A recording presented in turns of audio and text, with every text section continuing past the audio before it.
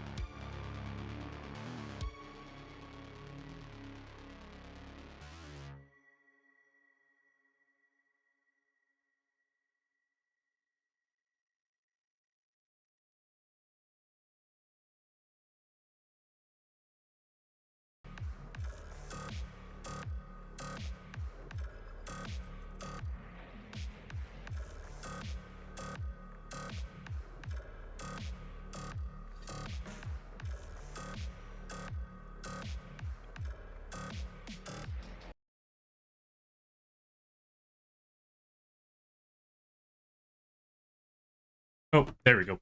Yo, everybody, good to see you. Hope you're all having a good day. Hi, my name is Lampy, small-time illustrator, football-sized moth. I do a lot of drawing streams, occasional gaming streams, and sometimes some live 2D rigging streams. And today is one of those drawing streams. We're going back to the Yu-Gi-Oh art piece because my brain is too fried to actually work right now. So we'll get back to other projects in the future, hopefully soon. But right now, I'm currently just oh wait, the audio's missing too. Let's add that music back. Right now I'm currently just rolling with the punches. How y'all be? Hope you're all having a good day. Thank you all for stopping by. I greatly appreciate it. And happy Friday. If you were there at the beginning of the stream, then you know what song, was played. Maybe, kind of. It's the only version of Friday I'll actually listen to. because I thought Friday can't be that bad, right? Friday by Rebecca Black, I think it was. I thought Friday can't be that bad, right? Yeah, it was that bad. So I'm only willing to listen to the one that sounds like Oktoberfest type of music. And I think that's the only one that should be accepted. But yeah, happy Friday there, folks. Hope you're all having a good day. Hope you're all enjoying your week. Or hope you all enjoyed your week. Hope you're all enjoying your weekend. You made it to the end. Always remember, if it's your week off, spend it however you feel like. Don't let anyone tell you how to spend it. If you like going to a club, if you like hanging out at parties, if you like hanging out by yourself, if you like waking up in the middle of the afternoon because you got all day to yourself, do that. So long as you don't break your sleep schedule like I normally do. I hate the fact that I say normally do. But yeah, with that being said, let's catch up with everybody. Good to see you there, Karibo Lord. Let's give a shout out to Karibo Lord. How do I spell?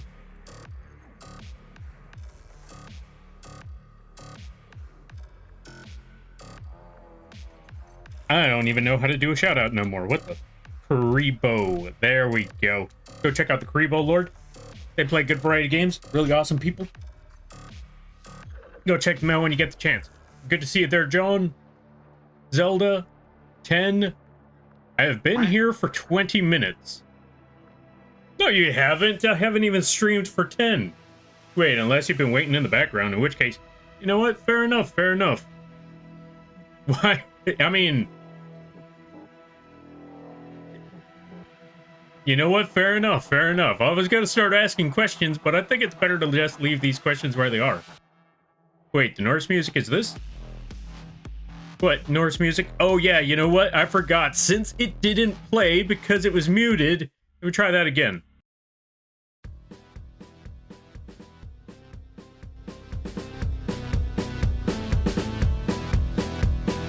Friday, Friday, getting down on Friday. Everybody's looking forward to weekend, weekend. Friday, Friday, getting down on Friday. This is the only time I will accept this song. Weekend, weekend. Partying, partying, yeah. Partying, partying, yeah. Fun, fun, fun, fun. Weekend, weekend. Yesterday was Thursday. Today is Friday, Friday. We so excited. We so excited. Friday, Friday, getting down on Friday. Everybody's looking forward to weekend, weekend. Friday, Friday, getting down on Friday. Fun, fun, fun, fun. Weekend, weekend. Yesterday was Thursday. But yeah, there we go. That's the song. As I was saying earlier, this is the only time. And Sunday comes afterwards. Friday, Friday, getting down on Friday. Everybody. Right, what was I talking about again? Oh yeah. The only time I'm willing to accept the song Friday is when it's played like this. Have to go for the Oktoberfest. Partying, partying, yeah. Partying, partying, yeah. Fun, fun, fun, fun, fun, fun. Anyway, going back to it, what was I talking about again? Right. Going back to it. Spend the weekend however you like. Don't let anyone tell you how to spend it. Spend it however works for you, because it is your day off and it is your time. Alright, now let me try to catch up with some things. Good to see you there, 10. Good to see you there, Ryu. John, Bambi, you already know what we gotta do. Let's gotta give a shout out to Bambi. If you haven't checked out Bambi, I highly recommend that you do. They play a good variety of games. They do a lot of arting. And they, what's the word I'm looking for? They do a lot of arting, they play a good variety of games. Commission them before they get you, because if they know you well enough, they are going to throw you the artwork before you can even say, hey, you know what, I'm interested in that art. I should commission them for that art. They're immediately like, or before you realize it, boom, they got you on it already. Like, supposed to pay you for this. So go commission the Bambi, go follow their vgen, go support their streams, pay the dragon tech. You can't see me doing a thumbs up, but just know it's there.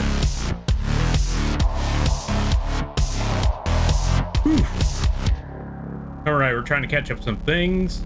Thank you for the 7-stream streak there, Rebo. Greatly appreciate it. Hi, Lampy. Yo, John. How be things? I hope things are well.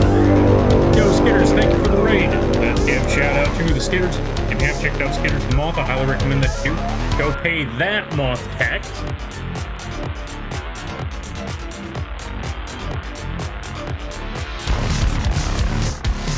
Thanks for the crab raid. But yeah, go check out that Skitters, and everyone stopping by from the Skitters stream. Pastel 7 Blanky Shadow Smile Lampy Moth Tax. No Moth tax. Well, there is a Moth tax over there, over with Skitters. Go pay the Skitters tax. How's the Arton? Yeah, so far so good. We just started. My brain isn't too fried, so it's getting somewhere. We're getting there. Well, yeah, we're moving in slowly but surely. Also, do not worry there, folks. Everyone who has messaged before that, I will catch up to those messages soon enough. But first, we gotta give credit we're credited due from the raid. Everyone, go check out Skitters. They are doing a napathon, technically like a subathon sort of thing. They revealed a new model. It's all 90s style, 90s and 80s style. Go check it out. It looks really, really good. Whoever worked on that one, really, really phenomenal work right there. Like, I don't know how people do or draw the 90s or 80s style, like, anime sort of thing, but it looks really, really good. I wish I could figure out how to draw that sort of stuff. If I could, I would be drawing it like that. But yeah, go check them out. Highly recommend it. They also play a lot of League of Legends. Trust me, they're good people, I swear.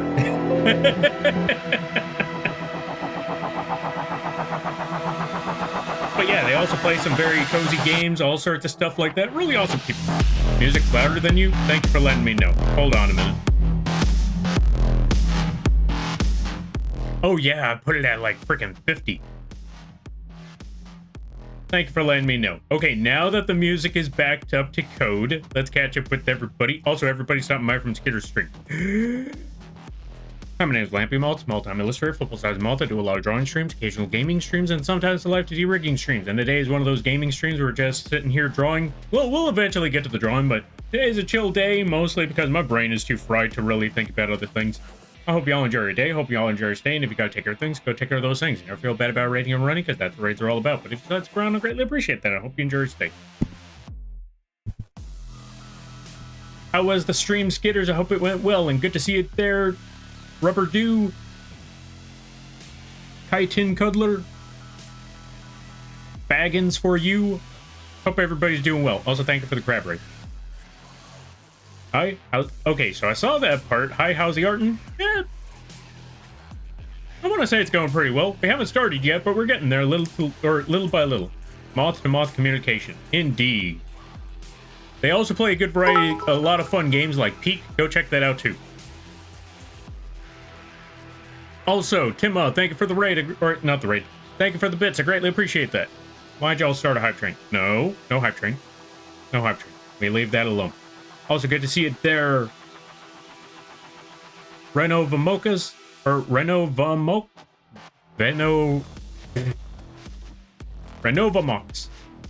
I think that's how you pronounce it. You let me know. They did an amazing job. They did. That work just looks absolutely phenomenal. And the rig, too. I sadly have to raid and run because I am exhausted. No worries. All good. As I always like to say, streams are fun, but they also take a lot of energy, so you take care of what you gotta take care of. I greatly appreciate you stopping by, and I hope you have a good day, a good night, a better tomorrow, and a great week. You take care now there, friend. Thank you for gifting a sub, John and Ryu. Save your money. I thought we'd been through this. Hold on a minute. Hold on a minute. We talked about this one already. Save your money. Save. Hey, no. Saving money. Save. Put the John Wick soundtrack. I know, right? Welcome on in there, Quee. How you be? I hope you're having a good day there, buddy. We got to give a couple of shout-outs, and then we catch up to the reading that was further up top. One, let's give a shout-out to Quee. If you haven't checked out the Quee, I highly recommend that you do. Also, go support the Quee help them squeeze raising funds for car support. If you know anything about cars, you know cars are expensive. So if you want to go help out the Quee with paying, you know, with repairing cars and stuff, go check out the Quee. Go check them out. Go follow. Go support. Go pay the bird tax. And let's give a shout out to Timma. Very chill streams over there. Really awesome people. Very casual times. Really, yeah, if you want to stream to just sit back and just relax too, that's a good place to go. It's very, very chill over there. Also good to see their IV. What's the money? That's a good question. Stuff that you need to repair cars with, unfortunately. How do I know? Because I've given up on so many cars because it is too expensive to repair them. And I couldn't be bothered to actually fix them. Hey, no throne. Also good to see you there, Mech. We're gonna try to catch up with a couple things. Let me just roll through this right quick. Okay. Lampy, be honest. Does this chat message make me look fat?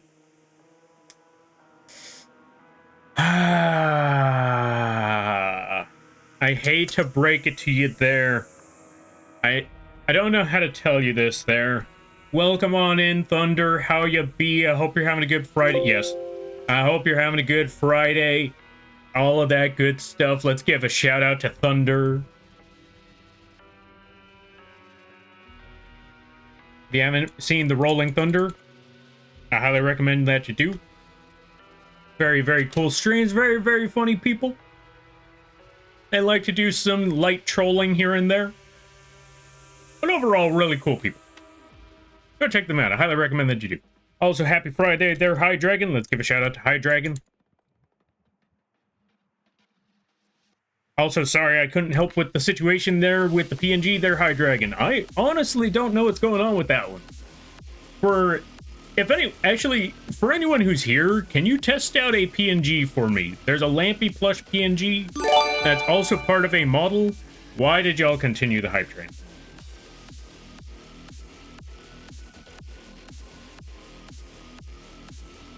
Why did you all continue it? It was supposed to end. It was almost done. Why?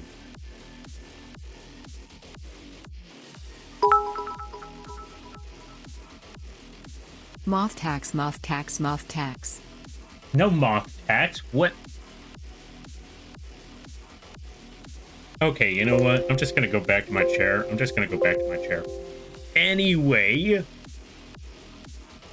if anyone could check out the coffee page, and if you could download the Lampy Plush PNG that comes with the Live 2D model asset, and let me know.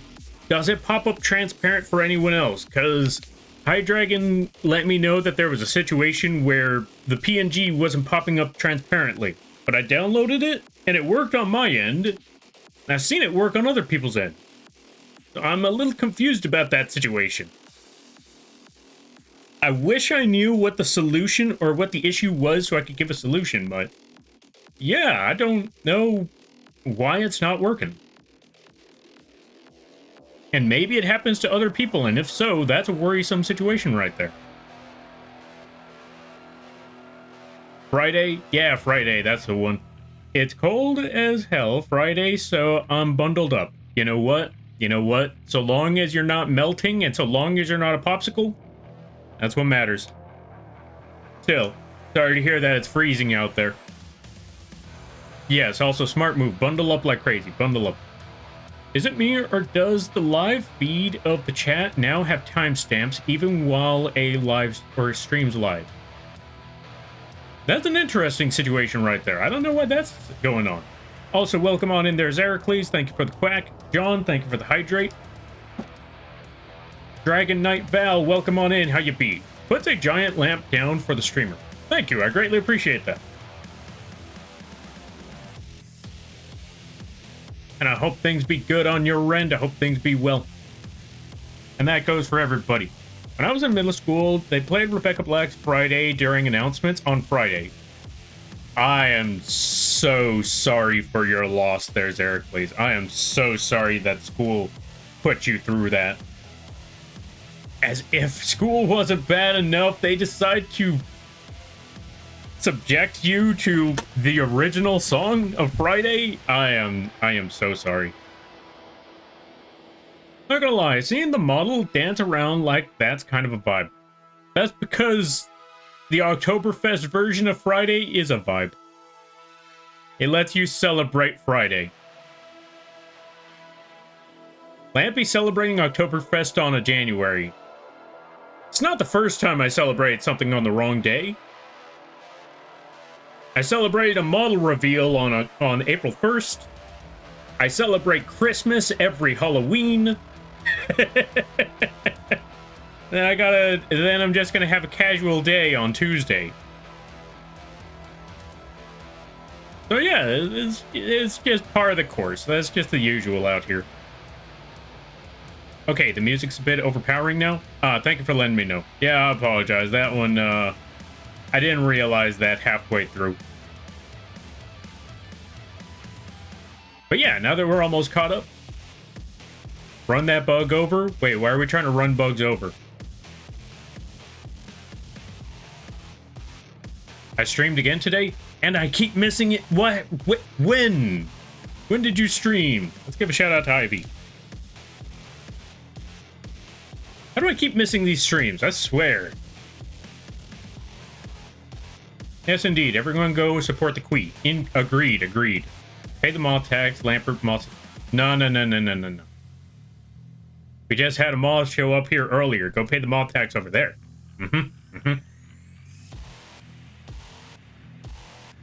Okay. Let me see. We're almost there. Choo-choo? No choo-choo. Also, welcome on in there, Dino Seeker. Welcome on in there, Mech. Hope you all are having a good day. Let's see. I didn't see them, but I sure did hear them roll in. Wait, see who roll in? Moth, how are you? I'm tired. But it's been good. It's been good. I've been working on a lot of things in the background, which, by the way, a couple of model updates will be revealed in this coming Tuesday. Why this coming Tuesday? No particular reason at all whatsoever. No particular reason at all. I look forward to that. Tuesday, there's going to be a model reveal for Lampy, and there's going to be a model reveal for the bird. Or, not a model reveal, a model update for both Lampy and the bird. The humanoid version of the bird. Because there's some new wing updates, and there's a new toggle update. There's a new toggle update for Lampy, and there's a new wing update for the bird. I look forward to that. Oh, and something else updated on the bird as well. So, be ready for that one there, folks.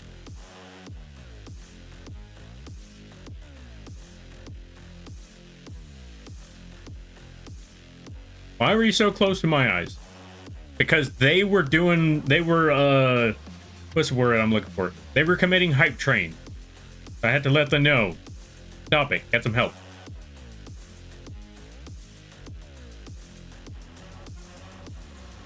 Lampy is so done with our stuff? Yes, every time. I have been done with it a long time ago, but y'all never listen. Let's see. I hope everyone's bundled up in this cold time. True. If you sub, you can rewind on live stream. Wait, what do you mean rewind? Lampy, I watched the Dark Side of Dimensions movie that you suggested to me. I loved it. Nice. Welcome on in there, Moonlit Graveyard. Alright, you already know. We gotta talk about Yu-Gi-Oh! Some more. Don't you dare run bugs over? Yeah, well, I forgot. Why are we running bugs over? It might have been because I was telling people to go support the Queen. That might have been why they wanted to run me over. But yeah. Dude, Dark Side of Dimensions. One is like the perfect send-off to the series as a whole. Because I feel like, I mean, granted, they already had the perfect send-off, but I don't know how they pulled it off, but with Dark Side of Dimensions, yeah, I don't know how they pulled it off, but they had the perfect send-off in the original series, and then Dark Side of Dimensions adds on top of it, and it just... I wouldn't say perfect, but it was pretty good. It was pretty good. The reason why I say it's not perfect is because there are certain things that they did not explain.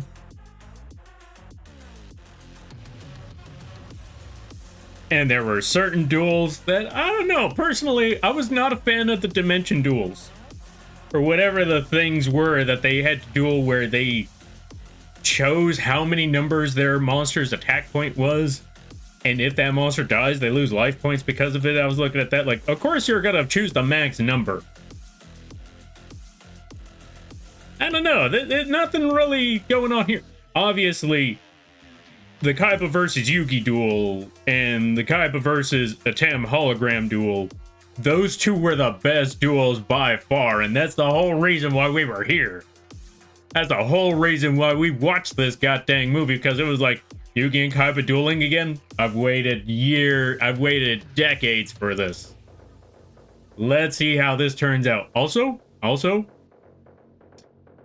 when I first saw the card reveals, in that series, like Blue Eyes, Chaos, Max Dragon, I legit thought that was his end all be all. This is where he's ending this duel. This is his ace in the hole.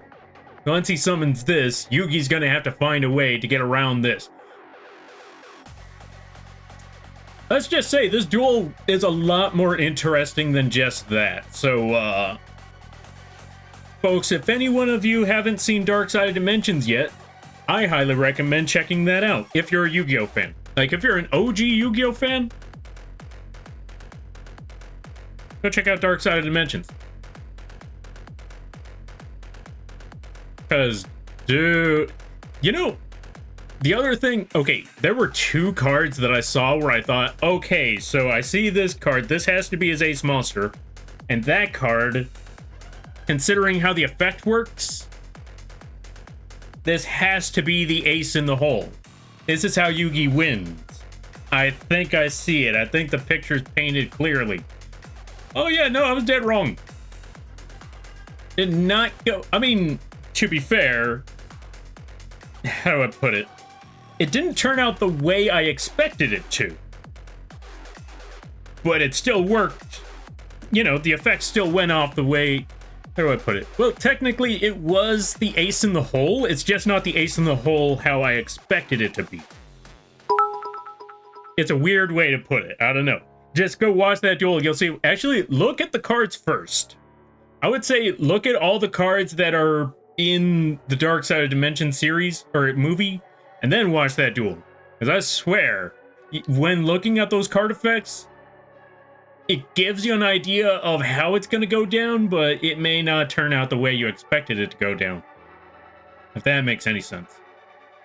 I also like the fact that, you know, Chaos Max Dragon is also kind of like a nod to Obelisk the Tormentor. One, can't be destroyed by card effects, can't be targeted, has the whole, you know, it has the whole Egyptian god protection effects going on there. Does not care about your defense. And it's a blue card. Well, it's a ritual card, but they made it blue, 4,000 attack. It's a Kaiba card. That is definitely an homage to Obelisk the Tormentor right there, if I ever done seen one. Literally just forces its way through mirror force. That is definitely an Obelisk Tormentor nod if I ever done seen one. Also, one of my favorite things about going to Yu-Gi-Oh movies, when we did have movies, was always the promotional card. Always loved that stuff. And yes, you better believe, I got that Obelisk Tormentor promotional card, although I'm a little disappointed that we didn't get any other promotional cards from that movie other than Obelisk. Every other card in that series, you had to get it from a special pack. And no, they didn't give you any of those special packs when you went to see that movie, just Obelisk. Don't get me wrong, that's still better than nothing. But I really would have liked a Slifer or a Raw. But, yeah, we don't get any of those. Mothman, we gotta add Mothman to the screen. Hold on a minute. Yeah, I apologize there, folks. I just kind of went... Someone mentioned Yu-Gi-Oh! And you already know, when Yu-Gi-Oh! Is mentioned, I'm just gonna I'm just gonna go off. It's just gonna happen. Also, let's add that Mothman to the screen. Mothman. There's no need to feel down, I said Mothman. Lift that man off the ground, I said Mothman. 'Cause you're in a new town and there's folks to be abducted. Thank you for redeeming Mothman. Which, by the way, folks, you can find this Mothman available on the Etsy page and the VGen page at a very, very affordable price. It's only $10. It comes with many different features. It comes with conventional moth, traditional moth, regular, or yeah, whatever this Mothman is. And if you can't pick, why decide? Be not afraid. And as mentioned before, it does come with the lean. Yes, the shadow effect does come with the model. So yeah, feel free to pick up your very own Mothman today. Use it as a live TD model. Use it as a mascot. However you decide to go about it. Just don't claim it as your own, and there you go. Boom. All right, let's see. Yippee! New weather update. Bad snowstorm in the morning. Ooh, sorry to hear that. Oh, wait. That means you don't have to go to work. Nice. Tuesday, Moth's Day. Nah, that's Monday. I'm absolutely here for the Yu-Gi-Oh discussions. I'm seated and ready. Oh, then yeah, you better believe I'm gonna be. One thing I did like is how they made. I know not many people were a fan of this, but I liked how they made like gold rarities for the Yu-Gi-Oh movie, like the Yu-Gi-Oh movie cards, because there was a whole pack that had all the cards that you were gonna see in that movie, each and every single one of them. Slifer, Obelisk, the Blue Eyes Max, the Blue Eyes Alternative. It's still a dumb name. What's his name? Mahad. Mahad is a pretty epic Dark Magician card. So yeah, the list goes on, and the cubics. I don't know why they're called cubics. Most of them were pretty round. But you know what? It is what it is. I know it was because of that Dimension Cube, or I forgot what it was called. The Plana. I think it was Plana. Either way, pretty epic movie. I loved it for what it was. The only shame that I see is that Joey didn't duel. Like, literally no red eyes. Which makes sense in the comic or the manga, whatever you want to call it. There wasn't really... Red eyes wasn't as big of a deal as they made it seem in the anime. Like, in that series, or in the manga... Actually, in the manga, like, Joey didn't get to do as much as he originally did. I mean, granted, he got to throw some punches left and right, but he didn't get to duel as much. I'm still a little miffed that in the comic, we never did get that Joey and Yugi duel. But it is what it is, I suppose. Like, we never got to see that Duelist Kingdom duel between the two. After Joey, you know, kind of lost his red eyes, that was basically about it. He never really did get that thing back, I don't think. I mean, he did kind of get it back, but I don't think we ever really saw much of it in the comic. After Duelist Kingdom, or yeah, after Battle City, I don't think we ever got to see much of it. So that was an unfortunate circumstance there. Lampy, have you heard about the bird? The bird that is the word. Oh, I thought it was going to keep on going. I have heard of the bird. The bird is the word, and with the bird, and you know the rest of it. All right, let's see. Me looking. Also, thank you for the bits there, Crow. Welcome on in there, Crow. How you be? Thank you for the bits there, John. I greatly appreciate it. Save your monies, both of you. Me looking for the culprit who caused the hype train. Looking for the culprit, you say. Okay, yeah, whatever. Shut up, Reeve. The way they wrote Kaiba in Dark Side of Dimensions is absolutely perfect. I could not think of a better way to write him. Yes, I wholeheartedly agree. I said it before, and I'll say it again. You know what? I should be drawing while I do this. I said it before, and I'll say it again. What they did with Kaiba, they made him absolutely insane to the point where he was enjoyable. Before... I'll be honest, before, when I saw him in the earlier episodes, it was just, you know, snobby rich punk. in this one, now that he accepted that magic exists, he's just absolutely off the rails. Not only that, but I swear, if you've ever seen Yu-Gi-Oh! The Abridged series, you could swear that they took some inspiration from that Kaiba and put it into this one. Like, literally firing a person because the bottle shouldn't have crushed that, or yeah, because a Kaiba Corporation bottle shouldn't crush that easily. Despite the fact that the dude was freaking jacked. But you know what? Again, he's insane. What'd you expect? At least he ain't killing people no more. As far as I know. Maybe. I think.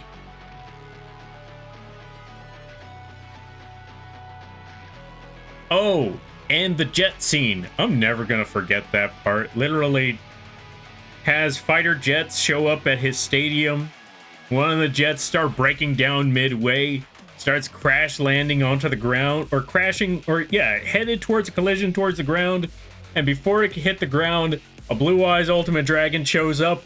And you would think, oh, the Blue Eyes Ultimate Dragon's supposed to grab the jet before it hits the ground. No, instead it fires at the jet.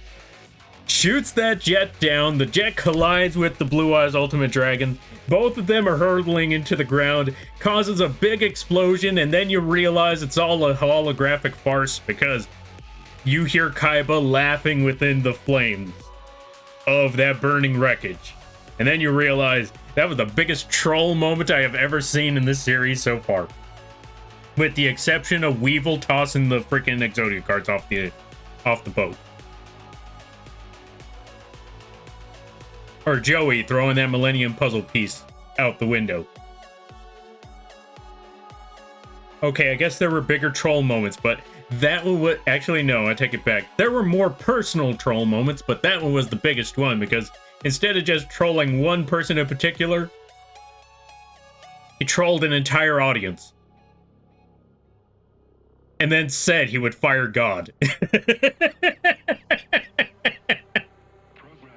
I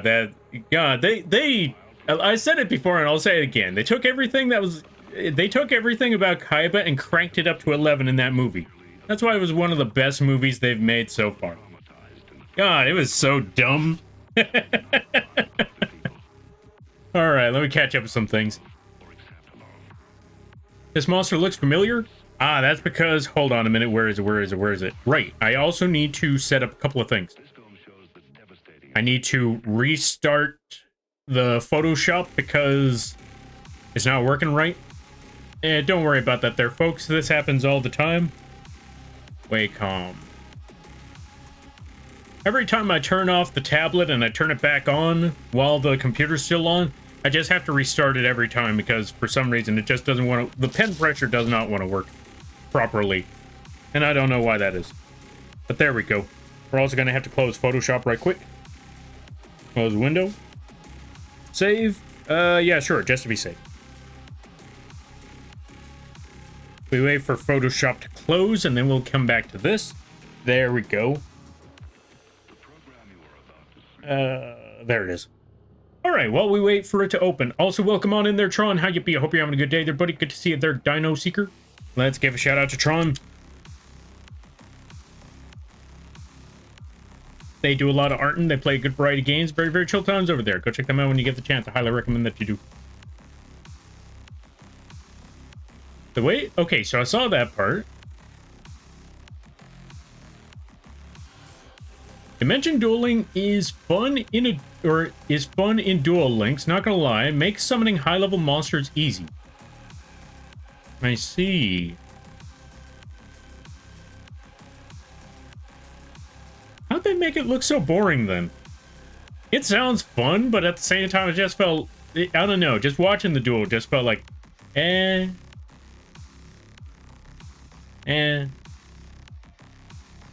Which is crazy, because now that you mention it like that, it does sound like it's very similar to what's it called? Duelist Kingdom Rules, but... You know what it probably was? They had more rules in Dimension Duels than they did in Duelist Kingdom. Therefore, they weren't able to do all the crazy stuff they normally would.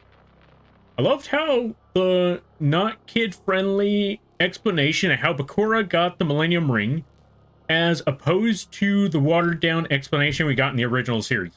True, true. We actually get to see how he got it, and we get to see that he killed people. That stuff was wild right there. Also, I'm not sure if this is supposed to be the case, but I feel like, I don't know, like there was a darkness in that Millennium Ring. I don't know if that's supposed to be Zork or not. A lot of people said that's supposed to be like a remnants of Zork, but I thought, like, wait, I thought we got rid of that. I don't know what was in that ring. Maybe it was a remnants, I don't know. I guess that's the only explanation that we really got on that. Like, I mean, but then again, there were other Dark Souls in that, in those Millennium items, weren't there? I don't know. I don't know, that was a confusing one. I mean, I guess it was because it was the Millennium Ring specifically. I don't know. But yeah, going back to it, what monster is this? We're working on the Berserk Dragon, which I should be drawing now. I need to get to that drawing soon enough. I kept getting distracted by too many things, but I don't know, like I said, if we're yammering on, that's a good sign. Especially if we're chatting with folks, that's a good sign. If I'm yammering on by myself, that means I'm insane. However, I will always say this. That's a good way to start, or yeah, that's a good way to start your streaming direction. If you are streaming and nobody's there, always remember, just keep on yammering on like you have an entire audience right there. Why? Because if you're not yammering on when no one's there, when someone does show up and they hear nothing, they'll probably leave. Now, it's not entirely 100% guaranteed that they will leave, but they might even say hi. But just to be safe, just keep on talking. Just talk about your day. Use it as a way to just get things off your chest or something like that. Now, granted, don't talk about everything for obvious reasons. There are some things that should stay personal in my personal belief, but, and this is a big but, chicken butt, you should still look at, like, you know what? Let me just ramble on for a minute. Let me just talk about whatever for a while. Let me see what on earth is going on in my head. Talk about your hobbies, talk about your passions, all of that good stuff. If there's anything that I want to let people know, it's that. If you feel like, how can I get people more engaged in the conversation? Talk about everything you want to talk about. Within reason, of course. Whew. Again, this is how we get these Yu-Gi-Oh conversations, because I never shut up about that series.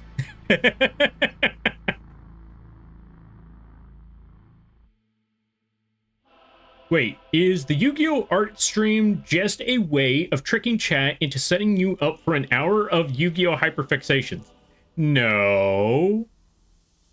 I would do that anyway. Like, I've said it before and I'll say it again. I've worked on many other projects. I've worked on Elden Ring artworks. And still, somehow, some way, I still talked about Yu-Gi-Oh. So,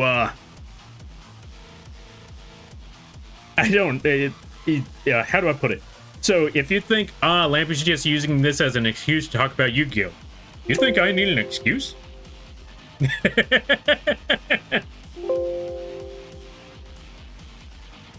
Cubics. All these squares make a circle. Oh my god, I hate how true that is. I hate how that works. Konami, best we can do is this cousin dueling Jesse Wheeler. 5D, or not even 5Ds. What is it called? Frickin' 4Kids. Sometimes 4Kids make some really funny ideas. Sometimes they make that.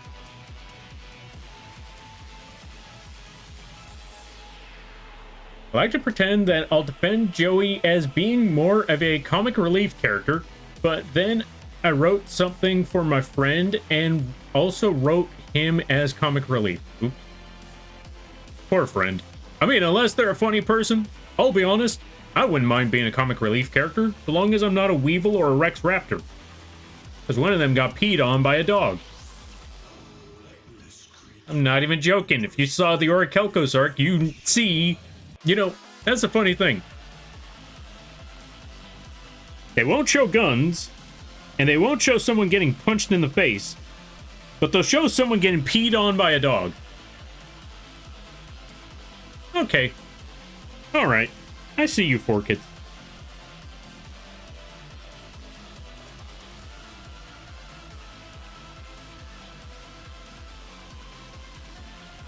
Zork is William Afton. I'll always come back. You know what? Fair and true. I mean, how many times has he popped up now? How many times has he popped up, Zork? Like, technically he was like Bakura, so there was like 4 of him, 5 of him running around.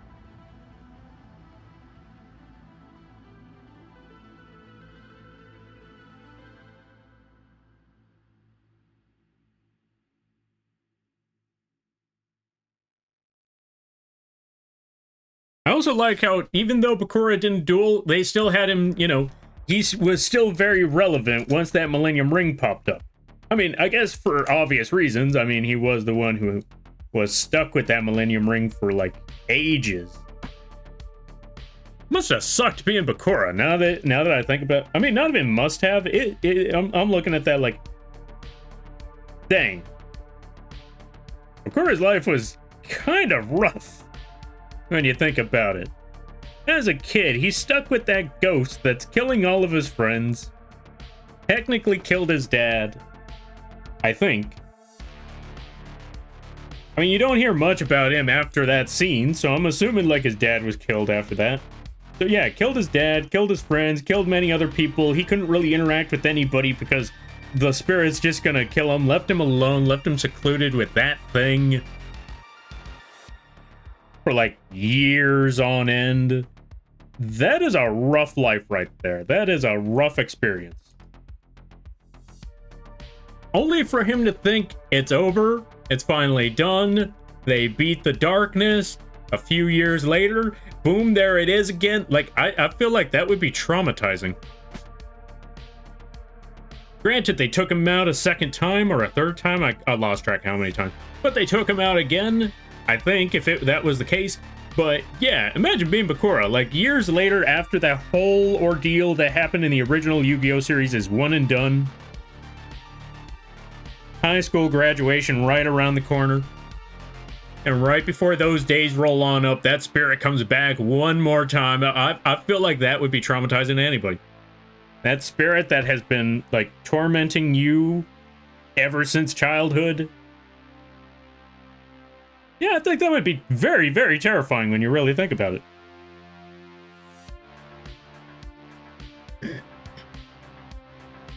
Imagine being Bakura. Blimey hell. Yeah, and you're also British. That is a rough life right there. I apologize to all the British people in the chat. If you are there, I am sorry.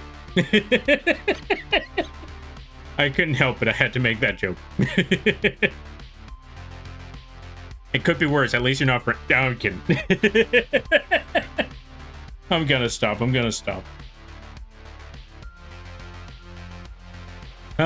Also, let me get the ghost onto the screen. Also, folks, by the way, I want to clarify, all of these are jokes. Ain't nothing wrong with I mean, granted, being any type of person has its flaws. Nothing's perfect. And I want you to know, ain't nothing wrong with who you are. There you go. Also, thank you for redeeming Ghost. Yeah, thank you for redeeming Ghost there, John. I greatly appreciate it. Folks, you can find this Ghost available on the Etsy and the vgen page for only $5. Could you imagine? It comes with 2 different features. It comes with the spooky face. Look at that spookster. Look at that creepy looking face. It also comes with Popcat. Where's Popcat? This button? No. This button? No. That button? That button. That button. Nope. Nope. Nope. Nope. Nope. Nope. Where's Popcat? That button? Okay, hold on a minute. Where'd you go, Popcat? There's one of these buttons. I could swear. There it is. I pushed that button like 5 times and still nothing. I don't know why. But yeah, there you go. Popcat. So yeah, you can get all those features on that ghost for no cost, or not no cost. For only $5, you could get that ghost as a live 2D model. You could use it as your own model, or you could use it as a little mascot. It's entirely up to you. There you go. No pressure though. I'm just gonna toss that ghost right next to Mothman. All right, now let me catch up some things.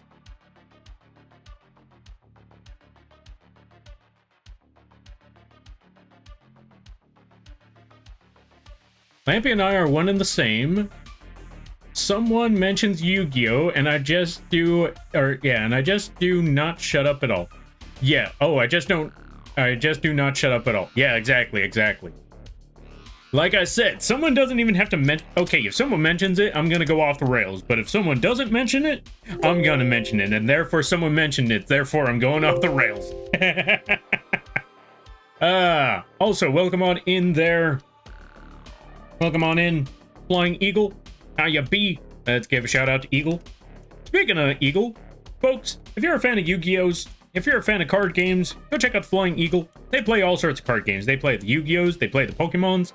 I think they play Magic. Either way, also it's a very, very chill time over there. They are Bird, they play the Master Duels, they play all sorts of games. Go check them out. Number one advice for new streamers, don't stop talking. Yes, I agree. Don't stop talking. Always yammer on. Yammer on about, like I said, yammer on about your hobbies. Magic? Wait, you don't play Magic? Okay, not my bad. I thought you played, I assumed for a second, like, maybe Magic? I know Pokemon is definitely there. DD Crow time? DD Crow time. You know what? Okay. I wish. Well, okay, so 2 things about DD Crow.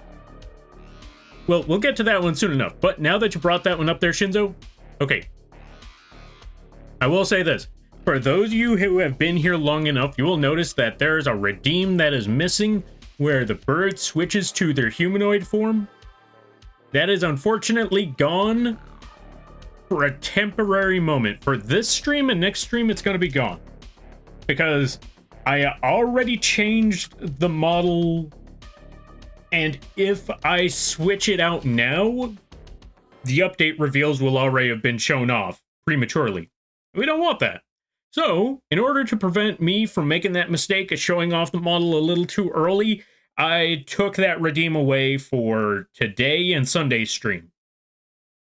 So, like I said, next Tuesday, you'll see the bird again. And that redeem will come back. But for right now, it's got to go away for a minute.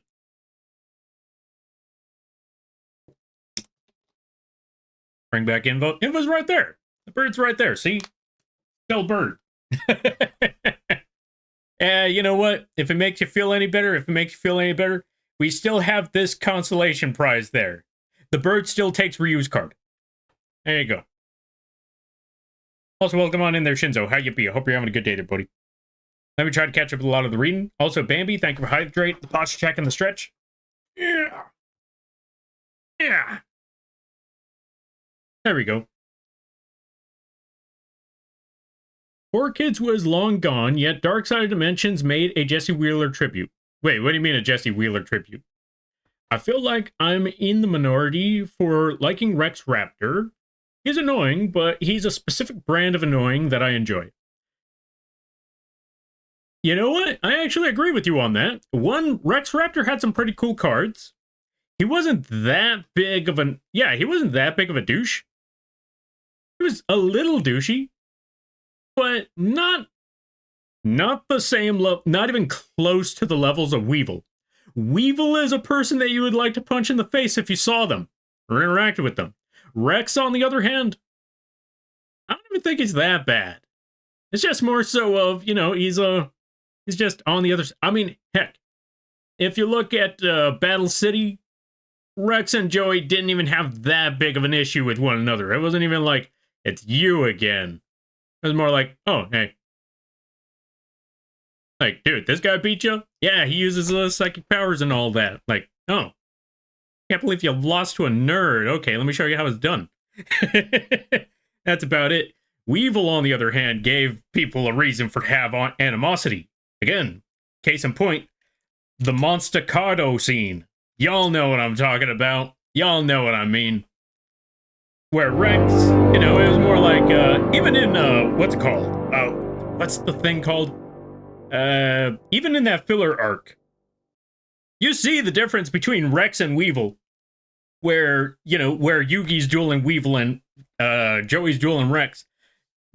Joey, knowing full well that he's about to take Rex's soul, he feels regret and lets him know, I'm gonna get you back. Don't worry about it, but I'm sorry, I gotta do this. Weevil's situation, on the other hand, very justified. Yugi absolutely just destroyed him. Overkill, no less. And again, absolutely justified. That's what I'm saying, like, Rex as a character, not so bad. This is why you don't hear too many people talking smack about Rex. Weevil, however, don't get me wrong, I like bug cards. Clearly. Not a fan of Weevil. For obvious reasons. Also, Game, thank you for the raid. I greatly appreciate it. Welcome on in. How you be? I hope you're having a good day there, buddy. Let's give a shout out to the Game. If you haven't checked out Game, I highly recommend that you do. I keep forgetting that I gotta put the. They play all sorts of games. They play every game. Every possible game you could think of, they've played it. If there's a game you haven't thought about, they may have still also played it. Go check them out. I highly recommend that you do. Also, really awesome people, really fun times. Yo, Game, we gotta get another game one of these days. We gotta get another run. I don't know on what, but something. Feel like it's been longer. It's only been 2 months? Dang, that's crazy. What do you mean it feels like it's been longer? Was that supposed to mean? No, I'm kidding. Thank you for the 2 months there, John. I greatly appreciate it. Also, everybody stopping by from the game stream. Hi, my name is Lampy, small-time illustrator, football-sized mouth. I do a lot of drawing streams, occasional gaming streams, and sometimes I like to do rigging streams. And today is one of those drawing streams, eventually. Right now, this is one of those drawing streams where I'm just yammering on about Yu-Gi-Oh! But speaking of Yu-Gi-Oh!, we're currently working on a Berserk Dragon art piece. It's gonna take us a minute, but we're gonna get there slowly but surely. I hope y'all enjoy your day. I hope y'all enjoy your stay. And if you gotta take care of things, go take care of those things. Never feel bad about raiding and running, because that's what raids are all about. But if you decide to stick around, I greatly appreciate that. I hope you enjoy your stay. How was the games out there? Game, how'd things be? I hope things were good. Let's check things out right quick. Okay, DD Crow time, DD Crow. I use Fireball? What? What's wrong with magic? Ryu is safe for now? No, they're not. I see. They went to get milk. Surely they'll be back. Oh yeah, unlike me, they'll actually be back. So, yeah, don't worry about that one. Jesse Wheeler was in Dark Side of Dimensions. Wait, where? Where'd I miss this? It's a game raid? It is a game raid. How'd be the games out there? Game, how was Bully? Was doing good? Nice, nice, nice. Heck yeah, let's set something up. Yeah. You just let me know what games you're interested in and we'll see if we can line things up. Also, do you play Night Rain? Lampy, oh, let's see. Lampy could start drawing if I would stop talking to him about Yu-Gi-Oh! Yeah, but where's the fun in that? Thank you for the save there, Phoenix. I greatly appreciate it. I don't perceive time very well. It just feels like I've known you for longer than 2 months. Oh yeah, no worries, no worries. I was just joking around. Like, how do I put it? There's this joke about, or not so much joke, but there's like this thing. Well, I wanted to joke around about it because there's this thing that usually happens. Like, you never have that feeling where time flies when you're having fun, but the moment you want things to be done, you want things to end, you want things to be over, time, like the end of your shift, for example. I've had this one happen too many times, where at the end of your shift, your last 30 minutes feels like 3 hours. Or is that just me? Because I swear to God, when I was working at that warehouse, whenever I was working at any job, the last 30 minutes felt like they took forever, especially since there was nothing to do in the meantime. Also, ad start in a minute. Sitting there, just looking at the clock, staring at it. Also, I'm not going to deny, I did troll some of my coworkers when I was there a couple of times when it came to that situation. I'm sitting there waiting for 30 minutes to pass by. Literally 2 minutes go by. I'm like, why is it taking so long? 28 minutes more to go. 5 more minutes pass by. Only 27 minutes left to go. Why is it taking so long? Why is it only 27 minutes? 30 minutes goes by. Why is it only 25 minutes remaining? I swear to God. I feel like I've been here forever.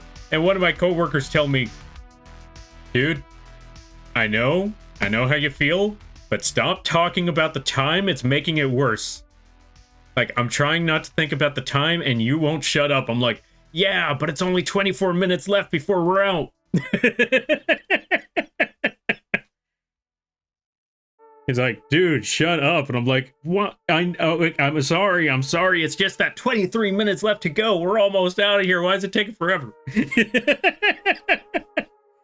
I mean, at first it was unintentional, but as soon as they started telling me that, it was like, okay, I need to find a way to pass the time. This is it. I am sorry, friend, but this is how I'm passing the time.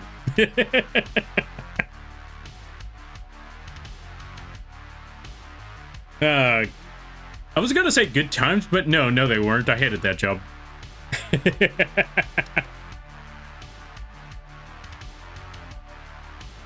Alright, let me try to catch up some things. Also, thank you for the save. You know what? Good idea. Let me save. Welcome on in there, Refrigerator. Thank you for the follow. I greatly appreciate it. Welcome to the Moth Crew. I hope you enjoy your stay. By the way, you're Lampy now. If you don't know what that means, don't worry about it. By the way, Lampy, don't send me 30k. It was a joke. Wait, send you 30k for what? I think I saw that part, but I don't know what the 30k was for. Heck yeah, let's set something up. Nice. Boop. Afternoon, Lampy. It's afternoon for me. Hope you're doing well, D. Afternoon? Holy cow. For me, it's like the middle of the night. It's like around, well, not the middle of the night, but yeah, I mean, I want to say it's about night. It's 8 p.m. Yo, welcome on in there, Night Shadow. Let's give a shout out. If you haven't checked out the Night Shadow, I highly recommend that you do. Very fun games over there. Really fun times really fun times watching them stream. Go check them out. They play a good variety of games. If you're a fan of Persona, this is a good place to go.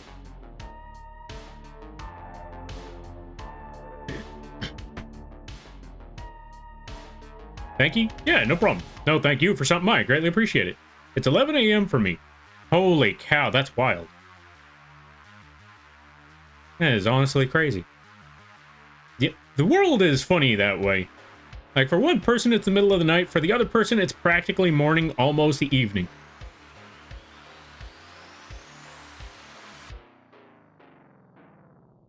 Isn't your computer on fire with all those models active and drawing? Not quite. There's only there's only 4 models at the moment. Plus, I made sure to buy a very beefy computer back in 2021.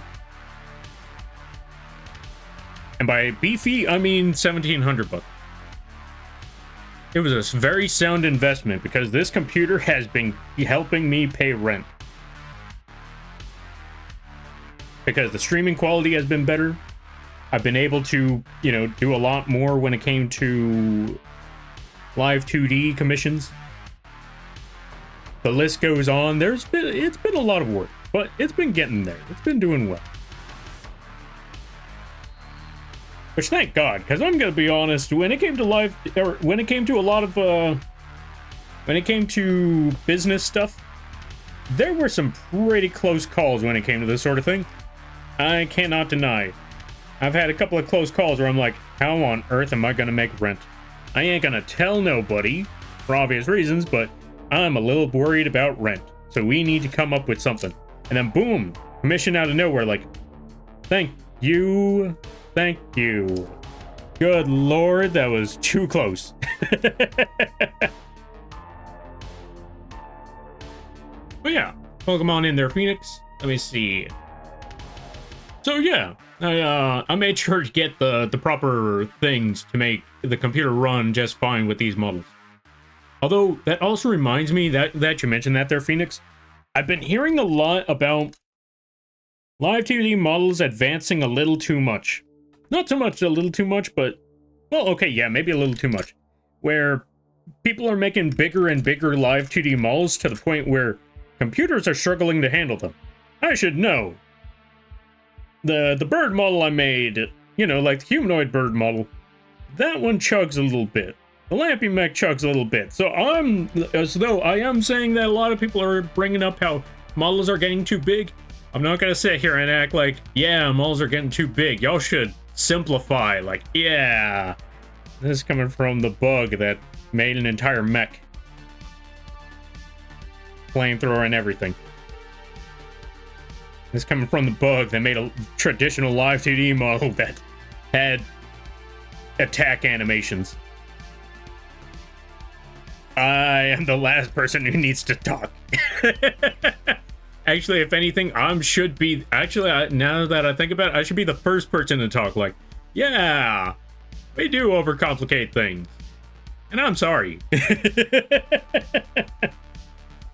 Granted, to be fair, most of the complications are usually my own personal models. When it comes to anyone else's model, unless they want all those high-end details, all of those super fancy doodads, I usually just try to make it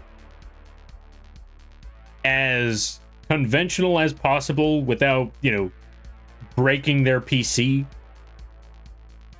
But if it's my model, I don't know what it is. For some reason, I'm just like, yeah, I should totally do this. It'd be a cool idea. Absolutely frying the GPU as well as my brain. I don't know why, but that's just how it works. Let's see. I do like Persona. I need to find time to continue more P5X lore. Ah, fair. I know that feeling. I need to find time to play Dark Souls. Someday. It's 11 p.m. here. See, that one I can imagine a little more. That one's a little more expected.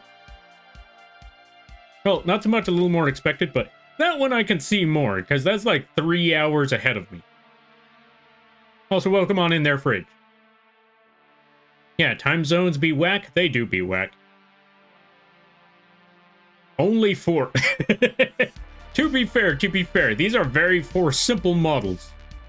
None of them have any mouth tracking. Well, except for the bird up there. But they don't have lip tracking, so yeah, I want to say they're very simple models. So yeah, well, I guess it is still 4. We could add more. You could. Also, I think I saw Destroyer earlier and I forgot to respond. Let's give a shout out to Destroyer. Go check them out. I highly recommend that you do. Very fun streams over there. Very chill times. Very casual times. Like, they play a lot of shooters. They play a lot of top-down strategy games. And despite the fact that they play a lot of shooters, it's still a very chill time. You would expect, for them to be yelling and all of that stuff, just being all, it's shooters. So you expect someone to be yelling, screaming, cursing out their screen. But no, they're very... Oh, we're a plushie now. Welcome on in there, Soren. Hey, long time no see. Happy things there, Soren. I saw you be streaming in the days. Or, yeah, I see you've been streaming for streaming a lot of projects, streaming a lot of games. Happy things. Folks, go check out Soren.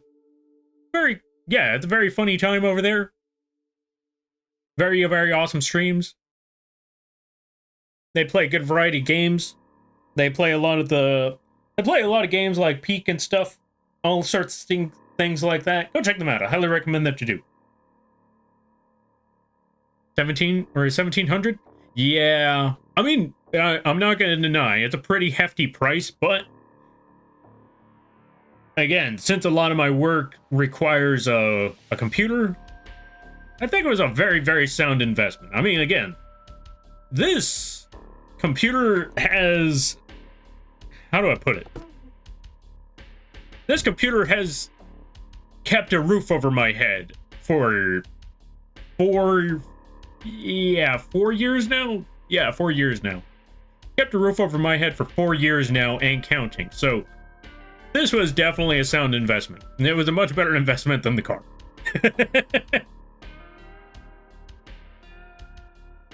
By the way, Master Duel got a ban list.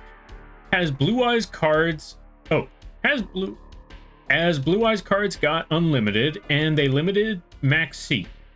Max C finally got limited. It's about time. Well, then again, they already got those other cards, so it was only a matter of time that they did that. Wait, Blue Eyes cards got hit? Oh, Blue Eyes cards got unlimited. Wait, there were limited Blue Eyes cards? Wait, there were Blue Eyes cards on the ban list? At what point? I didn't know that. It does sound like an amazing investment. Yeah. It's a tricky one, but definitely, it was definitely worth the price. It does show how good the models work too. Yeah. To be fair, that's also because of the iPhone. I had to spend like $100 and something bucks on that iPhone. I was not a fan of that price, but okay, well, I take it back. You folks bought this iPhone. Why do I say that? It's because a small chunk of folks here were really demanding that I put an iPhone on the throne. I was like, fine, there, iPhone on the throne. Y'all happy now? And then they paid for it. I wasn't ready for that part. But we got it. And that camera on that phone, that's the only reason why we even have the iPhone in the first place, is because of the camera. It works out a whole lot better on this thing. Now, granted, if you ever do live 2D stuff, I want you to know you don't need an iPhone. You just need a decent computer, even a laptop. I actually used to use VTube Studio on a laptop. That's how we first started, before getting this thingy. I think there's still some folks out there that still use a laptop, and runs pretty well so far. All right, let's see. Or, you know, most of their streams usually run pretty well so far.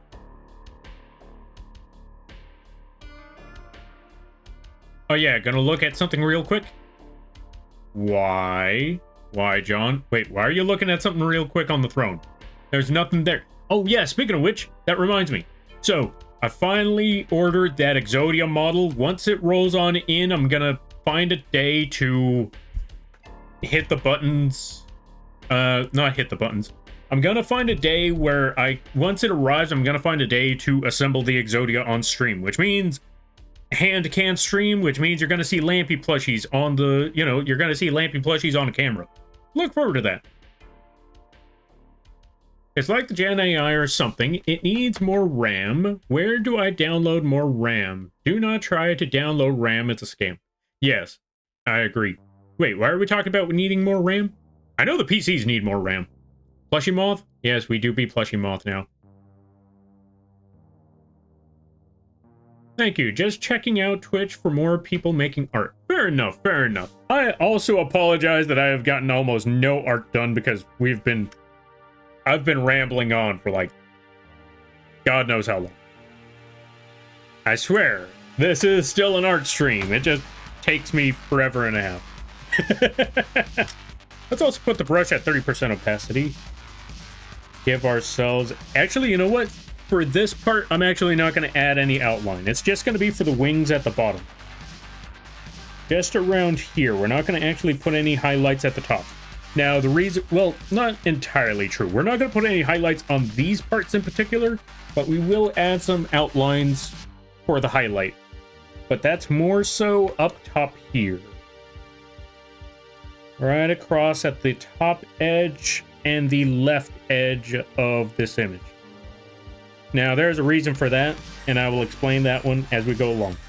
Now, with that being said, what were we talking about again? PC stuff?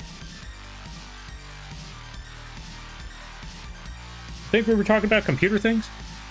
But yeah, let me catch up with something. Get plushified. Well, now we be plush. But regardless of being plush, we still have a gun and ain't no one taking that from us. I got a art tablet for doing art I have been getting into. Yo, nice. What kind of art tablet, if you don't mind me asking? And no worries, no pressure. If you do not want to talk about it, it is completely understandable. I always like to say, when it comes to these streams, or any streams in general, if I ask any question and you are not comfortable with it, or you don't feel like answering that question, just know you are not obligated to do so. If you are not comfortable with it, just let me know and I will drop the subject. There ain't nothing wrong with that, because as I always like to say, when it comes to these streams,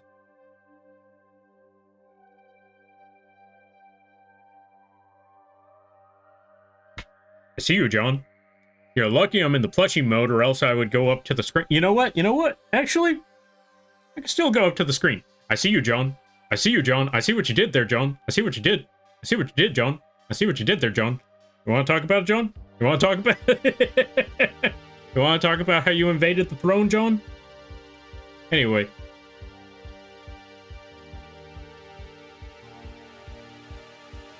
Thank you for the support on the throne. I greatly appreciate it. Also, thank you for the message. Just wanted to show some support. You're definitely one of the most unique and coolest people I've met. I don't know what to say. Honestly, thank you there, John. And with that being said, you want to talk about what you did there, John? You want to talk about what you did, huh? Huh? You want to talk about what you did? I need to fix this plushie model. I've been telling myself that I need to fix this plushie model for years. And I've never gotten to it. Someday I'll get to it. Someday. When exactly, I don't know. But someday we'll get to it.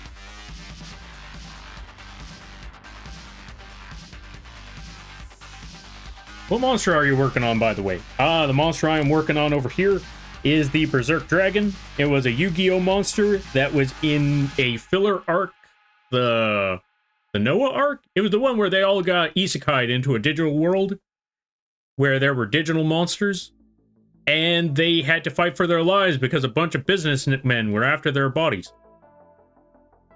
Okay, let me rephrase that.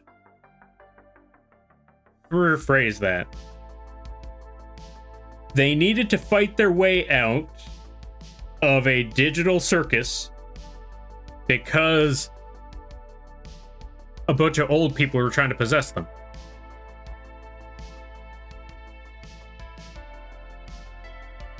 Oh, and there was a ghost of a dead kid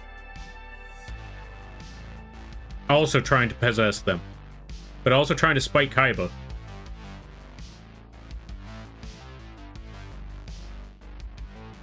So yeah, there you go.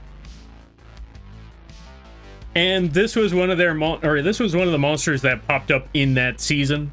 It was like one of the final boss monsters of the big five. They fused all their monsters together to make a big five-headed dragon, as they always do. Yugi and Joey managed to beat that dragon, and instead of winning the duel, their big dragon got replaced with this dragon. And when I saw this card, I was like, I must have this card. And then many, many years later, I got that card. It was pretty terrible, but I love that card nonetheless. I made it work in very casual play. I could not make it work competitively. I tried. Best I could do was summon it to the field and then immediately watch it disappear. Like it was a magic trick. First turn, boom. Big O dragon. The next move was the magic trick where, like, poof, in a single moment, my opponent makes it disappear, and I'm like, why do you hate fun? let me play my card. Wonder who persisted Lampy to get that phone. Shut up, Reap.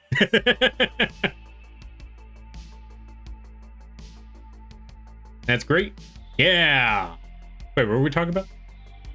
But yeah, I'm glad to hear it. XP pen. Oh, what's XP pen? Let me look up XP pen. No, wait, I gotta draw. Why am I looking at? Okay, this is what I meant before. Like, if anyone says sorry for distracting you, I was like, yeah, no worries. Do not feel sorry or do not apologize. Do not feel bad. I will end up distracting myself. Because that's just usually how these streams go. And life in general.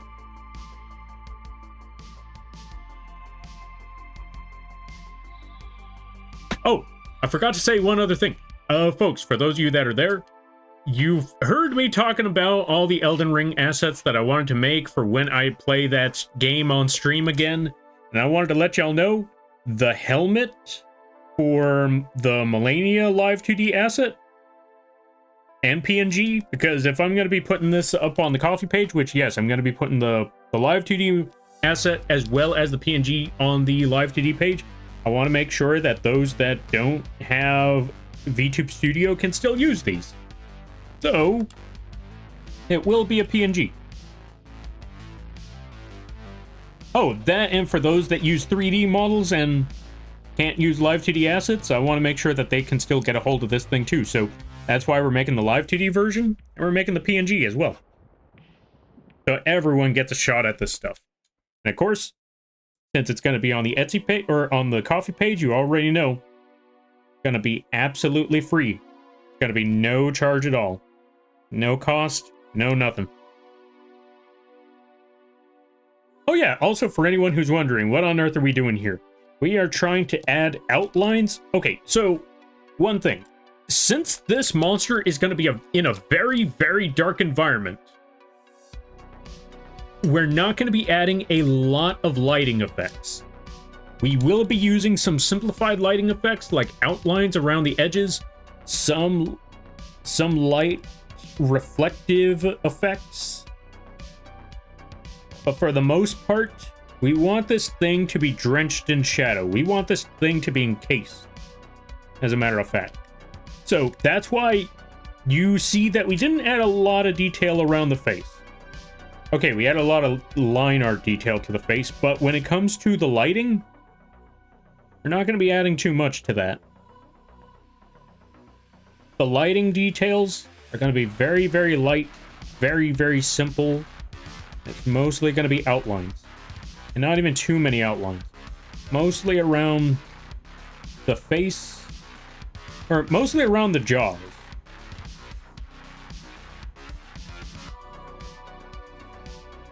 As I want that very, very dark effect.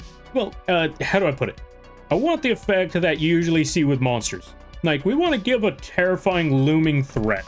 And how do you make something terrifying? Well, you make it unknown. You make it difficult to see.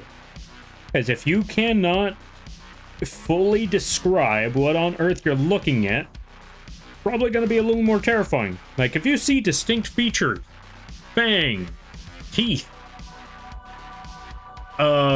very threatening visage, without being able to see it clearly, chances are it's going to have a much more terrifying effect.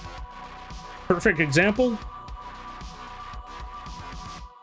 Actually, let me see. Oh yeah, actually, you know what? Perfect example is whatever the thing was from the show Lost. Y'all remember the show Lost? Y'all remember, for those of you that watched Lost a long time ago, y'all remember the first time seeing that thing make its debut? And I don't mean the reveal of the thing, but the first time you see that thing make its debut. When you just see from its point of view, where it's attacking people, where it's destroying things, or you see the point of view of people finding this, like, what on earth? Well, not the POV, but, you know, you see people finding this, but never actually seeing it, and it just, you see the end result of what it's capable of, but you never really know what that thing is, and it's a terrifying thought. Like, your mind is just racing, like, what could it be? What could it do? What does it do? It could be doing anything. It could be anything. And then when you finally get to see the reveal, it's just a cloud of smoke. And how disappointing that was.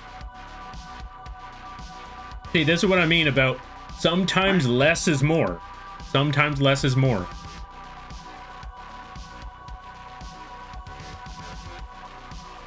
And that's what I want to do with this piece. Instead of showing the full design, because, you know, don't get me wrong, the full design is epic. The full design is awesome. Look at that thing.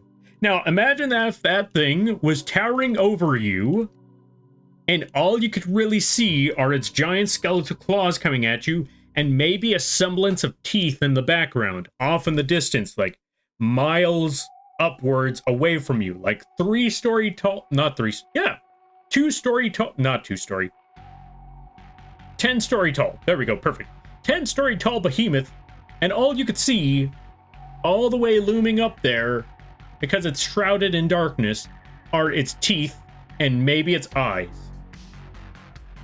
I think Smash, what? Right, I forgot this is the internet. I keep forgetting that's part of, or that's a, I keep forgetting that's a thing on the internet. But the downloaded RAM is a meme. Oh, gotcha. It's like paying for more Wi-Fi. or buying more Wi-Fi, understandable.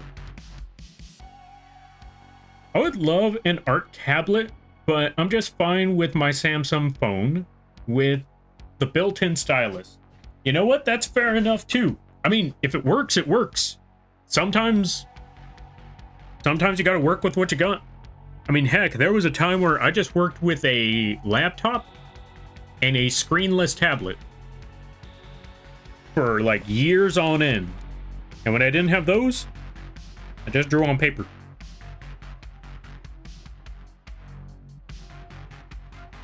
So any option is, or yeah, so long as there's an option, that's all that that's all that really matters. So long as you have an option and a way to make it work. I didn't do nothing?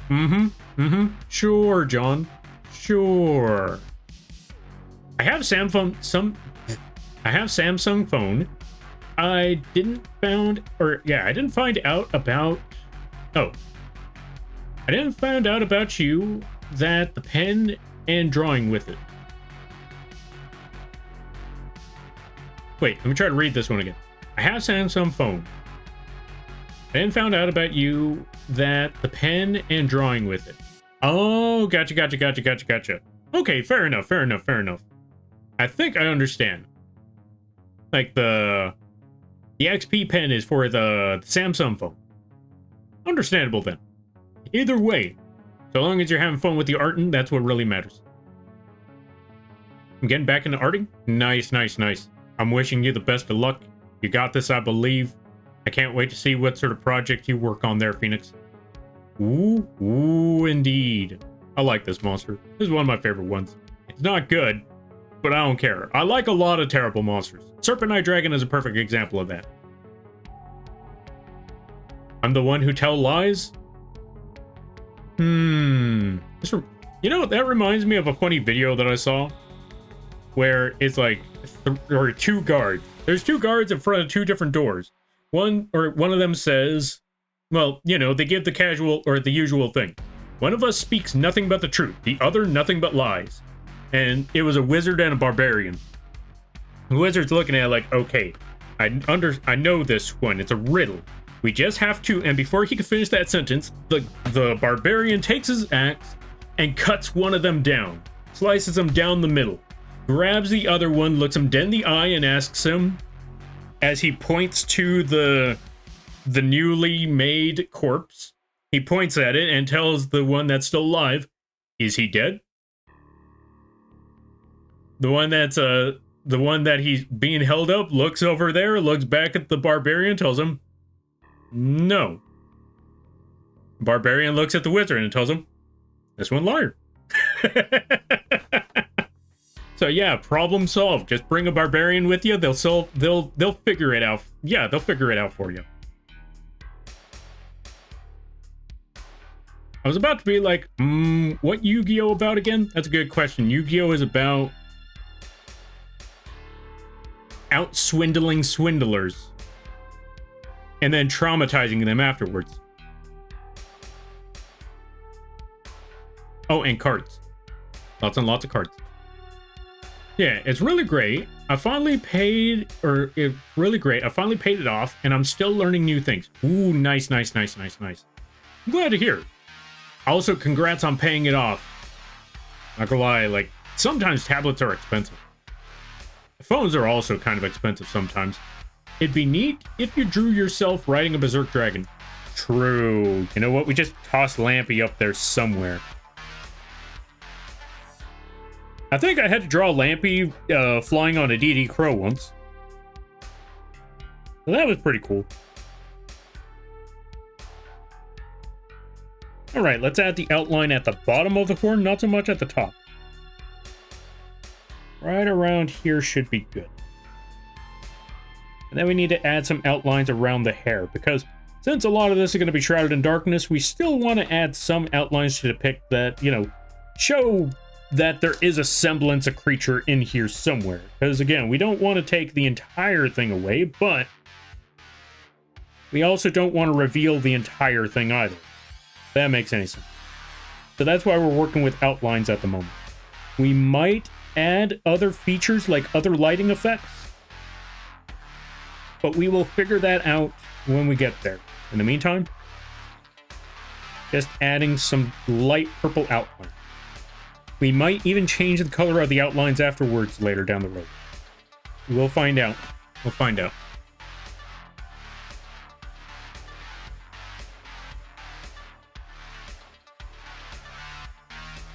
And some notes are also nice for having stylus to draw. I do have a bit of a handshake, and my Ibis paint stabilizer is on max, or is on max. Ah, fair. Okay, if you have a bit of a handshake, I will always tell people, if you have a bit of a handshake, stabilize the arm. Draw with the arm. Draw and drag with the arm instead of your hand. If you draw with your hand, you know, it's going to be less likely, or yeah, it's going to be more likely to shake. But if you drag with the entire arm instead of the hand, your hand should be a little more stable. It's not guaranteed to work, but it should make things a little more stable. Also, Reichert, Sherbert, thank you for the hydrate. I greatly appreciate it. Where's my water? And Phoenix, thank you for the Dust Bunny moth. Also, Prince, thank you for the hydrate as well. And the Quack. I apologize, folks. I am way behind on messages. I'm trying to get through them little by little, slowly but surely. Also, let's give a shout out to Sherbert. If you haven't checked out Sherbert the Poet, I highly recommend that you do. They play a good variety of games. They also do a lot of arting. They've actually made a good number of fan arts over here. I would greatly appreciate each and every one of them. So go check out the Sherbert. They also have a vgen. Go support the Sherbert. Yeah.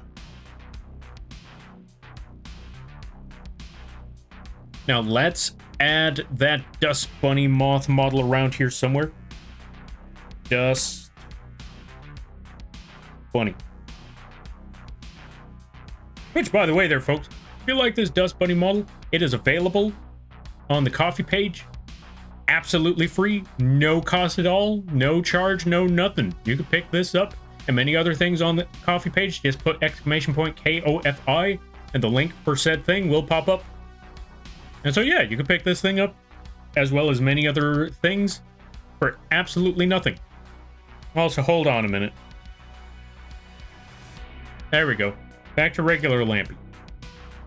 Use it as a mascot, use it as your model, use it as an asset. Boom. Unshaven Lampy. This is what happens when Lampy tries to grow a beard. There we go. We're just going to toss Dust Bunny right over here. Perfect. So yeah, pick up your very own Dust Bunny today. And that makes model number 5. Okay. I was wanting a Wacom like one of my favorite comic artists, Todd McFarlane. Ah, fair. There's a good number of options for Wacoms. I would also... yeah, if there's any Wacom I would recommend... now, this one's kind of on the pricey side, though. I would say, if you're starting out on drawing, and you're not sure if you want to stick with it over time, or yeah, if you're not sure if you want to stick with it, then I would say go with the simple $50 tablet. That should be fine enough as is. But if you know that you're going to be drawing for a long time, and that you know you're going to be sticking with this for many a years, or maybe even forever, I would highly recommend getting the Wacom 16. Like I said, it's a bit on the pricey side. You could get a good deal for it, at least at $300. On average price, it's usually around $700. I tried my best to get it at $300 because I am paying $700 for a whole tablet. But yeah, you could get one at a very reasonable price if you could find the deals for it, especially on like during the Cyber Monday or Black Friday deals. You can find it usually around those times. And it's a very simple tablet. There's just an on button and a pen tablet and that sort of thing, and a screen.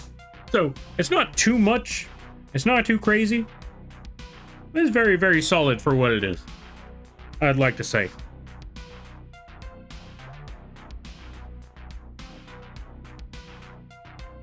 We're actually going to bring this further, or yeah, we're actually going to have this line start out a little bit further out, because if it's too close to the center, then it wouldn't make a lot of sense because that's where most of the shadow is going to be. Where most of the darkness and the shading's going to entail. So we don't really want that. All right. Right there should be okay because now we got that outline.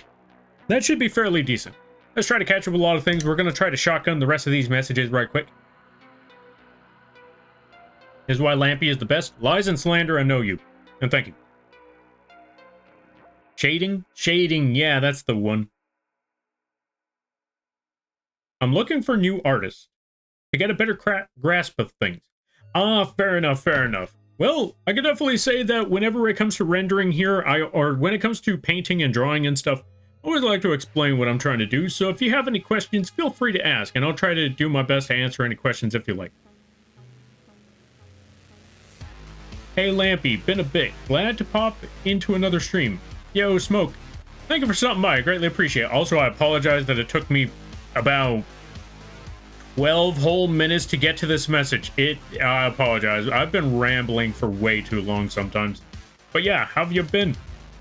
And I thank you for stopping by, and I'm glad to hear, you know, I'm glad that you were able to catch a stream. All of that good stuff. I never watched Lost. I was like 10 when it was coming out. Fair. Oh god, I'm old. Well, I already knew that. Anyway, fair and understandable. Well, you just know that there was a monster there. It was a terrifying monster, mostly because we didn't know what it was. And the speculation was, what on earth is that?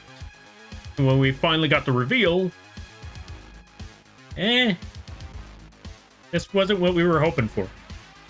Maybe something really bright glowing eyes. Oh, you better believe we're adding bright glowing eyes in this thing. Well, actually not bright glowing eyes. We're actually going to dim them a little bit because I want it to be, how do I put it? I'm definitely putting glowing eyes, but I want those glowing eyes to feel like they're far away. Like you know it's there, and you know it's looking at you, but since it's so gargantuan, it is off in the distance. But you know it is literally giving you the 1,000-yard scare, or the 1,000-yard stare. Because its face is literally 1,000 yards away from you. But the moment it decides to fire, it's gonna fire. Maybe so. Okay, so I saw that part. Hide, don't show the monster principle. Oh, hide, don't show the monster principle like in horror movies. Yes, exactly. Phoenix gets it. You don't show the horror monster. You show figments of the horror monster. You show parts and pieces of the horror monster.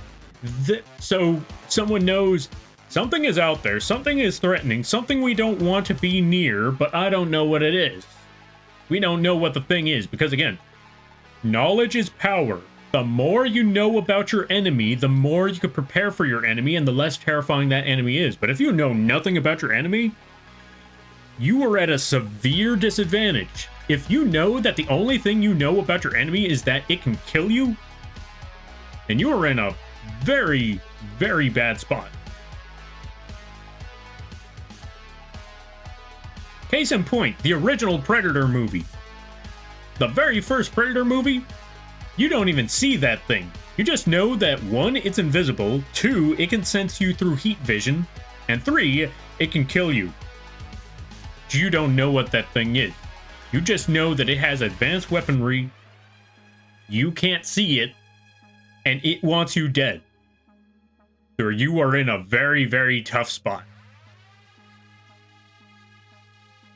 The other terrifying thing is, think about it from the hunters, or, think about it from the from the military dude's perspective. They didn't even know that there was heat vision on that, or that they could see them through heat vision. They just knew that there was something out there that they cannot see that is picking them off one by one. And with all their guns and military, well, to be fair, they're still in the jungle, so I guess the guns weren't too effective. But yeah, they're in the jungles, they don't know what they're doing, they don't know what's out there, they just know that something's out there that it wants them dead. And it's doing a bang-up job. And that's a very terrifying experience right there. So again, back to it. If you don't know what you're looking at, a lot more terrifying. But once you can finally see it clearly, a bit of the threat kind of goes away.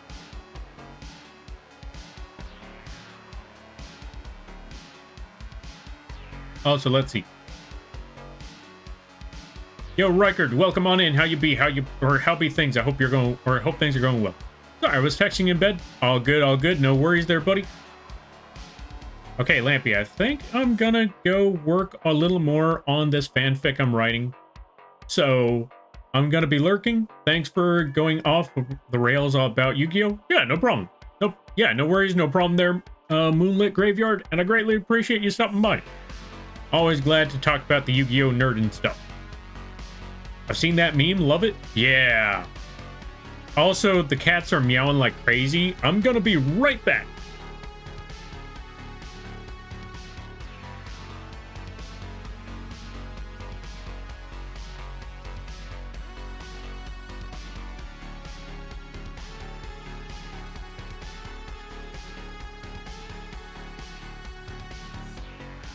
Yeah, there we go.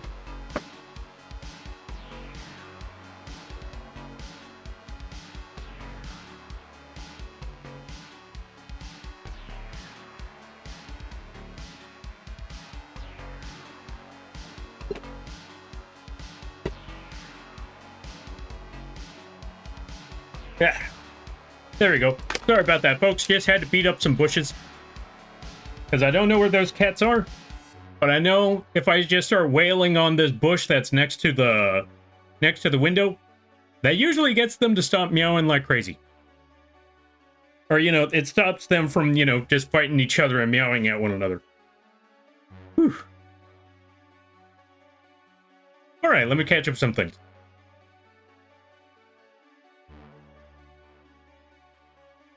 You're doing great. Thank you there, Phoenix. I greatly appreciate that. You know who else has a VGen and is an amazing artist and VTube rigger that everyone should support? Lampy? Nah. Don't support Lampy. Lampy beats up bushes. Lampy's literally beating around the bushes. Question, do you have any free PNG tubers on Coffee? PNG tubers? That is a good question. I unfortunately don't think so. I have a bunch of live 2D model, or yeah, I have a bunch of smaller live 2D models, but I've never actually made a PNG model. I felt like, yeah, I don't think I've ever made a PNG model. Huh. That's a good question there, Smoke. I should do something about that. You know, I think I've been... Oh, let's see.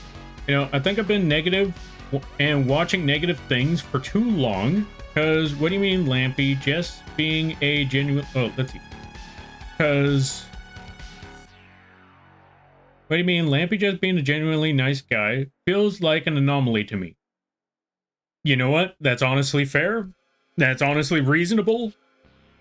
And I will say, when it comes to things online, not even online, just media stuff in general, there's a huge situation where a lot of, also I think it's funny, like genuinely nice guy beats up Bush. the plant, not the person.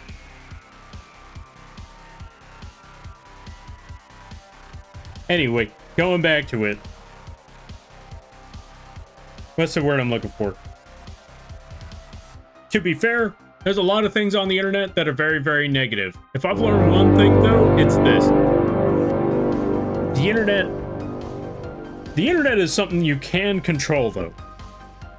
And by control, I mean, if you see negative things and if there's nothing but negative things on your feed, it's time to find that button, or it's time to find this feature that says not interested. I especially seen this a lot on YouTube's and the Twitters. If there's something where it's like, all right, this stuff is getting overly negative, or okay, I saw one video and now they're just trying to send me down an entire rabbit hole and that's not what I was here for.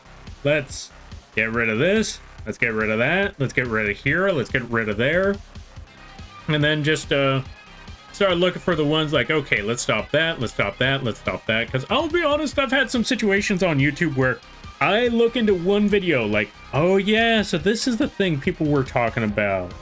This was that whole debacle that happened not long ago. Let me look up this video. Let me go see what's going on. I look up that one video. And then they want to show me more videos of every other unimaginable drama that has absolute no relevancy to me at all whatsoever. And you can either A, go down that rabbit hole like, ooh, more drama. What's going on with these people? What's the situation there? What's the scoop?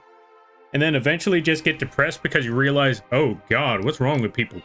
Or hit that button that says not interested and start looking for things that fascinate you. Like the stock market. Speaking of, y'all ever heard of Denny's? Denny's stock was really down low all the way to like $6. And I thought, because my brother told me that Denny's stocks was down to $6, and I thought, you know what, this might be a golden opportunity right here, because I don't think Denny's is going away anytime soon, especially since they were revamping on Denny's. So I wanted to try that out. I bought those stocks. I sat and I waited. I bought at least 20 stocks worth. I sat back and I waited. And then a couple days later, I find out, yeah, no, they delisted the Denny's stock and they gave me back my money. I was like, well, at least I got that back. But on the other hand, dang, I really wanted that Denny's stock. Instead, I'm going to try to invest in Ubisoft. Now, hear me out. I know that Ubisoft has been, like, missing left and right. They have been kind of failing at a lot of things. But hear me out. Well, two things. I will say, okay. First, hear me out. When stocks are low, when business is low, when business is bad, that's when you want to invest, because if things are low, they're not going to be low forever, especially if it's a company that has lasted through the test of time and has had crises of their own before. If they have dipped in the stocks before and they're able to come back after all of it, then it's a good time to try it out. Invest in Lampicoin? Do not invest in Lampicoin. Secondly, Brina, thank you for the raid. I apologize for taking so long. I was kind of stuck on a tangent. Let's give a shout out to Brina, Belladonna. If you haven't checked them out, I highly recommend that you do. They play a good variety of games, really fun streams, really chill times, can be also pretty crazy times as well. I saw you were playing a game. What was it? I saw you were streaming earlier today. Let me try to figure it out. I feel like it was kind of like a horror game. There was a part where you were able to pet the dog. I don't remember what that game was called. Something about prop? No, not prop. Chop? Maybe it was Chop? I don't remember. All I know is that it was a game where you're able to pet a dog. And there were other parts of it too, but the main thing I saw was you could pet a dog, 10 out of 10 right here. But yeah, I will also, but going back to it, long story short, if things are negative if you've been seeing too many negative things out there, then it's time to steer away from the negative stuff. Now I know, easier said than done, but if you see stuff that is negative and it does not affect, or how do I put it? If it's negative and it does not affect you, or there's nothing you can do about it, time to go find something else. It's time to look away, especially if it's something petty. If it's like something petty where it's like two people having a spat, or like a whole group of people arguing over something that really doesn't do anything to you or your life or your friends or family or stuff like that, then it's like, at that point, turn away. It's not something that needs to be looked into. I need to close that window now. Give me a second. This time, I kid you not, I think someone's blasting music right in the alley, or there's a literal mariachi band. I'm not certain.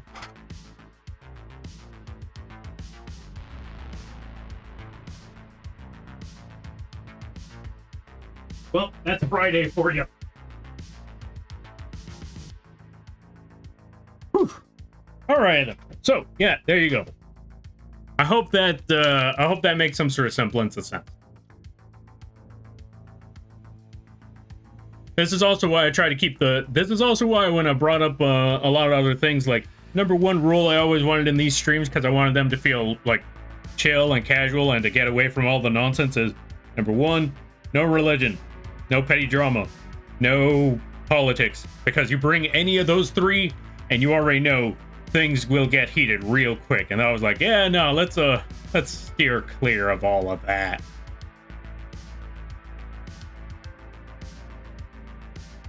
Can it survive being thrown down the stairs? I know someone that was sponsored for a tablet and threw it down the stairs. You know what? If it could be thrown down the stairs, that's a good sign. That's a good product right there. You shouldn't throw it down the stairs, but if it could survive it, that's a good product right there. Pops out of the cabinet to mention of at the mention of Cloverfield. See, Cloverfield is a good example. Also, before I forget, Quee, get out of the cabinet. Get out of the cabinet, and everyone else get out of the basement. I see you, Quee. I see you. They're never getting out of the cabinet, but it's always worth a shot at least yelling. Always amused at what summons you, Quee. Yeah, Quee pops up out of nowhere, I swear. Quee's good people, though. Don't get me wrong on that. Quee's good people. But they never get out of the cupboard. I need to get them out of the cupboard. Let's see. What's good? I'm extremely tired, but it's been going all right. So far, so good. Just been somewhat semblance of drawing here and there, little by little. How about yourself there, Smoke? I hope things are good. I think that part should be all right. Let's add at least... Actually, no. The lighting on those effects should be okay. I think we just need to add some more lighting effects to the wings over here, and maybe some more to the jaw, maybe some more to the hair. I'm not entirely certain. I'm gonna start darkening things in soon enough as we go along, or as we go further along. It's a Nightshade raid. It do be a Nightshade raid. Also, everyone stopping by from Brina's stream. I forgot to say this. Hi, my name is Lampy, small-time illustrator, football-sized moth. I do a lot of drawing streams, occasional gaming streams, and sometimes a live 2D rigging streams. And today is one of those drawing streams. Today, we've just been chatting like crazy, but we've gotten a little bit of art done here and there. I hope you all enjoy your day. Hope you all enjoy your stay. If you got to take care of things, go take care of those things. You don't feel bad about raiding or running, because that's what raids are all about. But it's sides around. I greatly appreciate that, and I hope you enjoy your stay. Whew. Let's catch up with some things. We're going to try to shotgun through the rest of these, and I'm going to try to ramble or rant on a little bit less so we can catch up with everything. YouTube is really bad about that. The worst thing is if you find news on something and then you have videos from 7 years ago being prompted by YouTube like it's brand new. Yeah, that too. That's what I mean. Like YouTube has a really bad way of just, oh, you like that video? Well, maybe you'll like all this other stuff here too. Like, No. I didn't agree to all of this.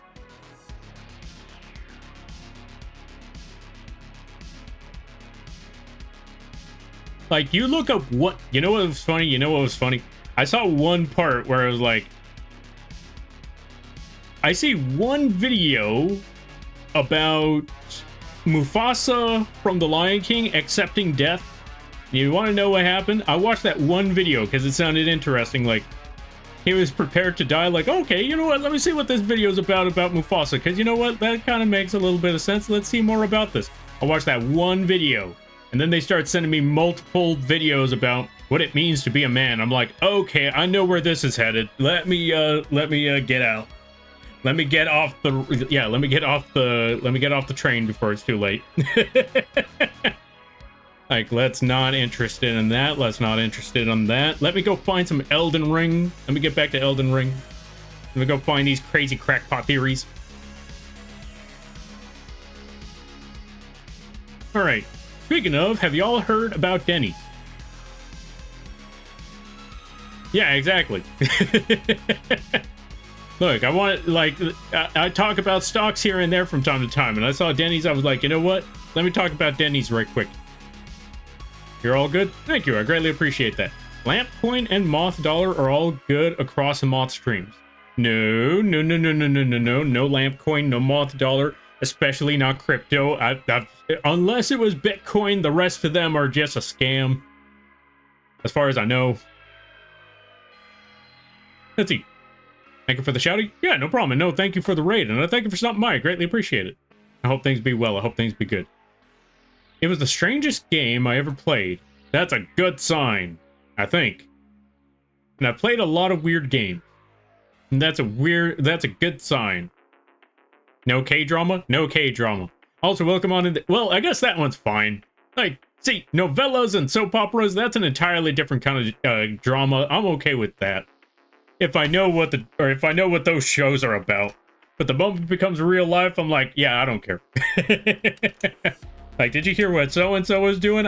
Does it make me money? Nope. I don't care. Also, folks, go check out Barry Aquarius. Or does it affect my life at all whatsoever? No, but they were saying, I don't care. Go check out Barry Aquarius. Really awesome streams. Really amazing stuff. Really cool streamers.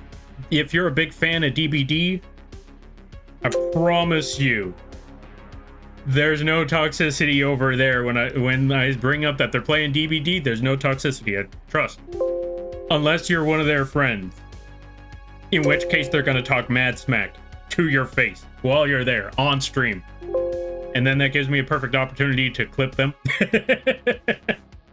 But yeah, go check them out.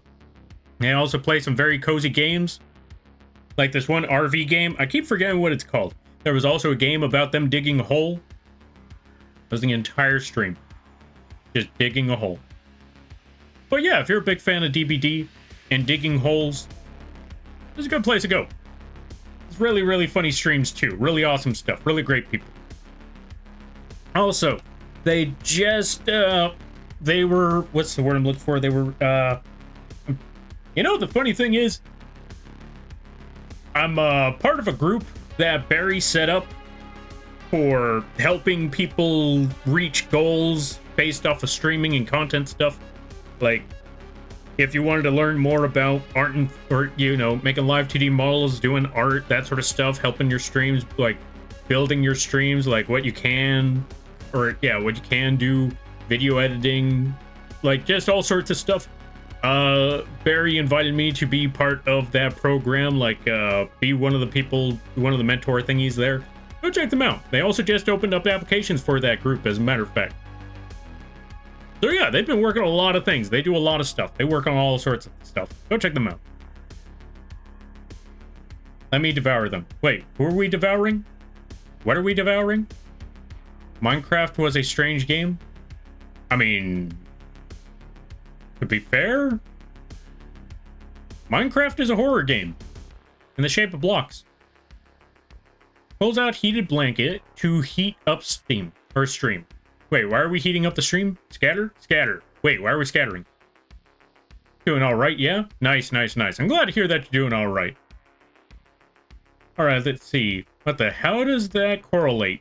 Wait, how does what correlate? Elden Ring? Yeah, exactly. That's what I'm saying. That's what I mean about YouTube. Sometimes YouTube will send you videos that you know you full on don't want. And instead of, you know, seeing them all over the place, just put not interested. And eventually YouTube will get the point. YouTube will get the picture, like, okay, so they don't want any of this sort of stuff here. Yeah, no. I just wanted to nerd out about the Lion King right quick. That's all I wanted. And if you're not going to send me more stuff to nerd out about, just send me back to the Elden Ring mines. Send me back to the Elden Ring rabbit hole. Because there's still more to go. Like, there's a whole segment about how Godfrey never left the... Well, we'll talk about that one when we get to Elden Ring. Yeah, when we get to the Elden Ring games again, we'll talk about that one when we get there. Elden Ring is such a safe place, too. Or to be. Kinda. Like, if we're talking about video-wise, yes. If we're talking about going back to the game, yeah, I don't know if I would call Elden Ring safe. Or a safe place to be. Especially when you get to the DLC, like, I don't know. The DLC feels like anything but safe. Heck, even the base game feels like anything but safe. Like, once you find that first guy out in the wild, like, hey, is that a big golden horse? That is epic. Let me go beat him up. And then you find out, oh, yeah, that's why he's a level 2 boss in Night Rain. That's like, why? He's one of the big bosses. You can't just walk up to him and just be like, "Sup, nerd?" Oh yeah, no, he's gonna show you which one of you is really the nerd in that one.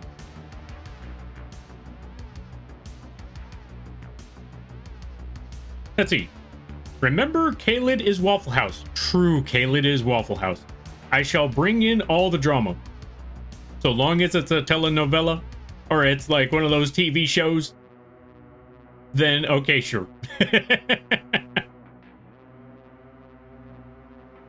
Wait, did I not do that right?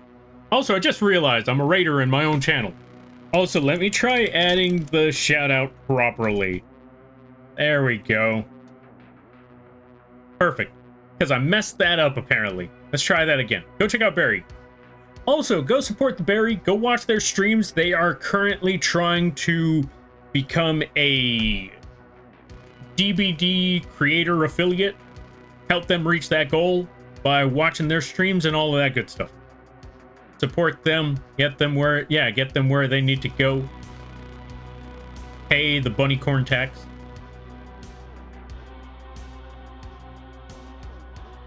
You heard of the Marvel Rivals drama? Lampy, I don't care. Yeah, exactly. I'm looking at it like, hey, did you hear about the new Marvel Rivals drama? Get back to Yu-Gi-Oh! Get back to the candy bar. You know what's funny? I forgot about this joke on The Simpsons until one of my friends told me about it, and it's just been a mainstay in my head ever since. So there's this joke on The Simpsons, but before we get to that, we're gonna wait for the ads to end. Well, we gotta wait for the ads on that one. We'll get there when we get there. Exactly. Someday. My YouTube algorithm is literally Elden Ring, murder mystery, true crime, or true crim, and then creepypastas and cryptids. Exactly. There you go. Creepypastas and cryptids. Walks up to the tree sentinel. Give me the lunch money. Yeah. Famous last words. I learned my lesson the first time. I saw that giant horse out there in Elden Ring. You know what's funny? I knew it was Elden Ring and I knew it was one of those bosses, but I thought to myself, you know what? Dark Souls throws a tough boss at me at first, only for me to find out, oh yeah, this boss ain't so big. This boss ain't so tough. I just need to keep fighting him a couple of times and maybe I'll figure it out. Yeah, no, not the tree sentinel. Literally was there for hours on end. Got no progress at all whatsoever.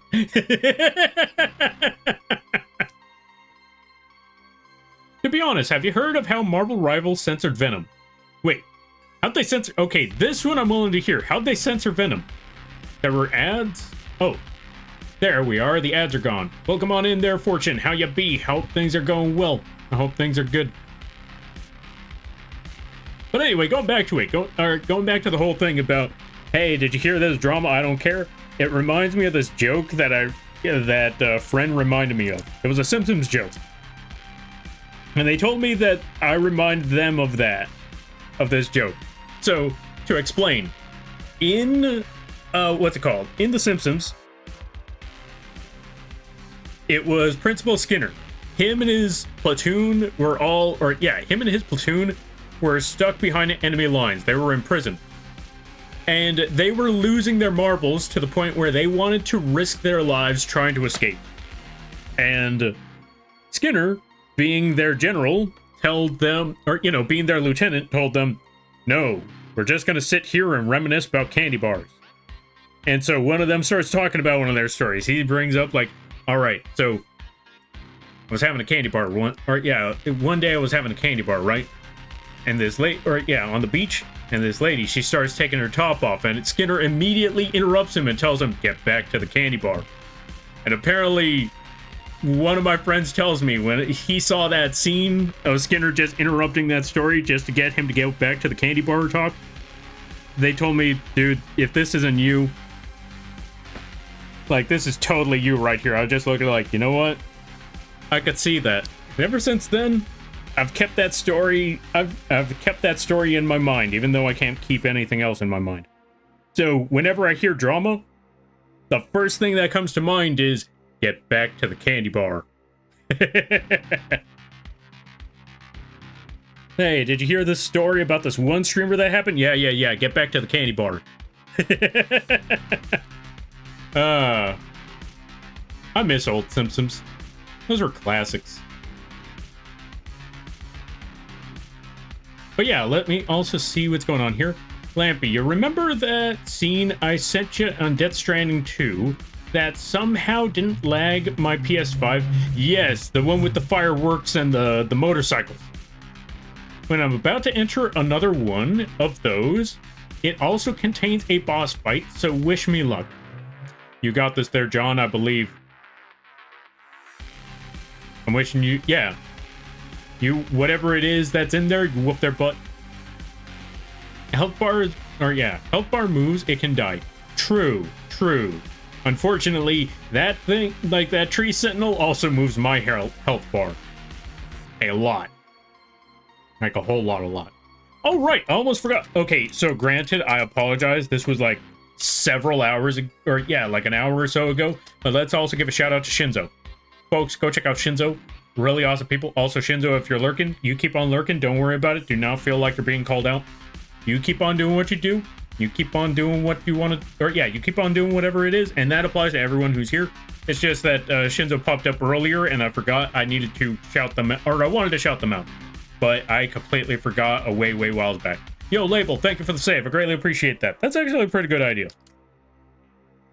They made him look all pixel-like. Wait, really? What happened? Like, how'd they mess this up? Wait, they made him look all pixel-like. Okay, hold on a minute. They made him look pixelated? For a censorship? I don't know about anyone else, but I feel like that's an even worse idea.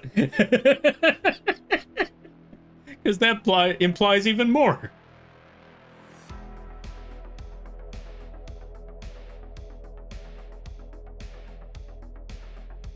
Like, have y'all ever seen those TV shows where, in order to imply that somebody's naked, they just pixelate the bottom half? Yeah, I feel like they did that with Venom. I don't know exactly, but if they pixelate it, like overly pixelated a part on a character's body, it usually makes it sound like, oh yeah, this character's in the nude.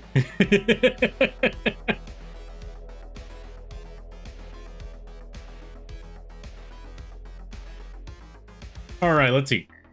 R.I.P. Lampy is Principal Skinner. I mean, I thought this was almost practically established at this point. It's the military skeletons again. Yup. Wait, where are we talking about military skeletons? Hey, Lampy. Yo, Label. Hope things are well. Hope things are good. So we don't look at his dumpy. You know, this also reminds me of something funny that Genshin did a long time ago. But if you're censoring his butt by overly pixelating it, it just makes it sound like he's wearing nothing at all. I don't know how to think about that one. Like, I feel like that would be even more distracting than Venom, you know, Venom with his junk in the trunk out. Wait, I shouldn't say junk because junk is also used for an entirely different term. And speaking of entirely different term for the term junk, no one can censor all 18 inches of Venom. Never gonna get any art done today. But hey, we caught up with the reading. Wait, they censored his bum? Apparently so. I did not know about that. Lampy, what's black and white? Let's see. What's black and white? Black and white, black and white, black and white. A skunk stuck in a revolving door. I hate that I read that entire thing. Lampy Venom symbiote? When they add Carnage. That's when Lampy Venom symbiote. Granted, we're also going to go with the Carnage symbiote, but yeah. R.I.P. is not just for rest in peace, for those who roll in their graves, rolling in place. I hate that I read that too. Welcome on in there, Spock. I promised Chompy I'd bring you a dad joke. Mission accomplished. Okay, go away now. I kid. But I thank you for, or yeah, I kid. Thank you for stopping by there, Label. I'm gonna try to ignore more of those dad jokes. Unfortunately, I did not catch that one until it was too late. Okay, so instead of fireworks show, I'm in a hospital at the bottom of the ocean, somehow breathing. Wait, what are you doing at a hospital at the bottom of the ocean?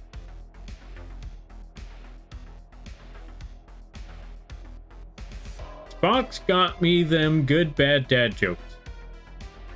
Okay, listen, it's a dad joke. They're all bad.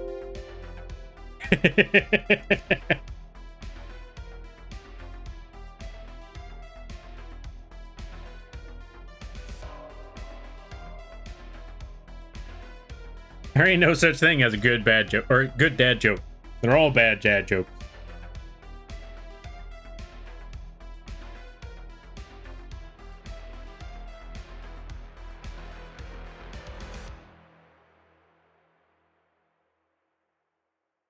Oh, wait. Okay, my bad. I thought that was Spock that said that they were at the bottom of the ocean. I realized this is John. Okay, this makes much more sense now.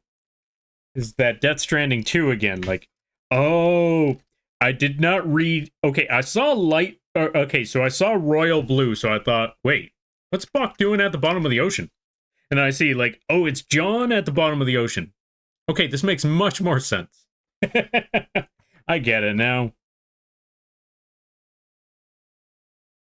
All right, so now that we got our brush, right now that we got to this point, we're going to add some more, we're actually going to add some detail to the front of the tail. Everything else is probably, actually, for the feet, for the legs, the lower half, I don't think we're going to add any details there. I think we're going to leave that as is. But for the tail, we got to add some dim highlighting. So in order to get that highlights, or highlighted effect, the proper render, we're going to do is get our brush, put it at 0%.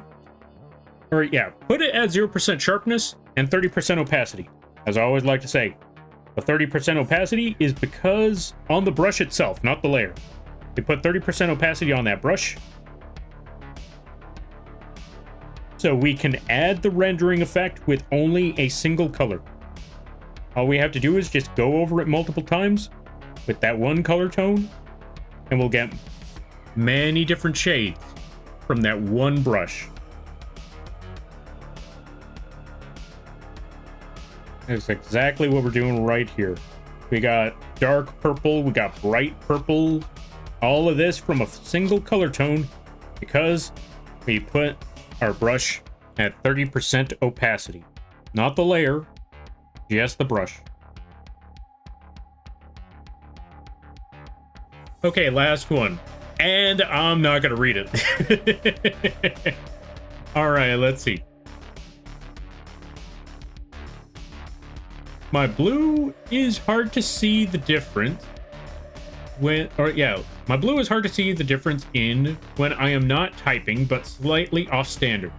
True, but that's what I mean. Like looking at Spock and John and Latino Surge, I see those three blues and I'm like, okay, it's the same person. Welcome on in there, Surge. How you be? I hope you're having a good day there, buddy. I'm gonna send you a little clip for you to see after stream. All right, sounds good. I need to see what that clip is all about. I think I got something for the crow. What you got there, Surge? Also, welcome on in. How you be? I hope you're having a good day there, buddy.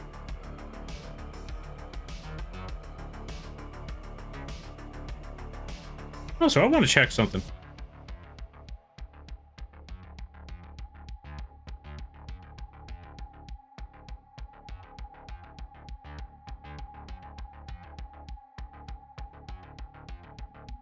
Ah, perfect. Okay. Just wanted to double check on that part. Let's give a shout out.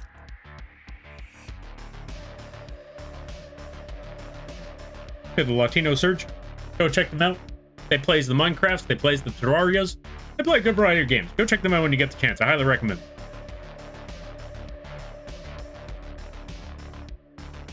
Let's see.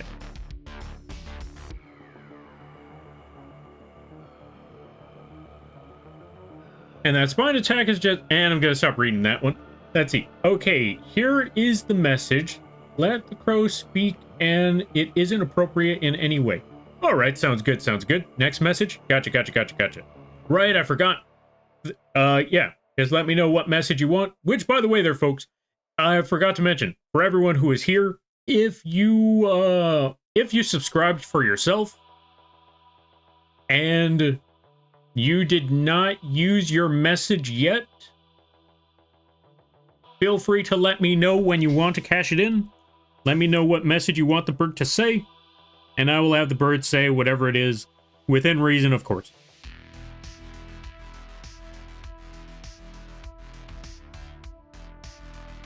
But yeah, we're just waiting for Surge to let us know what they want the bird to say.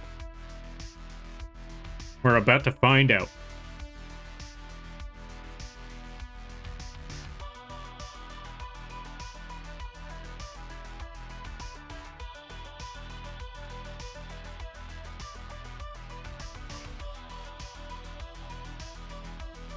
In the meantime, I'm gonna think about how fried my brain is right now.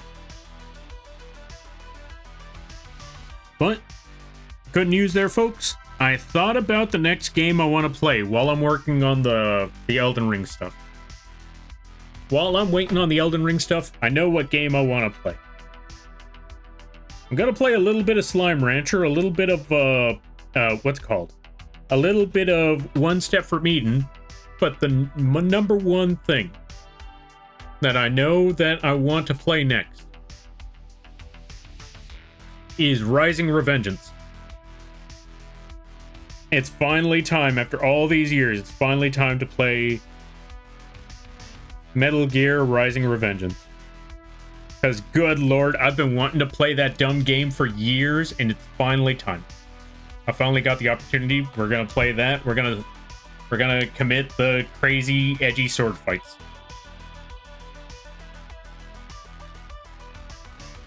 Oh god, this is the message.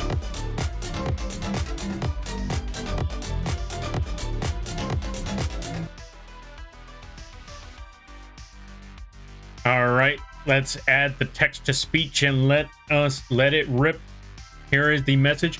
This is a big message, so fair warning. The text to speech bird only has 10 seconds on their timer. So if the message doesn't go through within 10 seconds, it gets cut off. All right, we're going to play it. And 3, and a 2, and a 1, and...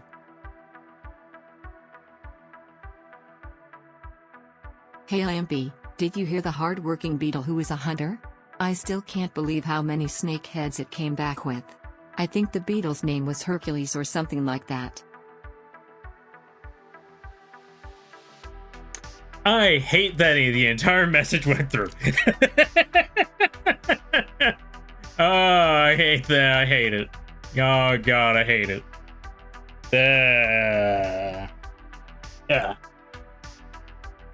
I hate it. Yeah.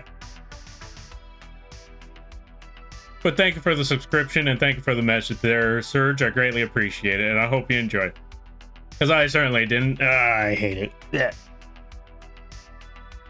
Also, Mothman, welcome on in. How you be, folks? Go check out the Mothman. They do a good word. They do a good variety of art. They play a good variety of games. They're also very new to video games, so it's a really funny time over there. Really great people. They do some amazing arts. They also do their own live 2D rigs. If I'm correct, they're currently working on their next live 2D rig for somebody. Also, if you look at their model, that was drawn and rigged by... Yeah, that was all drawn and rigged by themselves, too. So go check them out. Really amazing people. Go check them out. Word. Go check them out. I'm kidding. Yeah, yo, Mothman, how'd things be? I hope things are going well. Speaking of games, have you heard of LORT? What's LORT? No, wait, I feel like I've heard of LORT before. Which one is LORT? It sounds so familiar. I could swear that I've heard of it. Wait, is LORT the Risk of Rain 2 game? Risk of Rain like 2 game? I could swear that it was like Risk of Rain 2, except medieval. I made it myself? I hate you.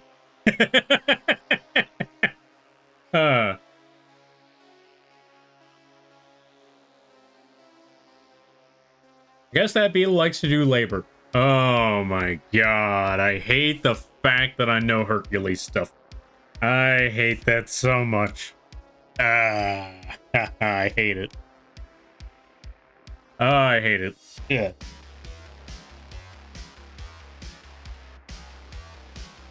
Anyway. I'm doing well, just waking up. How's the art coming along? Or how's the art coming? Also, you're too nice. You're right, I am too nice. Give me your wallet. I was kidding, don't actually pay bits. The pen is mightier than the word too. It lets the brain twist it in all kinds of punny ways. Also true. I hate the fact that the moment I said give me your wallet, boom, immediately bits. Like, I was joking. I was joking. Come on. This is what I get. This is what happens when I try to make these jokes. People actually pay. Like, I need to stop making those jokes.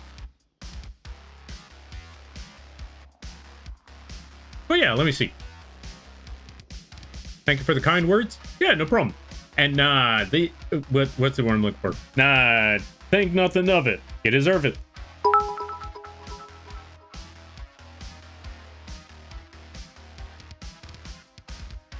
I mean, it could be worse. At least Hercules didn't come across Goliath.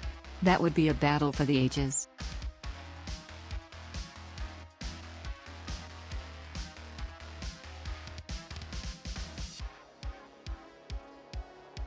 I can do you one worse. I could do you a situation that's worse than Hercules versus Goliath. Hercules versus Kratos. If you played God of War 3, you know how that ended. If you haven't played God of War 3, you could probably imagine how that ended. Needless to say, it was not good. Or it did not end well. Also, thank you for the bits there, Serge. I greatly appreciate that. Same with you there, Spock. Well, now you know I pay attention, smile.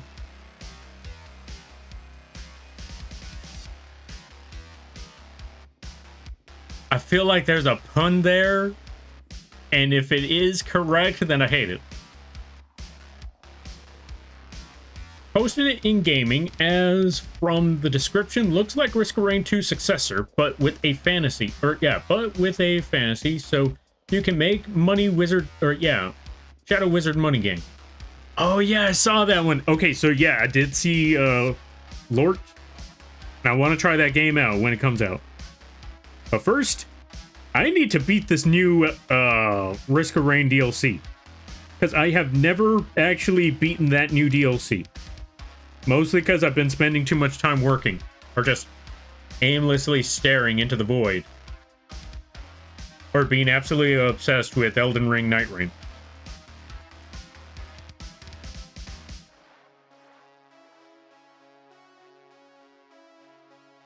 Like, I don't know what it is about Night Rain. Like, Night Rain just has this pull on me, you know? Like, every other game, like, hey, you want to play this game? Like, I'm too tired. I want to play that game, but I'm too tired. Alright, you want to play Night Rain? Let's do this. Like, I'm tired, and we're gonna die miserably, but the Everdark Balancers are back. I gotta do this. I still feel bad that I missed out on an opportunity to play Night Rain because I was asleep. My buddy Requiem, they messaged me like, hey, I'm gonna play Night Rain if you want to join. I'm like, yes! 2 hours ago. No. There's still time. Let me join on in. Like, I get to the game, I eat some food, I get back over there, it's about to be 6 o'clock. Like, oh. So I have to skip it because if I tried to join that Night Rain game, I would have been late for stream. But I really wanted to join that Night Rain game. I had legit thought about it, like, you know what? I could get everything set up in 10 minutes, right? Yeah, probably. I could probably get everything set up in 10 minutes. It'll be fine. Yeah, no. It was not going to be fine. I was not going to be able to get everything set up in 10 minutes. In fact, if anything, I was probably going to mess up and accidentally reveal some things that aren't supposed to be revealed until Tuesday. So, yeah, I unfortunately had to bail on that one. Curse you, bail. Some of you may not know what that means yet, but don't worry. Once we get to that DLC, you'll know exactly what I mean when I start yelling, "Curse you, Bale."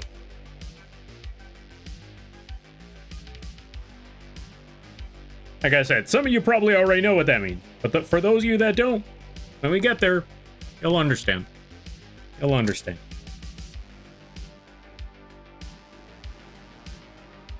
God, I need to get those assets done already. I need to work on, well, oh, speaking of which, yeah, I forgot to mention.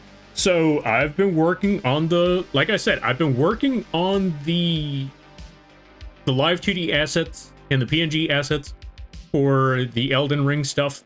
The Millennia helmet is nearly fully rendered. It's almost done.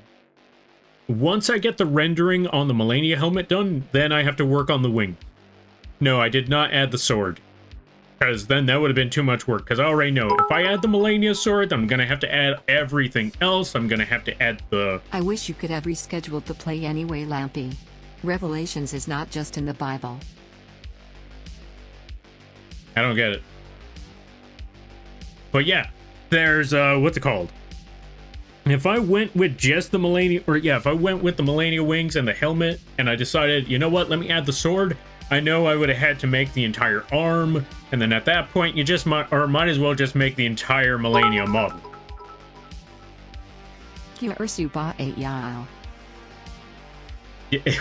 I'm sorry, what? Curse you, Baal. That is what I heard from that.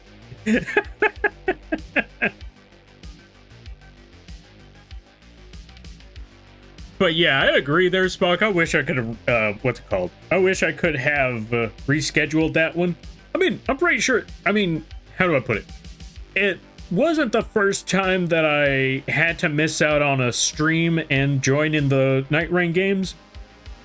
And it won't be the last time that a Night Rain game pops up. So, or yeah, that Requiem plays Night Rain. So there will be plenty of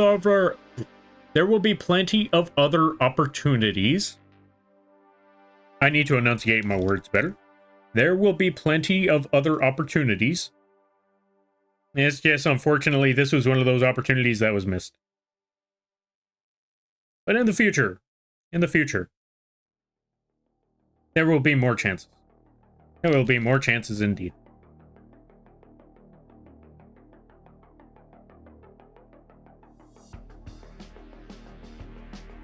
TTS didn't like that. Yeah, didn't like that. Yeah. I wonder, what sort of, I'm trying to think. What's the thing? Yeah, what sort of text-to-speech does Augie have that makes them just literally, you know, scream out like that? Because for those of you that don't know, one, go check out Augie Draws. AUGI Draws. They have a text-to-speech model on their stream where if you put a bunch of letters together like that, they will actually yell it. I don't know what program they have that makes it yell it like that, but that is just absolute comedy gold right there. And I wish I knew what it was. All I know is that it was very, very funny, very, very cursed, and it was a very clippable moment. Over here, they just, over here, the text-to-speech, like, if you put a big, big word like that, they fumble it. They fumble it like whatever that was earlier. And don't get me wrong, it's still pretty funny, but there ain't nothing like, hearing a little catberry just screaming together at the top of its lungs.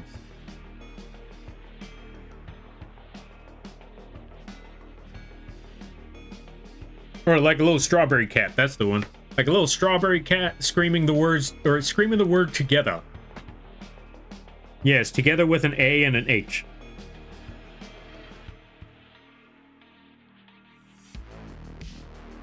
Alright, let me see. Let me catch up some things. Timing, it was already playing. Mine... Oh. Timing, it was already playing, so mine got so mine got delayed. Ah, fair.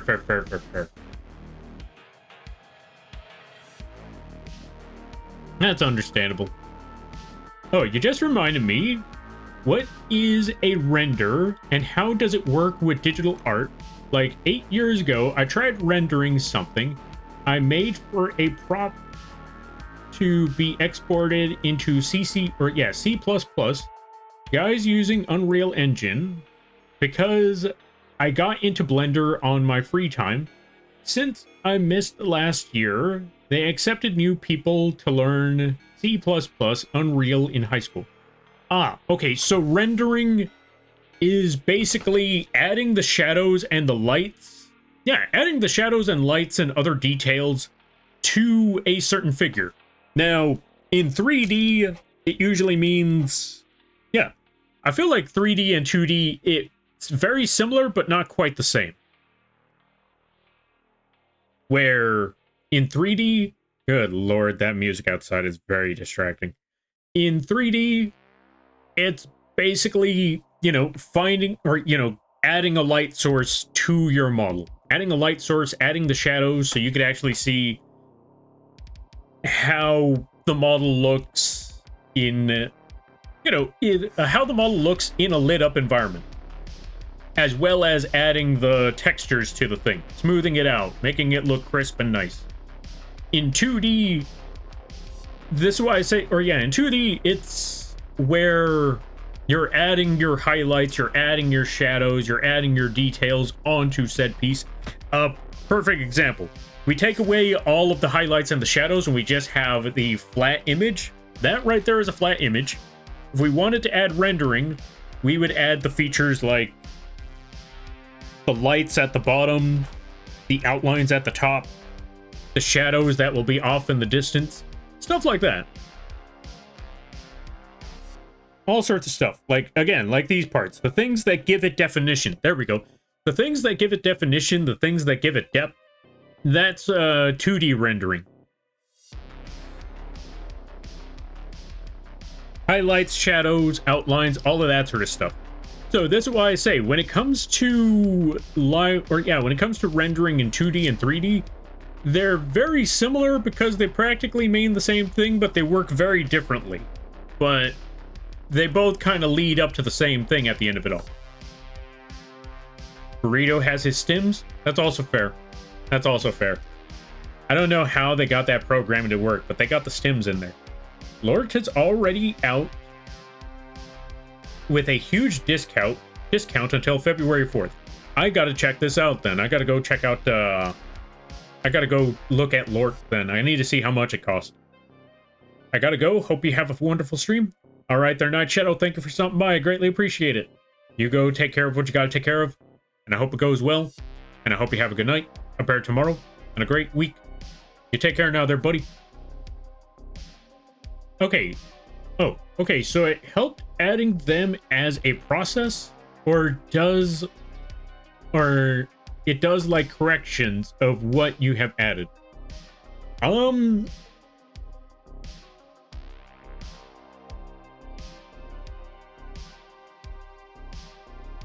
That's a good question. What do you mean by does it like corrections of what you added?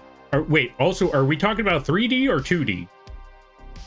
Because 3D, I may not be the person to ask when it comes to 3D. When it comes to 2D, it's more so... Let's see, how do I explain that one? Okay, let me look at the question one more time. Okay, so it helps that, or yeah. So it's helped adding them as a process. I would say yes, adding them as a process, it definitely helps. Especially if it's 2D stuff.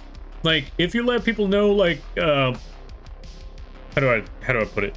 If you let people know that adding it, oh, let's say 2D. I'm still unsure about my work in progress, or how my work in progress will go. Ah, fair.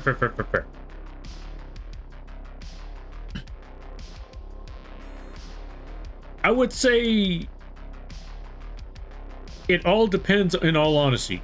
There are some images that are probably better off without rendering. Just flat image should be fine. Or there's also very light rendering. Let me show you what I mean by light rend. Actually, you know what? Yeah, light rendering. Let me see if I have an example of that. I should have an example of light rendering here. And by light, I mean not a lot of work on that. Very, very simple. Let me see.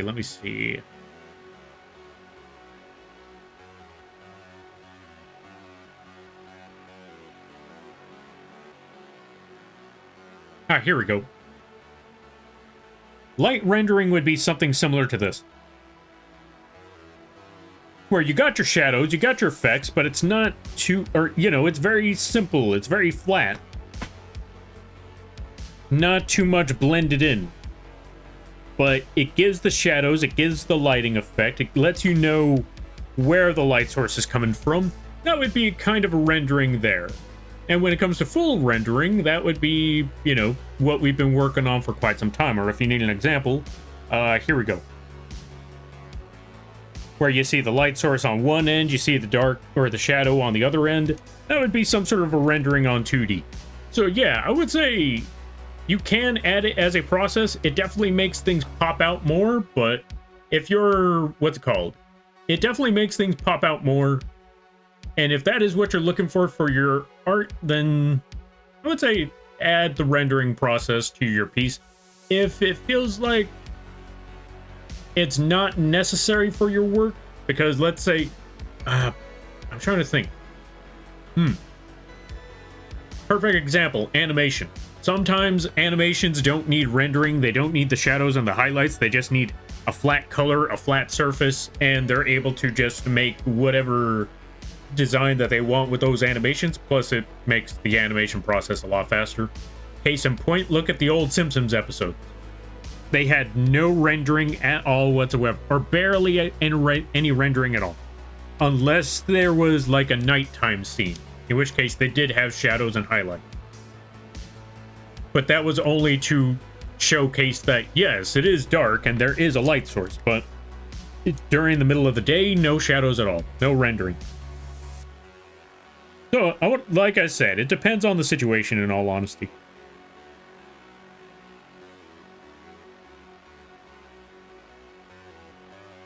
Alright, let's see.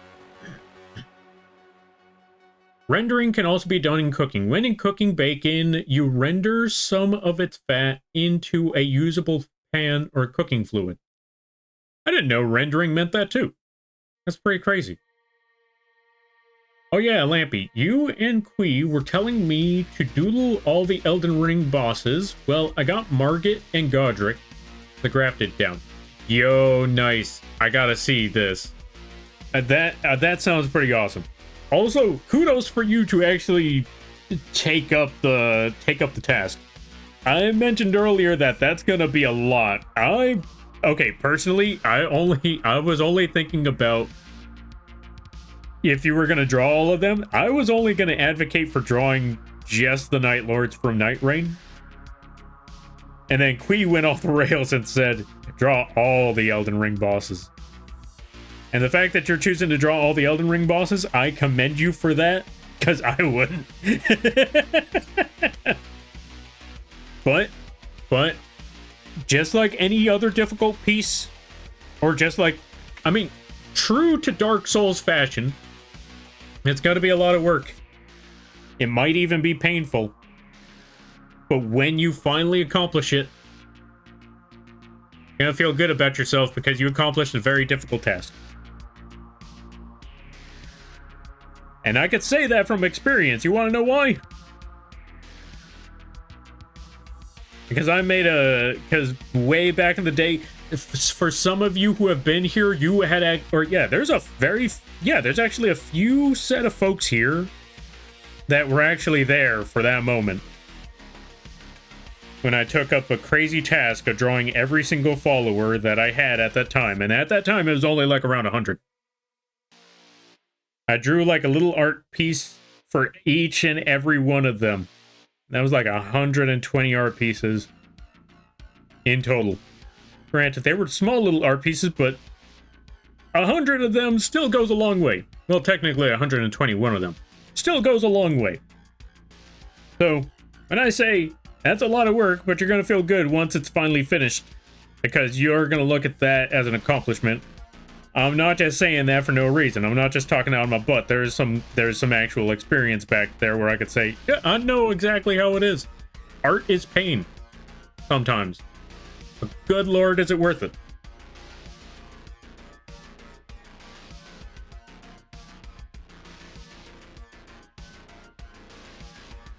All right, let me try to catch up some things. I got them in Discord? Nice. I gotta check that out later. I wonder how... Okay, let's see. I wonder how I would adjust or how it'll end up if I finish my first digital drawing on Krita and maybe first finish with work in progress. Oh, first finish is work in progress about 12 years before my hand nerves did the broke thing. Oh, sorry to hear that there, buddy.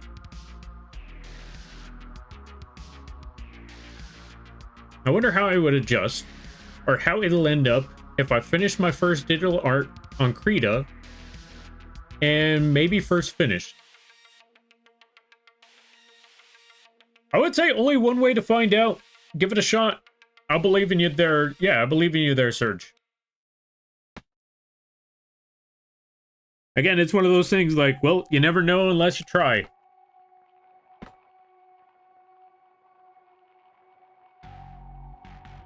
Also, sorry about the hand... also sorry to hear about the hand nerves things. That sounds rough.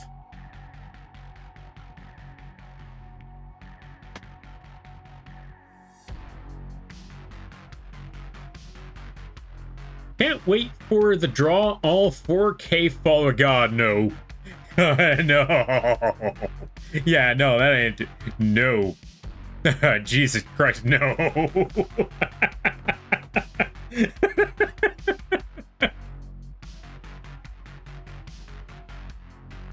I said it before and I'll say it again. You know what? Tell you what. If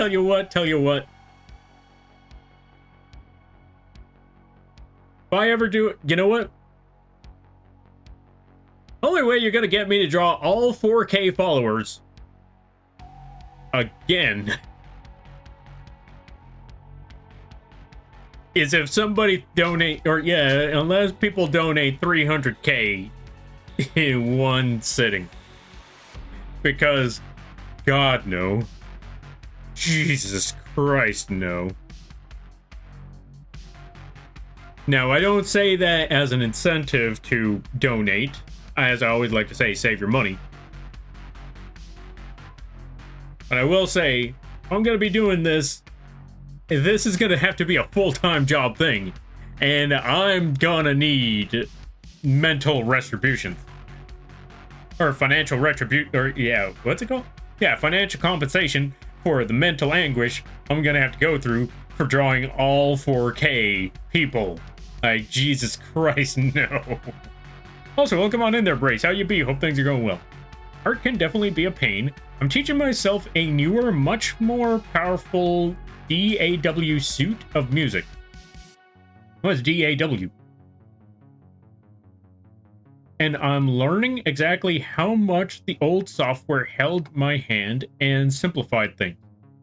Yeah, I love simplicity. Simplicity is always nice. Whoops. I accidentally put it at 30% opacity. We need to bring that back. Or, not 30. I accidentally had it on 60% opacity. We did not want 60%. We want 30. We have much better options of rendering things in. There we go. Perfect. We also got to add more models. And since my voice is kind of giving, I'm not going to go through all the hoopla. We're just going to add the rat. Thank you for redeeming rat, which, by the way... Oh, yeah, let's actually make it a rat, though. There we go. You can find this one on the Etsy and Coffee page. Only 10 bucks. Get your own rat model today. And let's add crispy bacon.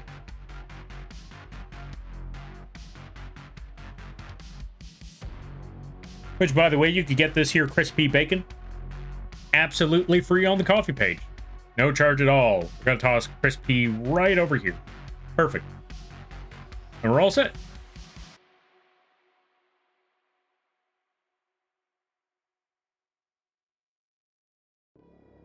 You heard it first here, folks. Lampy gonna draw 4K followers. No, I didn't. I said if for some reason y'all folks are crazy enough to donate 300K, then 300K dollars, by the way, not 300K anything else. Anyway, then I would draw all 4,000 followers. We don't even have 4,000. I would draw all the followers that we currently have right now. Bet? No. No bet. Save your money. That's literally like, that's literally bank loan money right there. Do not. Do not. Magical Tafling, thank you for the follow. I greatly appreciate it. Welcome to the Moth Crew. I hope you enjoy your stay. By the way, you're Lampy now. If you don't know what that means, don't worry about it. Also, I don't know why. I feel like I've seen the name Magical Tiefling somewhere. Where, though? I have no idea. It's in the neck, but didn't know how until about 1.5 years. Apparently, I had a separation in the right shoulder for a long time. That is what they said. Seeing MRI and... Oh, let's see. Seeing MRI and the whitening on the separation, I guess it's not 100%. Oh, gotcha. Fair enough. Well, now you're one closer. You know what? Fair enough. I guess we're almost there. Or we're a little bit closer to that goal. There are so many synthesizers that also handhold old Casino and Yamahas from before Y2K, for instance. Oh, true. I did not consider... Or yeah. I did not consider that. Also, synthesizers. I wonder how those work. I mean, you know, yeah, that's actually the funny thing. I wonder how synthesizers work. That's mostly been the music on this channel, like background music, but I never thought to consider. How do they make that happen? I know it's like digital computer stuff. I don't know how that stuff works. It sounds pretty cool. All right, let's get our trusty smudge tool. And what we're going to do is use that smudge to just round out these edges. Or not round out the edges, but round out the rendering. Blend it in a little bit. Give it this rounded effect, rounded perspective. By just zigzagging up and down, or left to right, left to right, left to right. As we drag the entire brush up. Boom, like so. Let's also get our eraser. Erase a bit of that.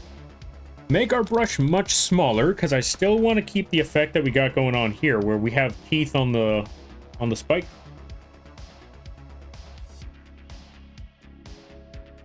And when we zigzag, we keep the zigzag close to one another, so it adds smaller teeth to the smudge that we're doing right here.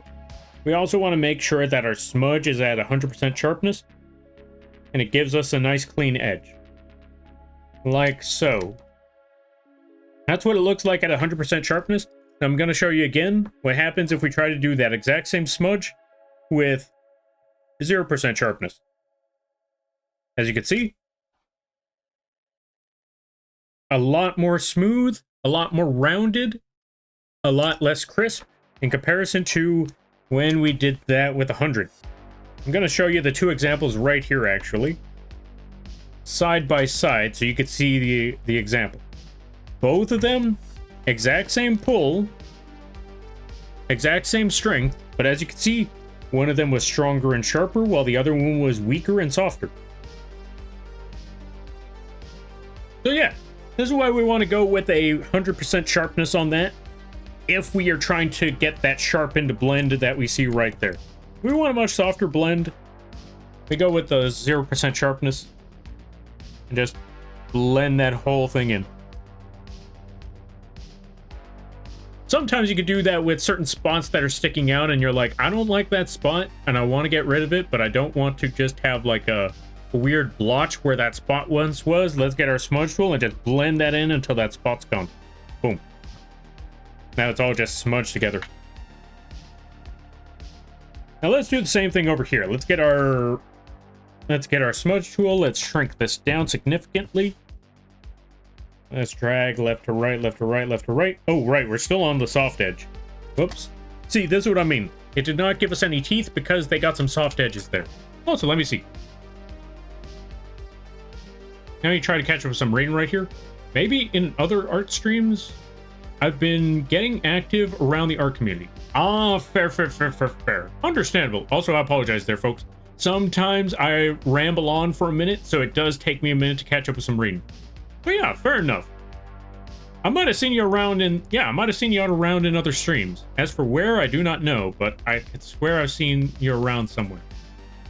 Also, I tried telling y'all before, I don't really consider it a challenge to draw these bosses.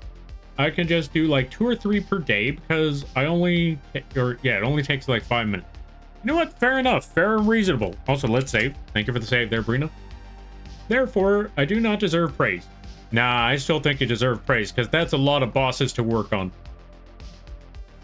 Basically, a DAW is where you can build all of your elements to make a song, and the new software has a lot more options to make things the exact way you want them, but it also doesn't do anything by default. Ah, fair. Oh, so that's how the synth music works. Is that Red Eyes Black Dragon?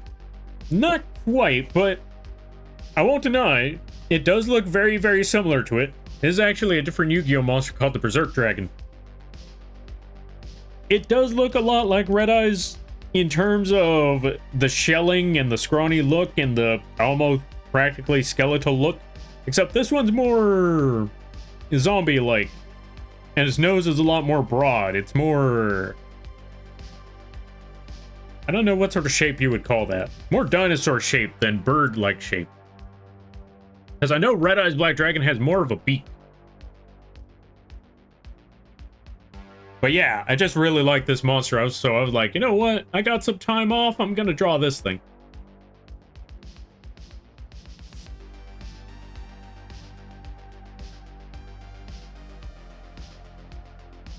But I also wanted it off in the distance to be looming off in the darkness, so that's the game plan we're aiming for here.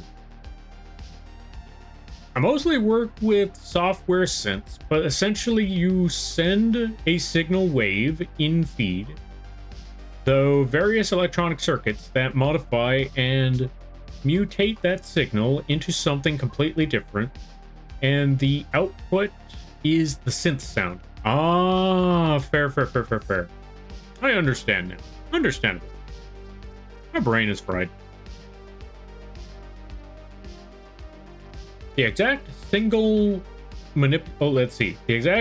manipulations are what makes synth different from each other. Ah. Yo, nice. Also, thank you for the stretch there, Ryu. Yeah. There we go. I still use Audacity. It's powerful enough for working with new tracks, even without instrument modules or loops. Wait, you can make synth music with Audacity? Or Audacity? Ooh, I might have to implement that into my work. Thanks for the tips. Yeah, no problem. Hold on a minute. I need some water.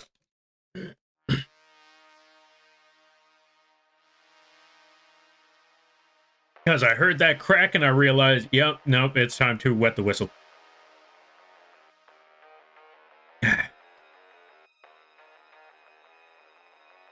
But yeah, no problem. I'm glad to hear that this helps in some way, shape, or form. And yes, I'm always going to advocate for the smudge tool. Like, if you have the ability to use a smudge tool in your art pieces, whether it be traditional art, digital art, any sort of stuff like that, I would definitely say smudge tool. I mean, technically, sometimes that's how painting works. Just smudging that, or yeah, smudging the art piece with your brush.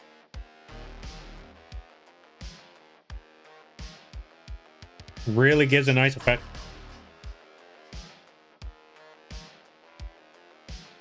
Let's see. Never seen that one? Ah, fair enough. It was more of one of those filler arc monsters. Yeah, it was a monster from a filler arc. But as someone here, yeah, as someone like myself who's absurdly obsessed with this series to a concerning amount, when I saw that card, I was like, yes, I need this card. I want this card. This is my card now. When it comes out in the booster packs, I'm gonna get this card somehow, some way, shape, or form. I'm also gotta find a way to get that magic card. What do you mean I have to have a level 8 on the field? I'll figure something out.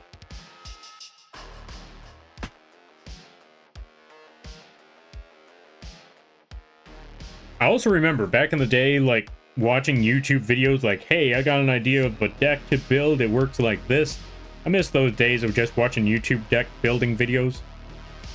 It's not the same now. But there was one video that I saw a long time ago, like, working on a Berserk Dragon deck, where they brought up the idea, like, okay, if you get the Yubel monster from Yu-Gi-Oh! GX, and you build a deck around that, you could actually toss Berserk Dragon in there, because most of the time, Yubel is, you know, destroying itself to get its other form out. And since Yubel is a level 8 or a level 10 or something along those lines, it's a big leveled monster. That automatically gives you the option to also play Deal with Dark Ruler. And when you play Deal with Dark Ruler, you get this big card. So now you end up with, you know, Yubel's second form, which gets to nuke at the field. You also get this dragon, I guess, to smack everything.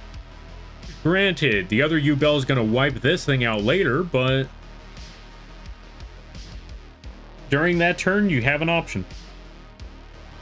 I looked at that like, oh, you know what? I should give that a shot one of these days. I never built the deck, but it was a cool idea. It was a cool idea. Nowadays, this card is just way too slow. Unfortunately. All right, let me see. Let me see. I played this game all my life, still learning new things, right? That's what I love about Yu-Gi-Oh! Just like the Soul series, or yeah, just like a lot of the FromSoft games, Yu-Gi-Oh! Is one of those things. Yeah, Yu-Gi-Oh! Is one of those things where you're always going to learn something new from it.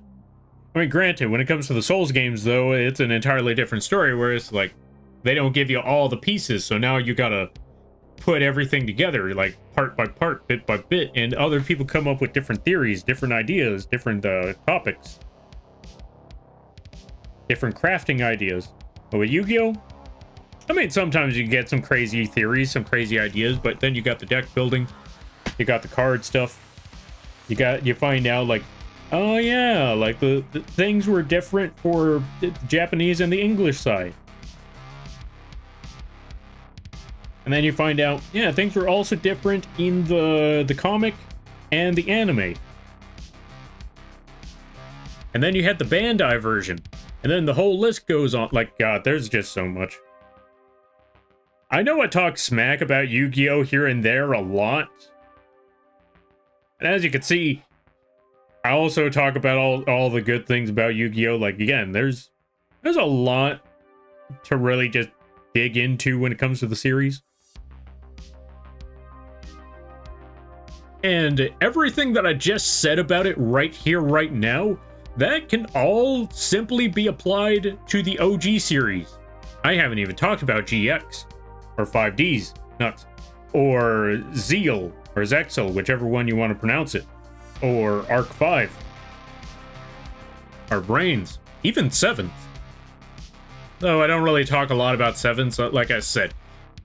Even though most series, like I've said it before and I'll say it again, if the series has a good story, whether the series has a bad story, I mean, granted, if the series has a bad story, it's very difficult to watch, but I still want to see what those duels are all about. But if the duels are boring to me, then I don't care how good the series is. If the duel just doesn't catch my appeal, it's really not going to. It's really not going to catch me. I'm gonna probably leave that one behind, unfortunately. Wait, did I give a shout out to Brace? Before the ads start, let's give a shout out to Brace. Go check out Brace. They play a good variety of games. Really awesome people. Really cool streams. Just overall really swell folks. And a good friend. They play the Night Reigns as well. They play the Night Reigns. They play the Repos. They play all sorts of stuff. Go check out the Brace. Go check out Brace. Yeah, you can tell I'm tired now because I'm just repeating myself. Once I ended up repeating myself, it's because my brain processing just is kind of...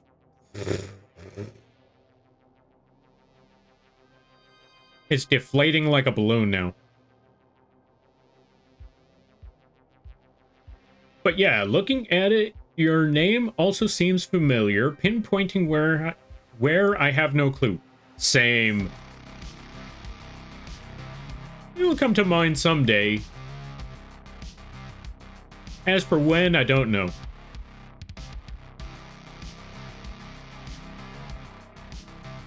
That was me with Whitehorn Dragon. Oh, I haven't heard the name Whitehorn Dragon in ages. I remember that card. That was... I won't deny, though, that was such a good card back in the day. I don't even know if it was meta relevant, but I know that me and a lot of friends, we would just get that card because I forgot how it worked. It removed like 5 spells from either player's graveyard when it's summoned. And then it gained attack for each and every one of those cards. I don't remember how many it gained, though. Was it like 100 or 200 for every card? I feel like it was like 100 to 200. Let me look up that card again. I forgot the effect. It's been too long. I'm looking up Whitehorn Dragon. Oh, ads are going. We'll come back to the Whitehorn Dragon after the ads. Let's see. Just got Taco Bell? Nice. What'd you get at Taco Bell? I think 200, also BRB. All right. Sounds good. Sounds good. So 200. Then yeah, that's like a, what, a 3100 attacker right there?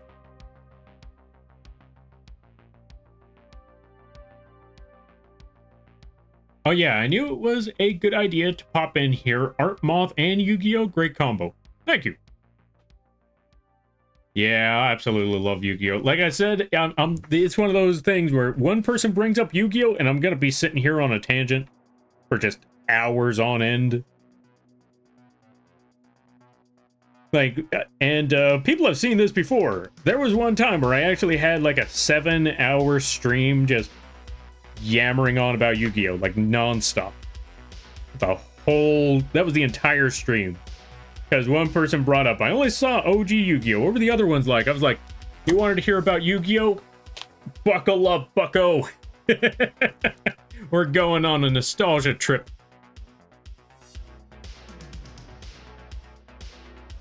If you ever want to learn more about the basics of synthesizers, there is a collection of videos on YouTube, channel 8-Bit Keys. They originally focused on toy keyboards, but got all the way up to smaller pro gear, which makes it easier to understand. Ooh. I'm gonna have to check out these instruments. I'm probably never gonna figure out how to play them, but this still sounds pretty cool to check out. It was wild when I learned how different Arc V, or the Arc V manga was to the anime. Oh yeah. That one, yeah, I want to say Arc V and 5Ds, oh, and especially GX, now that I think about it. Arc V, actually, yeah, outside of the original, outside of the OG Yu-Gi-Oh!, the other ones were significantly different with a couple of key features tying them together. For example, Arc 5, the only main thing that Arc 5 that was similar was obviously characters. And the fact that, you know, they were split apart. But Jesus Christ, that Arc V ending. Both the anime and the manga, the comic, both of them had a very, very... They both had pretty bad endings. And I've said it before and I'll say it again. As bad as Arc V's anime ending was, the manga ending was worse.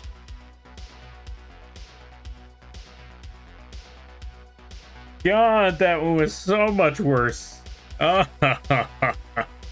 at least you could say the first one was bad. Just that's all you could really say about it was that was bad, that was terrible, that was kind of dumb. The comic one, on the other hand, when you see the end of the Arc V manga, you're asking yourself, who greenlit this? Who said, you know what? Roll with it. You know what? Go ahead. Who thought that taking the two characters whose idea was it to take the main character and the love interest and decide that time travel shenanigans and that one of them turns out to be, or the main character turns out to be the love interest's son? Whose idea was this to put this as the plot twist at the end of the series? Or at the end of that comic? Yes, I know I just spoiled it, but it's been like 10 years. Huh? Yeah, exactly. That's what I'm saying. Like, this is what I'm saying. As bad as Arc V's ending was on the anime, the comic was worse. The comic was so much worse because it has you sitting there just thinking, why? Why on earth would you do this? Add jail? Fair. Add jail. That's amazing. Yeah, well, I know you weren't talking about that part, but yeah. I do like the theory that God is the reason Zexal happened. God? Which one is... Oh, the God Origin Dragon? Wait. That's what God is, right? The God Origin Dragon? Crispy Chicken Nuggets came back, so got the Crispy Chicken Deluxe box. Ooh, nice. Was my first Yu-Gi-Oh card. Got it from McDonald's. I still have it. Nice. I don't think I have Whitehorn Dragon anymore. Oh, Genesis Omega Dragon. That's the one. Yeah.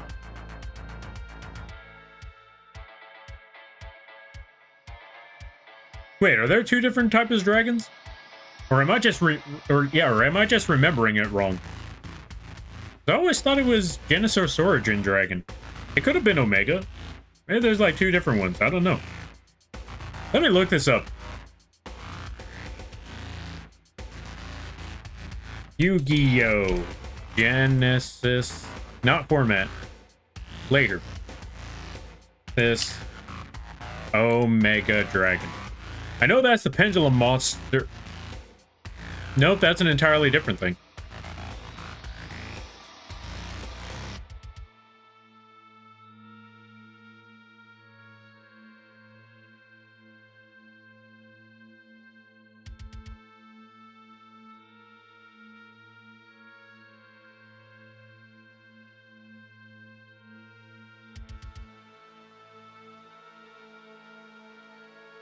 Oh, wait.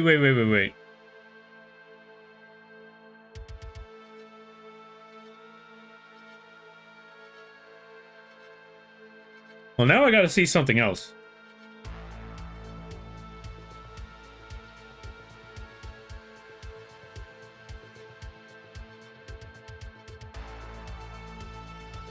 Oh yeah, no, it was just Omega Dragon. I was remembering it wrong.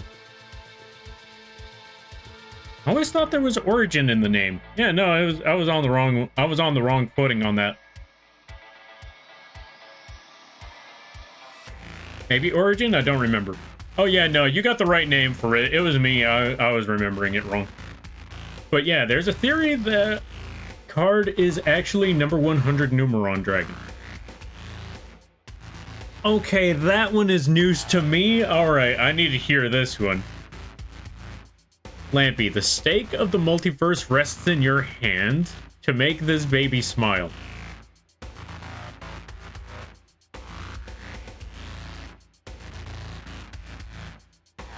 I'm gonna tell you a funny joke. You know what? There we go. How to make a baby smile. You tell them a funny joke. I'm gonna tell you a joke that I heard on King of the Hill once. Y'all might know what I'm talking about. There's a story of a man. He's being chased by a ferocious tiger. And he's running. He's running for his life. And while not looking, because he's looking back, looking at that tiger, he falls off a cliff. And before he could plummet to his doom, he notices a branch and he catches that branch. But now he's hanging in the middle of that cliff. And above him is a very hungry, ferocious tiger. And below him, there's another tiger waiting for him at the bottom. And he knows that in this situation, he's gonna die. But at the corner of his eye, he spots something. A single strawberry on that branch. So he plucks the strawberry and he eats it. And it's the best strawberry he ever had.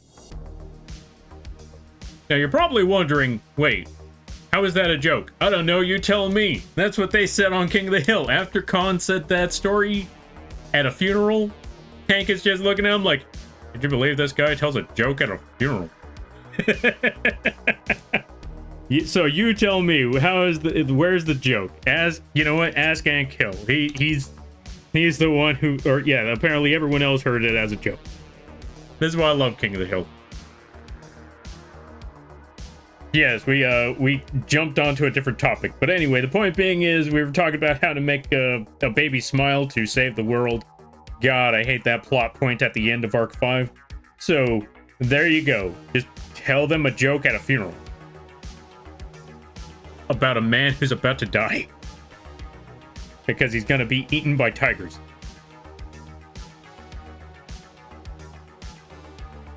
Did I just waste about 3 whole minutes talking about a story from talking about a story from King of the Hill? Yes. Would I do it again? Absolutely. Look forward to that. Let me get the deets. Alright, sounds good, because that theory sounds wild, and I need to hear more about this theory about it being Numeron 100.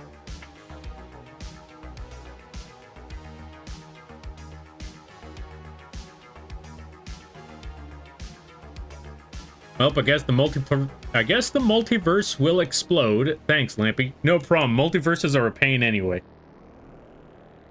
They don't let characters commit to... Yeah, they don't let writers commit to an actual story.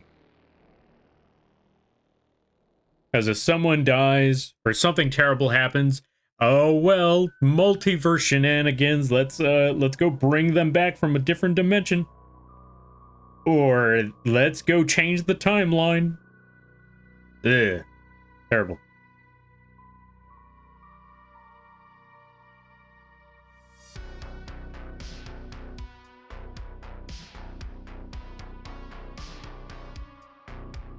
You know what? I think that's what I like about Soul Reaver or a Legacy of Kain. When something happens to a character in the timeline, that is definitive. Like, if you heard, like, okay, so here's the story about this character. They go through this, they go through that, they go through here, they go through there, and then they, this happens to them. Doesn't matter how many times they go through timeline shenanigans. They are never, plucked out of that time. Well, okay, only one person is plucked out of timelines. But most of them are never like, oh, we're just going to take them because, we need this character for this plot point, so we're just going to put them right here. No. It's already set in stone. If a character died, yeah, sure, you'll see them in other iterations, but you already know full well, like, oh, we didn't just take them out of that timeline. No, they're still bound for death. You're just seeing them at a different moment. But if for them, still goes down the same road, and they're going to meet that same inevitable end as they always will. If one of them got executed in a public setting, that is going to be their fate all the time. No matter what you changed, no matter what they did, that is their end goal. That is their destination. All right. Also, Lampy cool, Lies and Slander, I know you, and welcome on in there, SK. How you be? Okay, so speedy version is this. The Zeo Dragon created the universe Oh, in Zeal, a dragon created the universe. The terror of that dragon became the Numeron Code that caused the Barian V versus Astral War.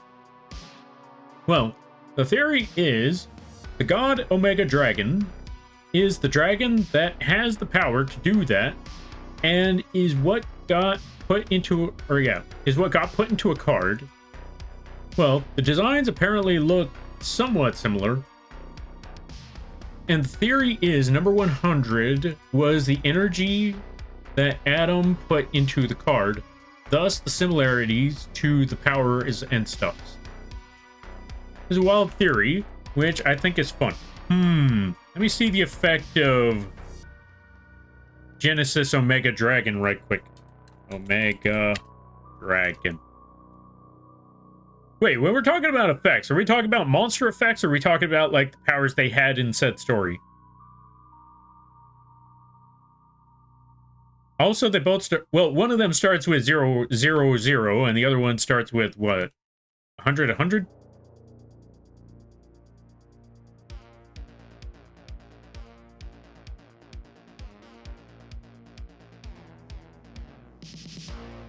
Right, I forgot. Genesis Origin Dragon, or Genesis Omega Dragon. I need to start remembering. It's called Omega. Genesis Omega Dragon doesn't actually have, like, a definitive card outside of the GOD Eyes Pendulum Dragon? Something like that?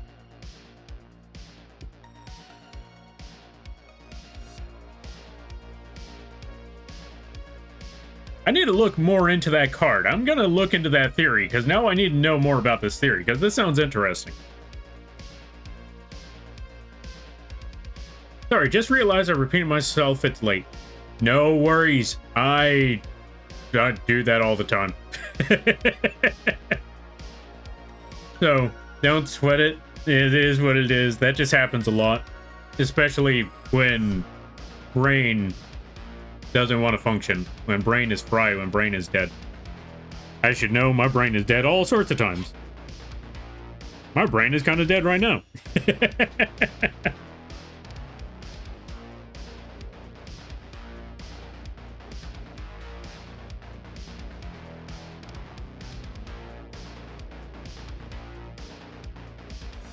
Okay, so I saw some semblance of the effect of Omega Dragon, and I know it says something about 1,000 attack points, or gain 1,000 attack points. And if I'm correct, number 100 Numeron Dragon had something similar to that, where it's like, what was it? Gain 1,000 attack points for each something.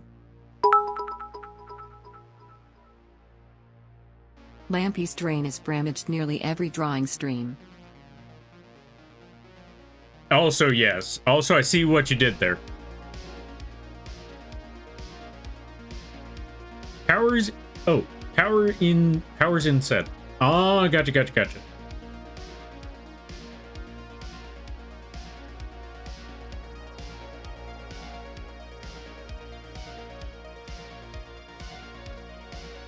Oh, similarities and the stuff. Ah, fair. Yeah, I need to look into both cards again, because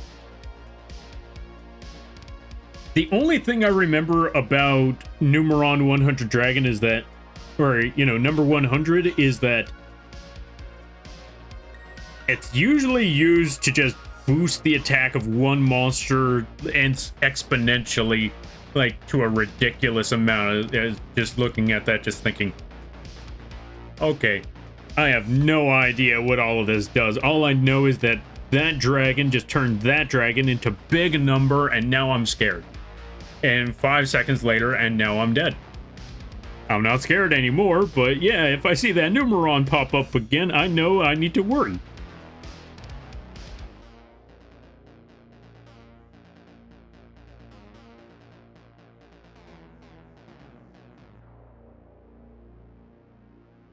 I mean, I guess that Genesis... I mean, now that you bring up that theory, I mean, going back to the Arc V thing, there was a lot of time travel in Arc V. Like, a ridiculous amount of... Well, not a ridiculous amount of time travel, but there was a lot of time... Or there was... The whole plot was about time travel in Arc V. especially in the manga.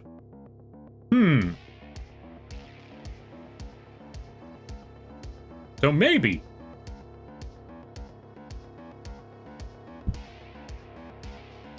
It could be like one of those weird never-ending loops.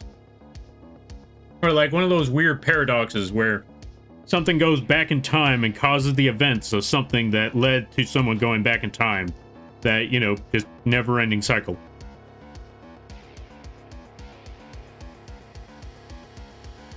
So it seems Genesis Omega Dragon gains 1,000 attack every turn. Numeron Dragon gains 1,000 attack for every number of ranks on the field. Ah, gotcha. So that explains how they're able to make monsters that have, like, God knows how many thousand attack. Or how does it go? Yeah, where they got, like, monsters with 16, 24k attack. Wait, what rank is Numeron Dragon again? Is that like 12 ranks? 1 rank? Let me look up what number 100 right quick.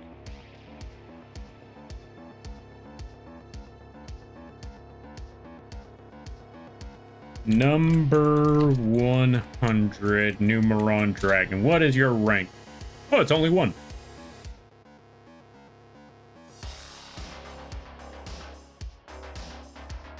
Still, 1,000 attack on a monster for every rank, and then you stack that with other monsters that are like rank 8. It's still gonna be a big monster.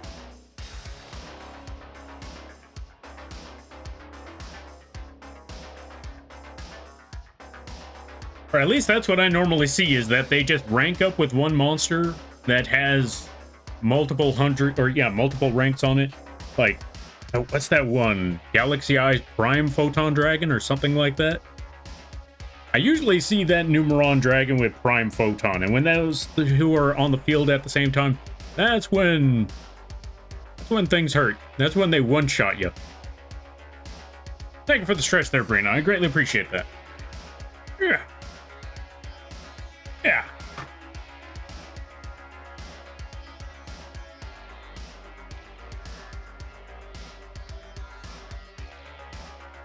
And see, folks, this is why I like streaming.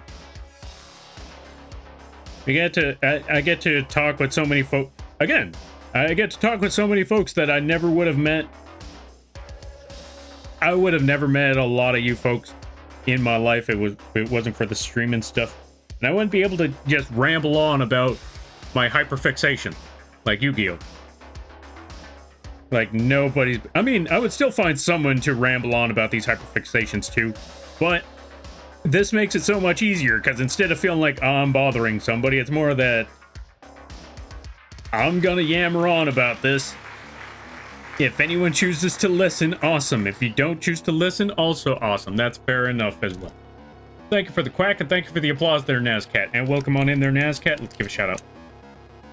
How ya be? Hope things are going well. Folks, go check out the Nazcat. They talk about they do a lot of arting. They play a good variety of games. Dispatch. You know what? Not gonna lie. That makes I want to say that's actually practically on theme for Nazcat over there. Being all superhero and all of that. I don't feel like... Okay, maybe not that kind of dispatch, or maybe not from that squad, but I feel like that would happen with Nazcat. Like, Nazcat just goes out there, or gets a call like, yeah, we need to send you out here. There's this bug that's stealing ice cream trucks again. We need you to take care of that. As for what bug is stealing ice cream trucks, don't worry about it.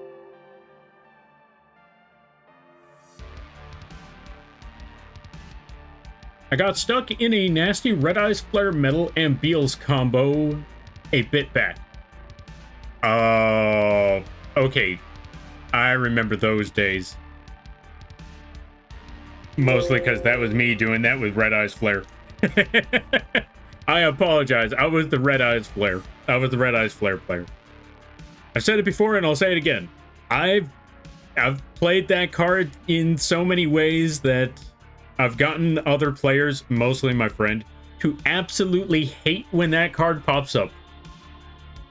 I've also played that card in multiple decks to where my opponent absolutely hates it when that card pops up. I was the Beals? I'm sorry there, friend. I am so sorry. I also remember when Beals was meta-defining.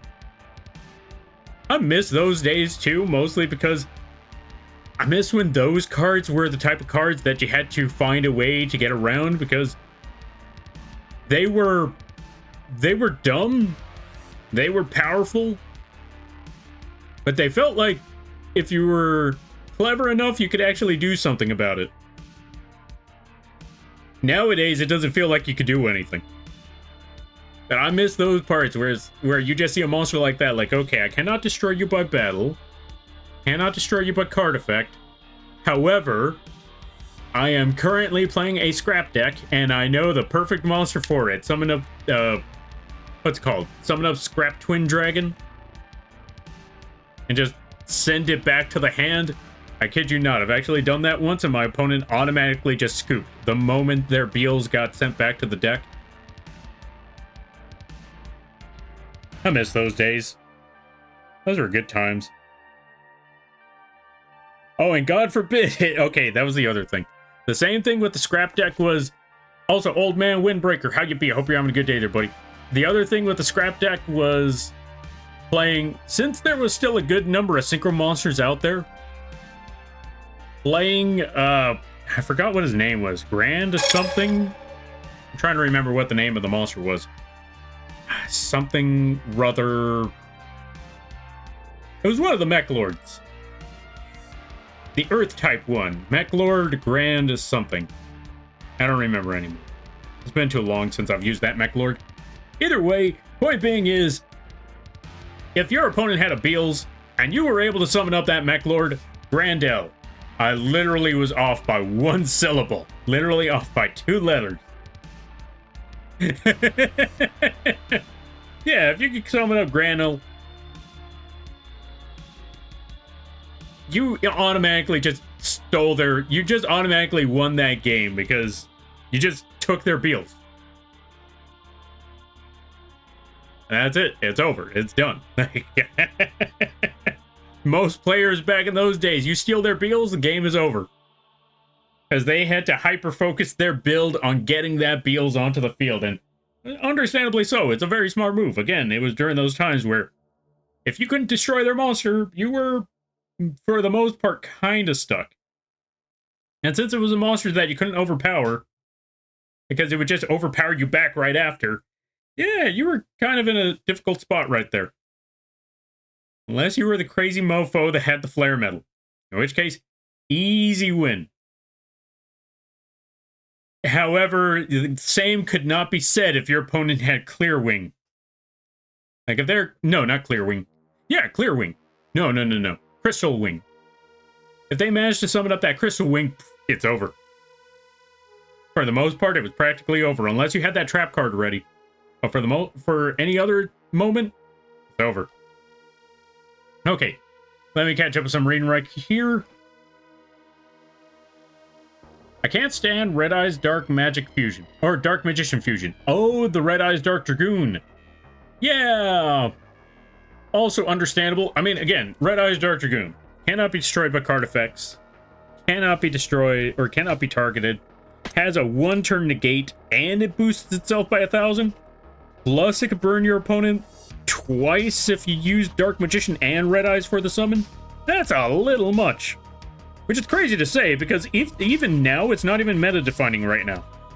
That also shows you just how bad of a state the Yu-Gi-Oh game is when I explained a card like that. As busted as that card sounds, that practically sounds like an auto-win, no-fun card. And it's not even getting you the wins anymore.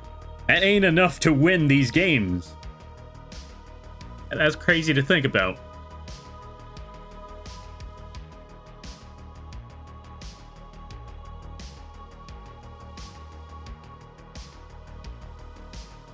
Baron de Fleur was my saving grace with recent meta. I had a friend use the Dark Charmer against me with it. Oh.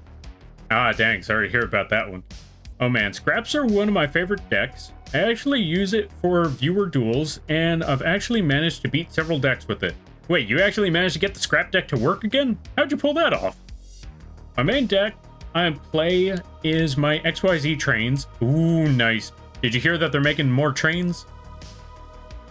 Sometimes a little spicy Infinitrack, but yeah. I don't blame you. Train, like, just summon big monster. Like, so what's your game strategy? Summon big monster. Just summon big train. Fire for massive damage. Or, well, first attack with massive attack. And then hit them with massive damage. Wait, they are? Yeah, if I'm correct, I think they're making some new train cards. I could be wrong. I could swear I remember seeing some new train. Yo, Carmi, welcome on in. Folks, let's give a shout out to Carmi. If you haven't checked out the Carmi Blossoms, I highly recommend that you do. They've been playing a good variety of games as of recently. They've been playing a lot of the Peak. They've been playing... I know there was another game I've been seeing them play. What was that other game? It wasn't that, but I guess there's also that. But they've been playing... They play a lot of games. What's it called? What's that one with the terrible parents? What's that one game called? Where they're being tormented by a book. I don't remember the name. Not Drawn Together, that's something else. But anyway, go check them out. They also play... Oh, right, I almost forgot. I apologize, this was 4 minutes ago, but Rot Consumes. Thank you for the follow, I greatly appreciate it. Welcome to the Moth Crew, I hope you enjoy your stay. By the way, you're lamping now. If you don't know what that means, don't worry about it. Also, go check out Carmi Blossom. They also do art. They also do live TD rigging. They also take commissions, and they also work on... Or yeah, they also offer free assets on their pages. If I believe free assets are on the coffee page as well, go check out Carmi. I highly recommend that you do. I have a clip called My Favorite Thing About Scraps. I gotta check this out. I also run an old school trap. Oh yeah, I also run old school traps like Magic Cylinder. I freaking hate that card. It's killed me too many times because I never learned my lesson.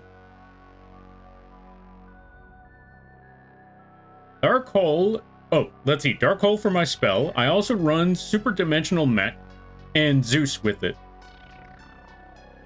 Zeus is a cool card. It's a little wonky, but it's a cool card. And when I say wonky, I don't mean bad wonky. I mean, like, that's a trippy card when you think about it. And I also like how they made the counter monster for Zeus, calling it Typhon, because that, thematically, that does make a lot of sense. Like, alright, we're gonna make a Zeus killer.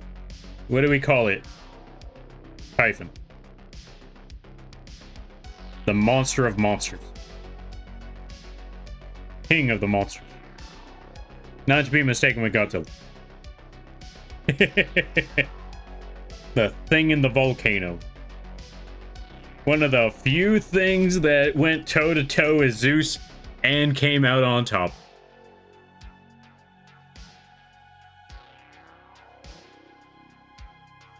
Only to be beaten because it got drunk.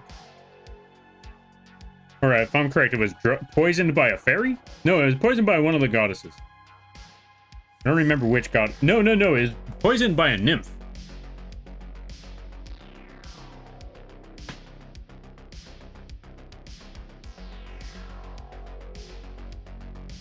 Alright, I also forgot that. One of the few things to actually say, you know what, I'm stealing the god of thunder's tendons. Yes, that's right. The Greek mythology is a little weird like that. One way that they weakened Zeus, or yeah, one way that Typhon weakened Zeus after beating him was stealing his tendons. Life is a trip sometimes. Thank you for the shout out, Lampy. How's the arting going? Oh, we played It Takes Two. It Takes Two, that's the game with the terrible parents. That's the one. And when I say terrible parents, I don't even mean like they're bad parents. I mean, they're terrible people.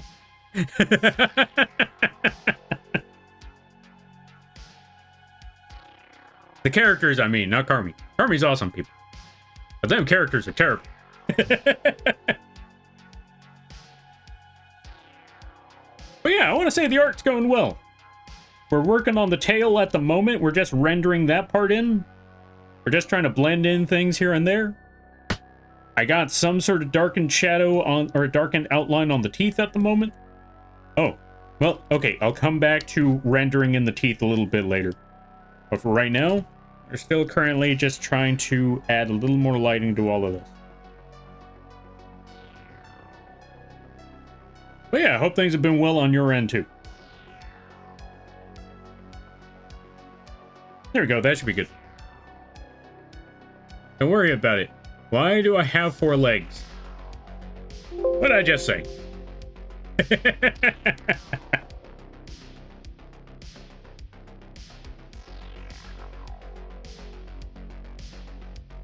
I said don't worry about it. Okay, let me see. Zeus is my last resort. Guns blazing.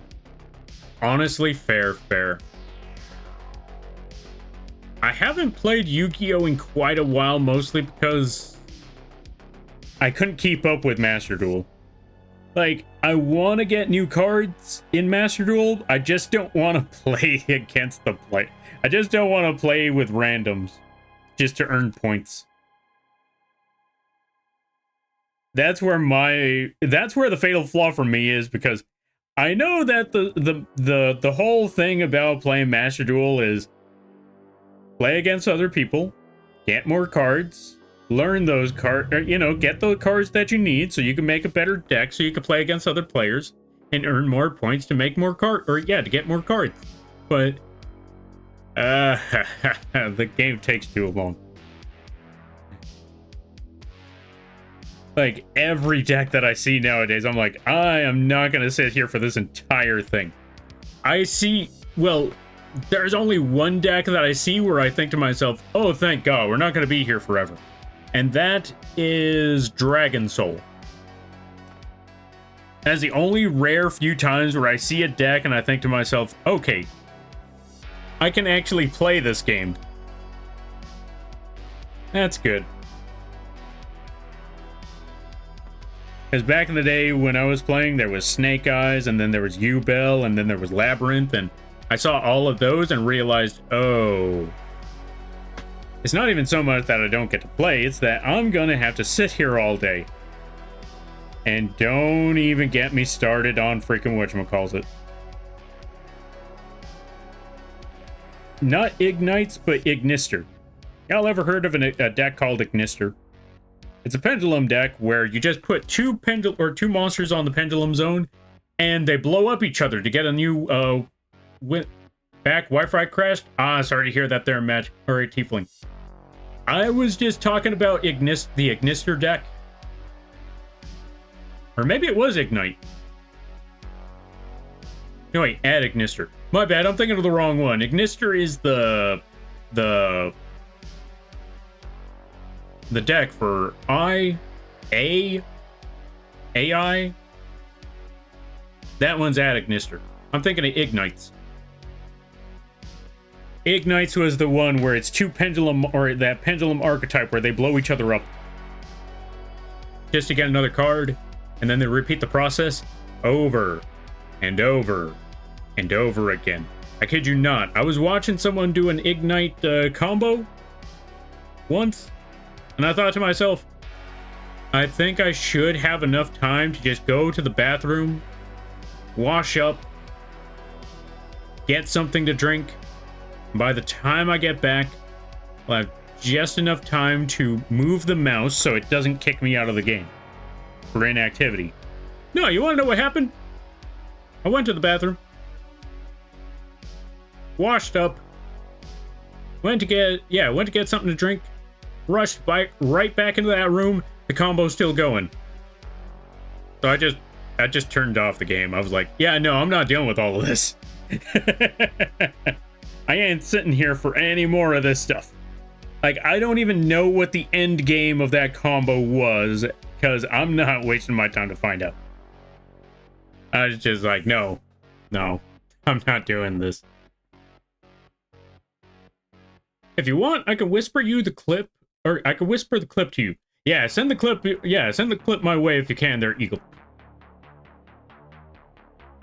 Super Dreadnought Rail Cannon Gustav Mask, or Gustav Rocket. Yeah, that's the one. If I'm correct, it's like a super massive. It's a super massive train on like 3 railroads at once. You ever heard of multi-track drifting? Yeah, that thing took it to a whole other level. Instead of 2 tracks, it's like 3. Thank you. You are awesome people too. Lies and slander, I know you. His art looks hella rad, Lampy. Thank you. If you think it looks cool now, wait till we get to the end point. That's when I got some big plans for this art piece. Because I want this to look dreadful. In a good way. I want this to look a little terrifying. Or at least a little ominous. That's the word. Maybe not terrifying, but I want this to look ominous. Like if you imagine yourself in this situation, then it would be a little terrifying. To be in a spot where that thing is just towering. Oh, you know what? I think I could give a good idea of what I want for the design of this. An example, if you will. Y'all ever played Shadow of the Colossus? You ever seen the last boss in Shadow of the Colossus? The one that's a giant tower? Yeah, I want to make something like that. Or I want to give it that kind of effect. Where you just see that towering thing in the dark sky, in the dark night. Or something along those lines. Well, I'm worried about why I can't reach my doorknob. Oh, you gotta flap your wings. You'll reach it eventually there, Tron. But damn, had no clue that the trains are getting this stuff. Getting a negate and a streaming, and a streamlining. Oh, and more streamlining is wild. Yeah. They decided, you know what? Let's make really big train. Really big train. The amount of combos in my head right now. Never even heard of it. You haven't heard of Shadow of the Colossus? Might I recommend a game to try out, or at least something to watch, because it's a game about fighting really, really big bosses. Things that make you look insignificant. You were an ant compared to a lot of them. Oh, check it out? Yeah. I highly recommend it, because it is, like, the bosses there are also really cool. And of course, my favorite one still has to be the last one, mostly because it just gives this ominous essence to it. Because it's not even just the Colossus. If it was the Colossus, it's also the environment that they put the... Yeah, it's the atmosphere. There we go. That's the word I'm looking for. It's the atmosphere that they put you in when you're at that last boss fight. Or in that last Colossus fight. Which reminds me, I need to play Shadow of the Colossus. I'm not going to lie to you though, folks. I may be talking about this boss, but I never really fought it myself. I watched my brother play that game. And that one, out of watching all of them, that one looked my favorite, or that one was my favorite one visually because of the atmosphere behind it. It was dark. It was looming. Lightning was striking. It was dark. It was rain. I think it was a dark and stormy night when you're just seeing this tower, literal tower of a Colossus.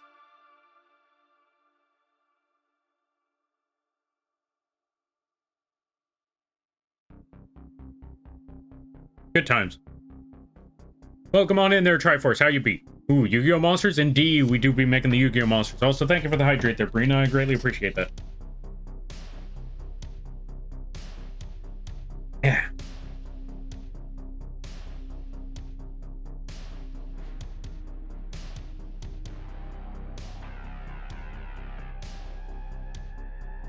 But yeah, this is currently what we have at the moment. Oh, you know what I need to do? For this one, I feel like we're going to need to make it a little bit more dim. So instead of adding a lot of highlighting to it, we're going to go over it at least twice. At least twice over here. Let's add a little more on this end here. There we go. Let's All right, let me try to re-explain that one. On the right side here, we're going to go over it at least twice. Make that little rounded shape there to give it a sense of depth.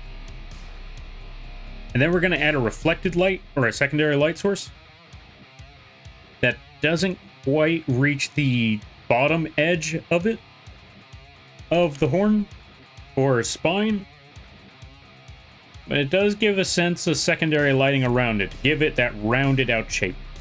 Like so. And we're only going to go over it once, so we don't have to worry too much about... Again, we don't have to worry too much about rendering. After that, let's go over it about once or twice over here. Maybe just... Yeah. We're going to go for the top of that spine, bone, disc thingy, the part of the tail. I'm going to go over it at least twice. 1 and 2. Right there should be solid enough. And then for the second one, we're all going to go over everything just once. And last but not least, let us add that one line at the bottom that we only go over once. Like so. Then we repeat the process for all the other parts. All right, let's see. Nice, nice. And I'm doing well. Which monster are you drawing? Oh, Berserk Dragon. Yeah, we're drawing the Berserk Dragon over here. One of my favorite Yu-Gi-Oh monsters. And my brain is tired. What time is it right now? Almost 11? Let me see something right quick first.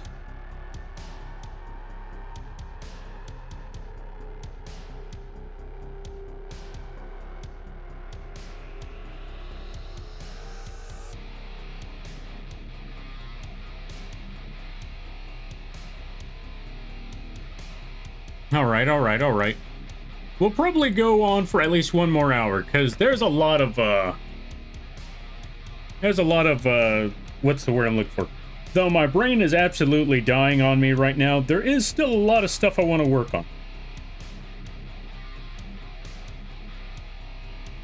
We'll figure that one out along the way. Am I allowed to request a Yu-Gi-Oh monster? Unfortunately, no.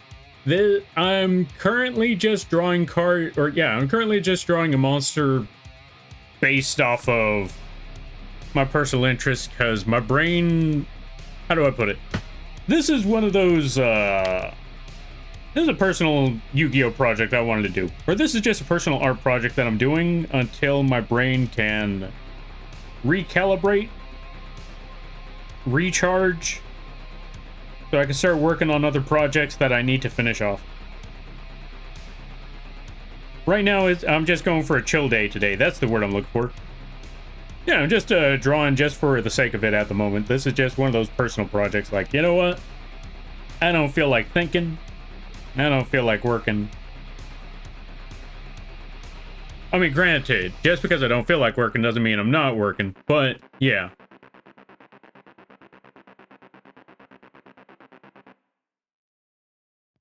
Let's see. But thank you for asking nonetheless. Not me realizing these new trains allow for 2 Juggernauts, or 2 Juggernaut Libe. The first turn. Like, holy crap.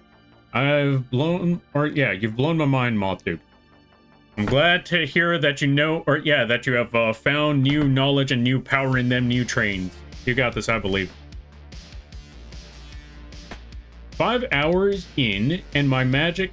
Oh, yeah, let's see. 5 hours are in, and my magic. The Gathering deck is only half sleeved. I'm dying.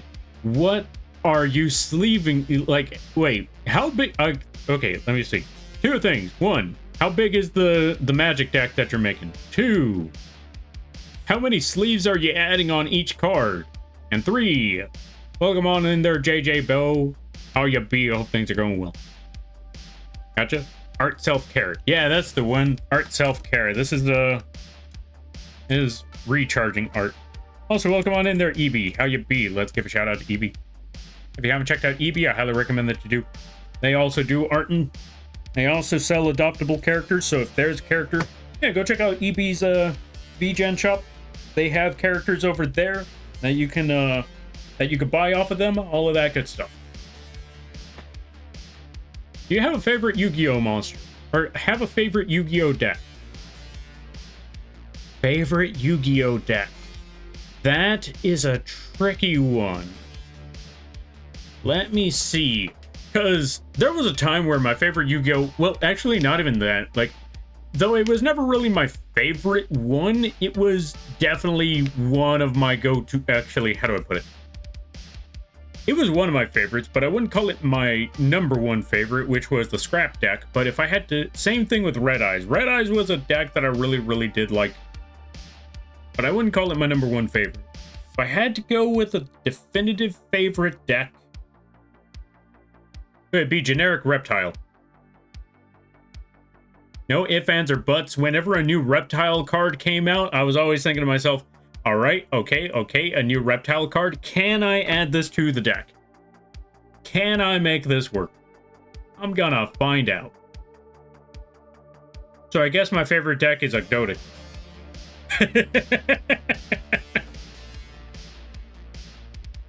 Because there was a time where I tried to make Venom work.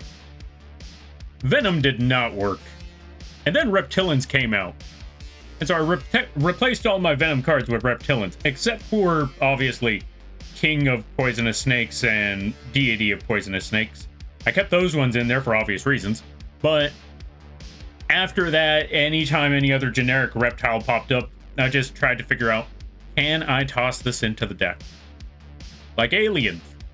Aliens, I tried making it work. Reptilians, I tried making it work. And then once Ectotic came out with the new, at the time, recent Reptilian card support, I just started tinkering with those ones. Like, all right, let's toss in them Reptilians. Let's toss in those Ectotics. Like maybe like maybe an alien here or there, just so I could summon Golgar. All sorts of stuff. I think this might work. You know what? I think we're cooking something. You cannot see it, but you know when you have, like, you know how them wizards and witches and you know when people are making a stew, or they have that cauldron and they're just stirring the pot? That's what I was doing right there. Like, let's add all these reptiles together. Let's make this pot stir. And yes, when Mitsurugi came out, you better believe I was thinking, how do I add this to the reptile deck? Let me see. I mean, it's a good engine. Everyone's using this engine. I should be using this engine. I'm not paying $10 for that ritual card.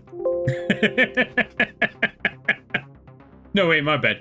$15 for that ritual card. I'm not spending all that money on this ritual card. You know what? Maybe Mitsurugi ain't the way. Maybe Mitsurugi ain't the way. That's okay. I haven't played Yu-Gi-Oh in months since the Mitsurugi came out. But that's usually how I looked at a lot of cards. Like, you know what? I like this card. I like that card. Let me try this idea. Let me try that idea. 15 to 30 bucks. Yeah, let me try something else. I was very lucky with scraps back in the day, though. Like, for those of you that don't know, the scrap deck, I wanted it because of the aesthetic. It was a bunch of monsters made out of junkyard garbage. You had lions, you had dogs, you had goblins, you had dragons, you had sharks, you had worms, you had gorillas, you had golems, you had the list goes on. So many different monsters, chimeras. All of them made out of stuff you would see at a scrapyard. Hence the name, Scrap Monsters. Scrap Iron Scarecrow? Exactly, stuff like that. And when looking at those monsters, I was like, let me get this deck. I want this deck. I'm gonna make the best machine deck. What do you mean they're not machines? What do you mean all these mechanical junkyard monsters are beasts and rocks and dragons? What do you mean those aren't machines? Either way, I don't care. I'm building this deck. Now, why do I bring up why I was fortunate? Because I picked up the scrap dragons when they were like about $5 or so. Because no one knew they were gonna jump up in price like that.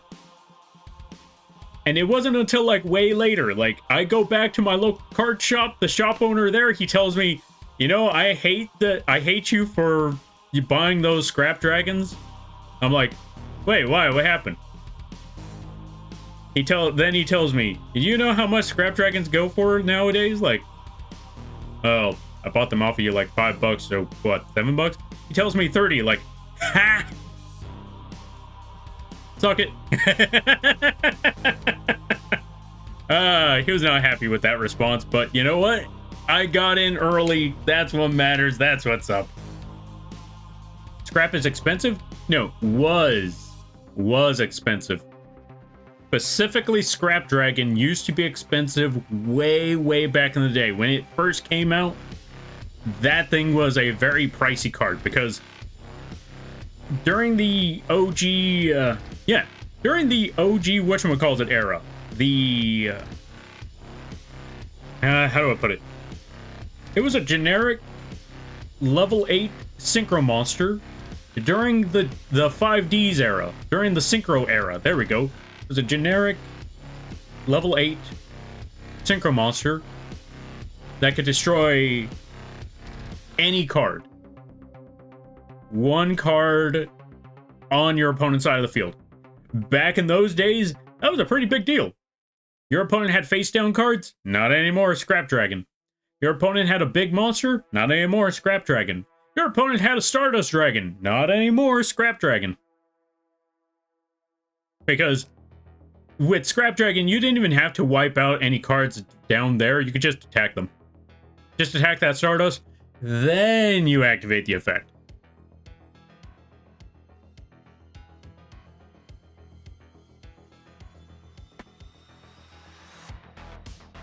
But yeah, let me see. I just ate delicious brownie. What's your favorite dessert, Lampy? Favorite dessert? Dutch apple pie. Dutch apple pie is a really good one. Doing fine. 100 cards to sleeve, and it takes me 4 hours to pick out which cards I wanted. Oh, understandable. Oh god, 100 cards. Okay, you know what? Also fair and understandable. Like, if it's taking you that long to pick the cards that you want to sleeve, I'm assuming that's for the deck. You know what? Fair enough, fair enough. Deck building takes a while, especially for 100 cards in the deck building, yeah. Oh yeah, let me try to catch up some things. We're gonna try to roll through all of this again. Okay, gotcha. Self-care? Yeah. My friend will be less happy. True. Now, if you told me Red Dragon Archfiend got new support, I'd go crazy.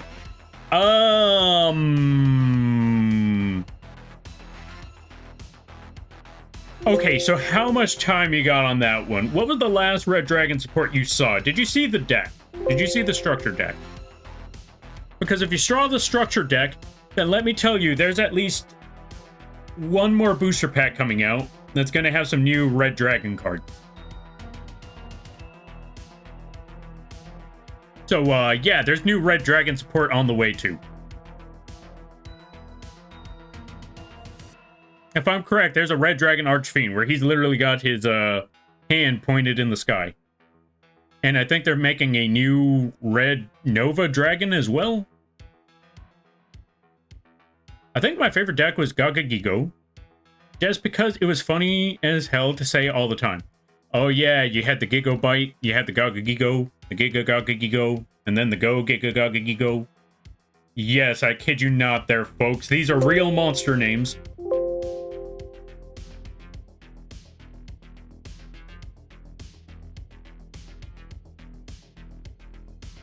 I use cute decks, which hurts. Trickstar, Pearly, Melfi, Madolche. Then I have Oddball 1 being a Dark Magician deck. Fair enough, fair enough. I mean, if it works for you, it works for you. That's what really matters. Scrap Dragon, no clue?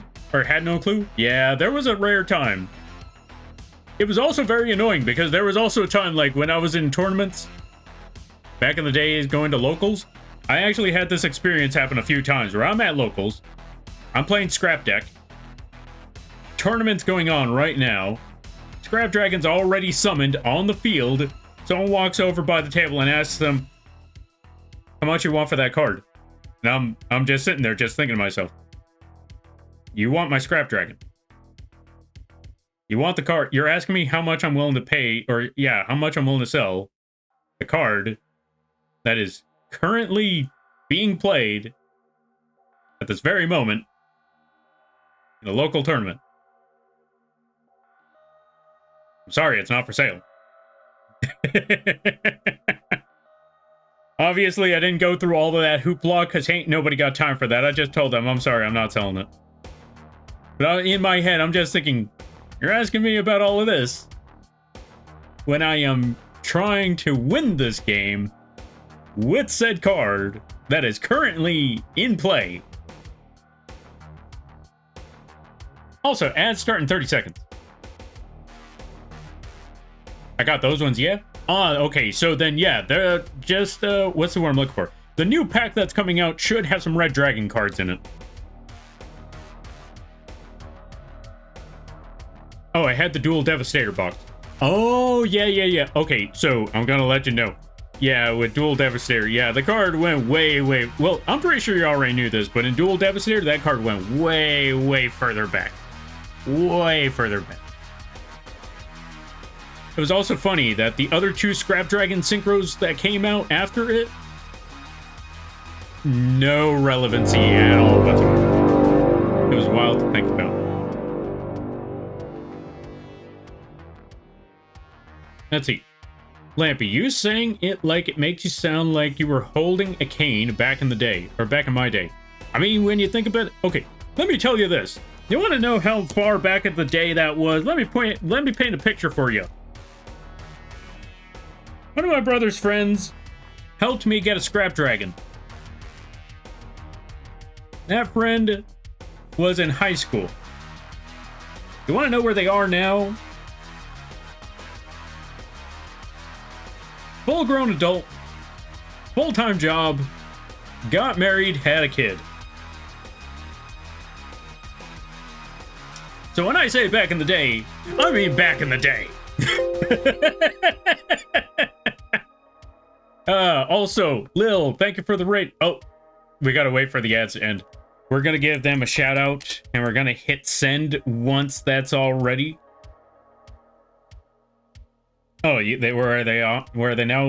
Got an ad? Gotcha. Let me wait for the ads to finish. Folks, go check out Lil. Oh, wait, I could just do this. Go check out Lil there, folks. They play good variety of games. If you're a fan of Final Fantasy, if you're a fan of raids in Final Fantasy, this is a good place to go. Oh, also, we need to give a couple more shout outs because these people keep getting me, so I'm going to get them back. One, let's give a shout out to Shoop. Go check out the Shoop Puff. And let's give a shout out to Nay. Because Nanette. Sir. Shoop. We're also going to give a shout out to Nay as well. Because, yeah, take that. Also, welcome on in there, Nico. How you be? Hope you're having a good day there, buddy. Let's give a shout out to Nico. If you're a fan of the Elden Rings, it's a good place to go. They play a good variety of stuff. Really awesome streams over there. But yeah, how you be? I hope things are going well. Throne? No throne. You stay away from the throne. Also, thank you for the hydrate there, Lil. I greatly appreciate it. Also, everybody stopping by from Lil's stream. Hi, my name is Lampy, small-time illustrator, football-sized mouth. I do a lot of drawing streams, occasional gaming streams, and sometimes live 2D rigging streams. And today is one of those drawing streams. We're currently taking a chill day today to draw some Yu-Gi-Oh art. Why? Because I like Yu-Gi-Oh art. Lampy, why? Because I can. And because you deserve it. Yeah. Take the shout out.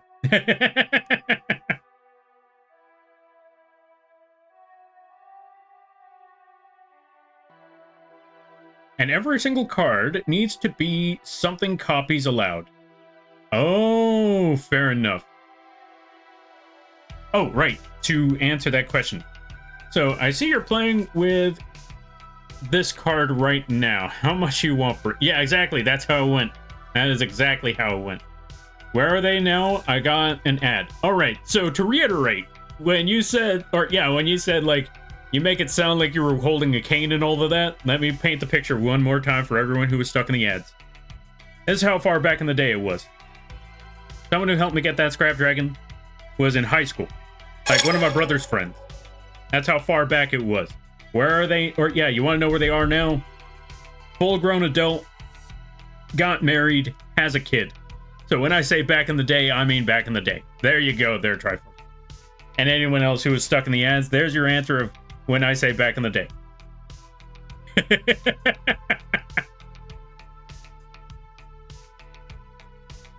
When May shows up, let me tell you, I'm gonna be in hell because they are making fairy tale support. See, this is why I stopped playing Yu-Gi-Oh! Rude as hell? I don't know what you mean. Except the shout out there, shoot. Same thing with you there, Lil. Same thing with you there, Nate. Everyone gets a shout out. Alright, let's see. I go lie down now, but stream was ups and downs. Had to fight my net. Sorry to hear about the internet. That, I don't know what it is. Sometimes internet is a pain like that. Also, JJ Bo, thank you for the follow. I greatly appreciate it. Welcome to the Moth Crew. I hope you enjoy your stay. By the way, you're lamping now. If you don't know what that means, don't worry about it. You're making me feel old now, Lampy. Get used to it. I talk about back in my day all the time. Yeah. Thank you. Yeah, no problem. No, thank you for something by. I greatly appreciate it. But yeah, Lil, you go get that rest. You go get that, yeah, you go get that rest. And I hope you have a good day, good night, a better tomorrow, and a great week. What? Chicken butt? What? What'd I say? What'd I say? What happened?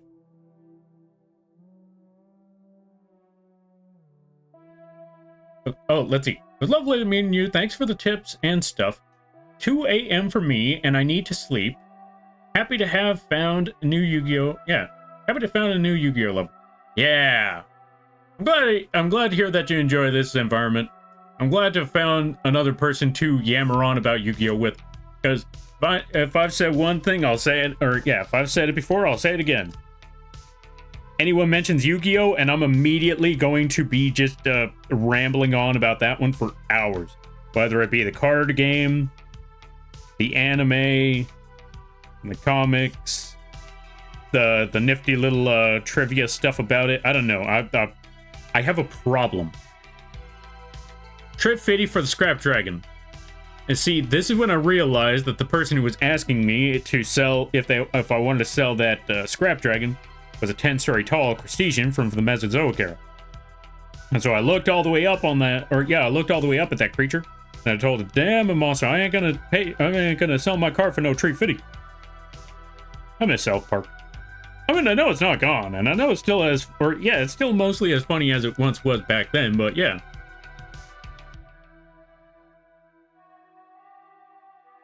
Also, as I always like to say when it comes to these streams are fun. They also take a lot of energy, so, or yeah, if anyone who's rated in has to go get some rest, or anyone who's been watching these streams for quite a while needs to go get some sleep, never feel obligated to stick around. If you need to take care of things, you go take care of those things. That's fair. You know what? I'm gonna join the Discord. All right, sounds good, sounds good. Let me add you to the Discord right quick. If I'm correct, that is... Oh, wait, no, that's Brace. Let's add Brace to the Discord. But yeah, since it's a manual adding, let me know when you decided to add or join into the Discord, and I will add you. It may take a bit of time, but it's better than that than having automatic things pop up and then just boom. Gotta deal with all that nonsense after. Yeah, gotta deal with the nonsense of bots and stuff, you know? What am I doing again? Yo, Storm Psych, welcome on in. How you be? I hope you're having a good day there, buddy. Hail Lord of Moths. Whoa, whoa, whoa, whoa, whoa, whoa, whoa, whoa. No Lord. I ain't no Lord of Moths. I ain't no Lord at all. If I was, I'd probably have a house.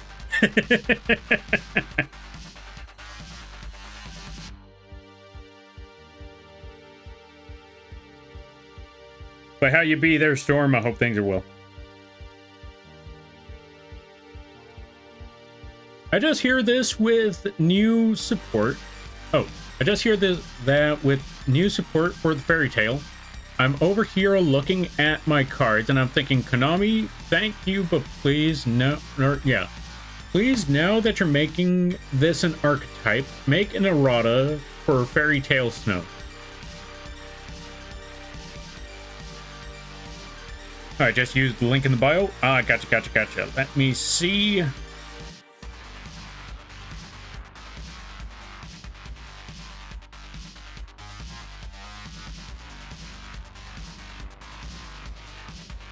Oh yeah, I think you should, or yeah, I think you should just use, or yeah, you should be able to just use the link at the bottom. Either that or the Discord link. If I'm correct, I think we got a Discord link. If the link at the bottom doesn't work, just put !Discord and that link should work. Could be one of these two. My brain hurts. What time is it? 11? Yeah, no, we got enough time for a little bit longer.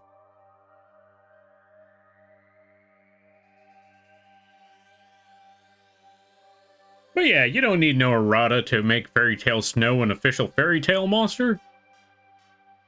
You just need Fairy Tale Snow banned. Boom, problem solved.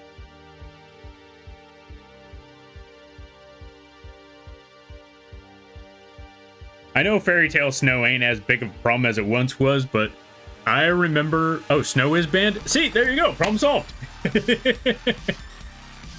Good night, Moss people. Or yeah, good night, Moss people I've met today. All right there, JJ, you go get that sleep, you go get that rest.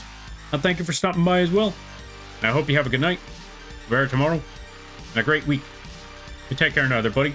And let's add Tiefling to the Discord. There you go. Tiefling Brace, you are now part of the Discord. Thank you for, thank you for joining, and I greatly appreciate that. Also, I just saw John's artwork of Morgoth and Godric. That is a lot of hands.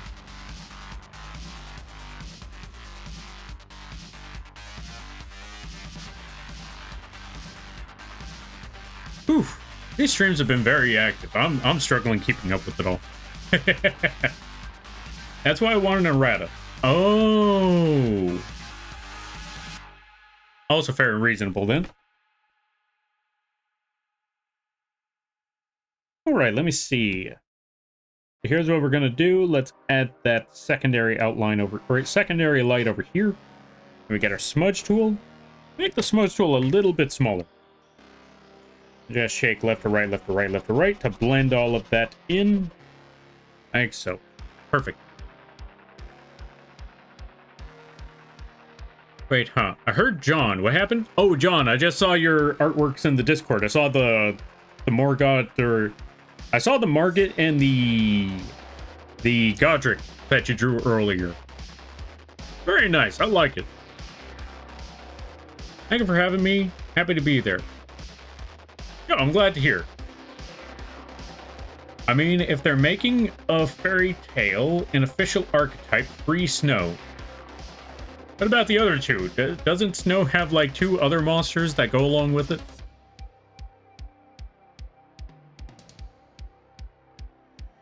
Like, what is it called? Like Fairy Tale Sleepy or something like that? I forgot what the other ones were. Because I know there's more than just Snow. I know there's like 2 other monsters.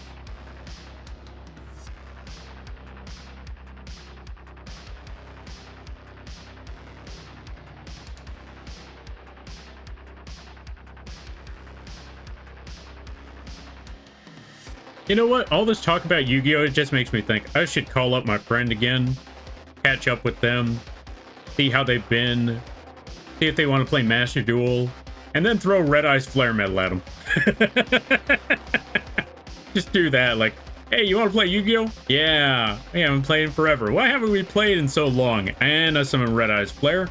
That's probably why.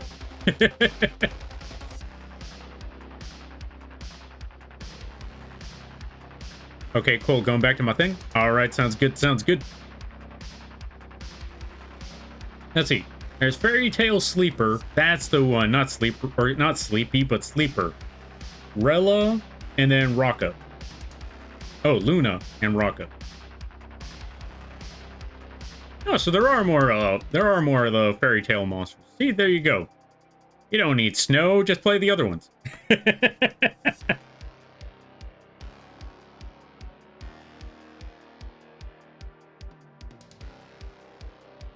Ah, here we go. This is the other one that needs to blend in a bit. We're just going to zigzag up and down, up and down, up and down as we drag it all the way to the left with our smudge tool. Need to pull this a little bit further down. Move that one a little bit further back. Move that a little bit further back. There we go. That's the magic of smudge tools too.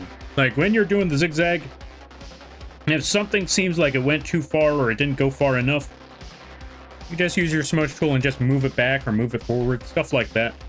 For example, let's try the bottom half here. We're going to try to make sure that when we zigzag, it's a little bit closer to one another. Just to get that blended effect in there.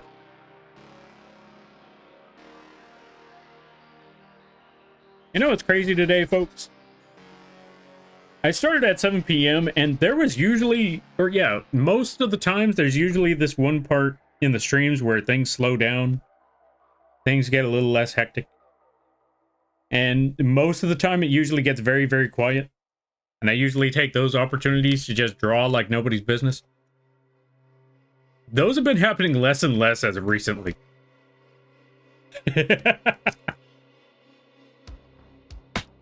Like, since so many people are rolling in at different hours of the day, there's been less and less of that quiet calm before the storm sort of feel. Like, for the past 5 hours, it's just been non-stop. Which is not a bad thing, by the way. I want to preface that this ain't a bad thing. This is just a funny observation that I've noticed.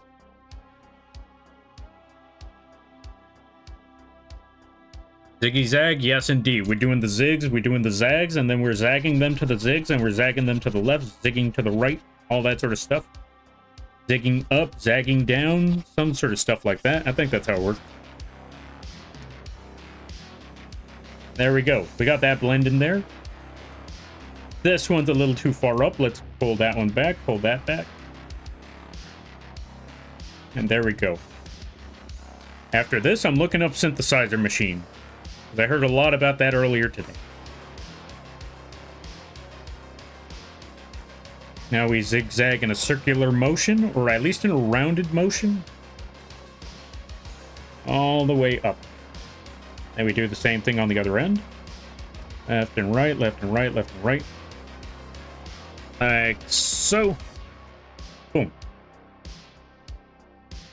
You know what? We could do a little bit better than that.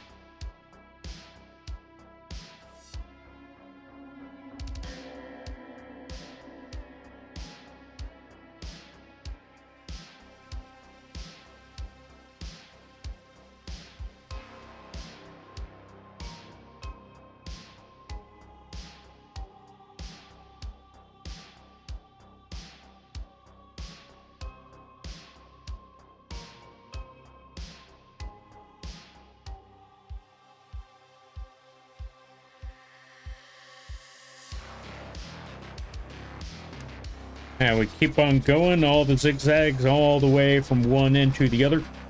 And there we go, perfect.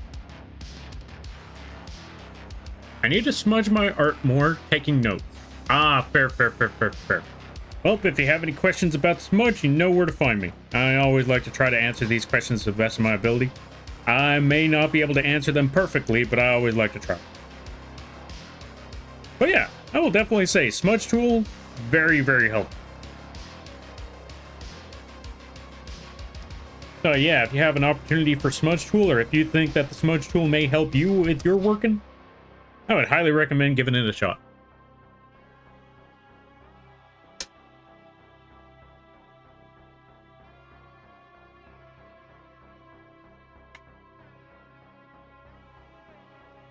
As it really helps with the blending.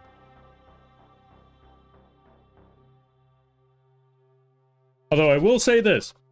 If you're using Clip Studio Paint, remember to look specifically for the smudge tool, because there's two different tools that sound very similar but work rather differently. They don't exactly work the same, but they try to get a similar result. There is the blend tool and there is the smudge tool. And as crazy as it sounds, they don't exactly work the same way. I don't know how to explain it, but you'll know the feel between a blend tool and a smudge tool when you try it out. It's not quite... It's a little off. It's a little different. Both of them, very useful tools, but used for very specific things.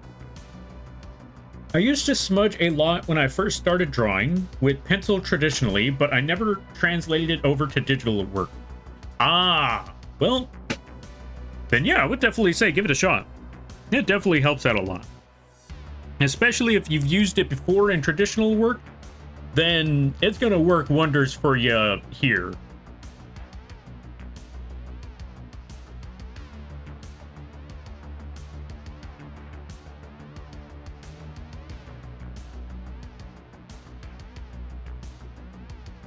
Like, for me personally, when it came to smudging, I used to do that a lot with pastel work.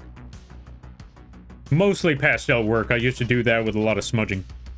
Just to blend everything in a little bit better.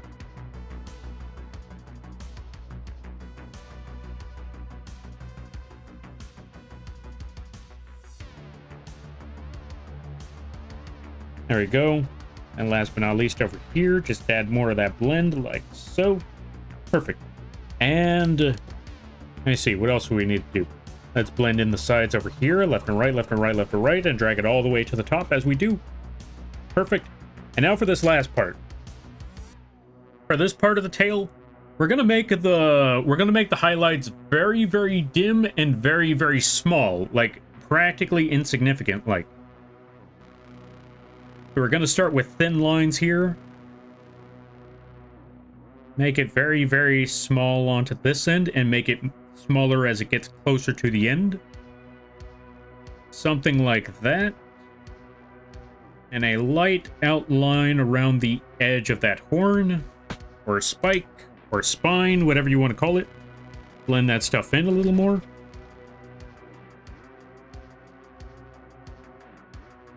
There we go. Blend this in a little more. Perfect. So, Lampy, how do you feel about Mothra? Could you imagine that I have not watched too many Mothra movies? But I like the iterations that they were in when they were in the Godzilla franchise. Also, I don't know what it is. Well, I know what it is. The other thing that keeps coming to mind, every time I see Mothra, I just think of the King of the Monsters movie in 2018, 2019? I think it was 2019. I think about the King of the Monsters movie there, and how they did Rodan so dirty. They gave him the best introduction in the movie, like the best intro, and then they made him an absolute jobber after that. They made him lose every fight to everybody. Godzilla, I don't even think he fought Godzilla. He just said, yeah, no, I lost to everyone else, and you just beat the guy who beat everyone else, so... Or, yeah, I'm just gonna... Yeah, no, like... It's not even a contest, which is funny to think about, because, you know, if you've seen, you know, Godzilla movies from way, way back in the day, you know that Rodan was, like, one of the big names. Also, when you also think about it that way... Well, actually, no. I was going to say, when you think about it...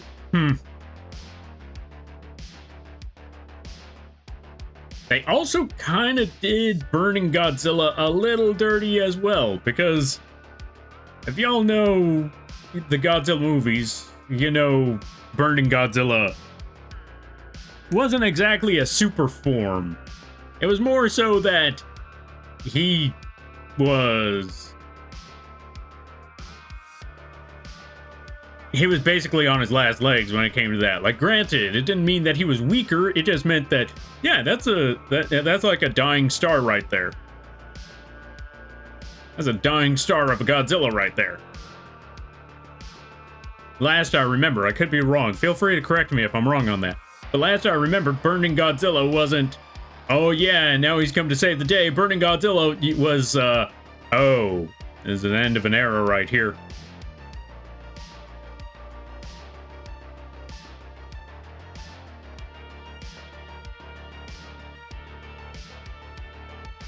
Now, the reason I bring that up is because I was going to say, I feel like they also did Ghidorah dirty a little bit too, because in the original, it was Rodan, Mothra, and Godzilla versus Ghidorah. In this one, it's Ghidorah and his lackey Rodan. See, this is why I said that they did Rodan dirty.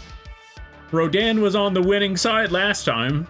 In the original one, when they first fought Ghidorah, he was on the winning side. He was on, you know, he was one of the big three. He was the Batman to Godzilla's Superman. While Mothra was, like, you know, the Wonder Woman. But in this one, they turned Rodan into freaking Starscream. Like, dang. Poor Rodan. Poor Rodan indeed. Like, come on. Like, Rodan lost to everybody. He lost to Ghidorah, which ain't a shame. Or, yeah, that one ain't much of a shame. He lost to Mothra. Also not much of a shame. Or, you know, not, yeah, nothing to be ashamed about. Losing to Mothra and Ghidorah. Okay, losing to Ghidorah. Ain't nothing to be ashamed about. Losing to Mothra. Ain't nothing to be ashamed about. Losing to Godzilla. Ain't nothing to be ashamed about. Losing to all three of them, though. One after the other in the same movie, too, no less. That's a bad track record off the bat.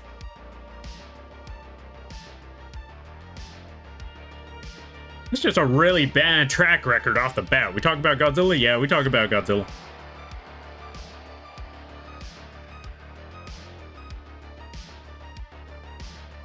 Speaking of Godzilla, I mean, if we're going with the superhero, what's it called? If we're gonna go with the superhero comparisons, because I called Godzilla like the Superman of the, or yeah, Superman of the kaijus. I'm thinking, would that make Destroya the Doomsday of kaijus? I feel like that would be Doomsday.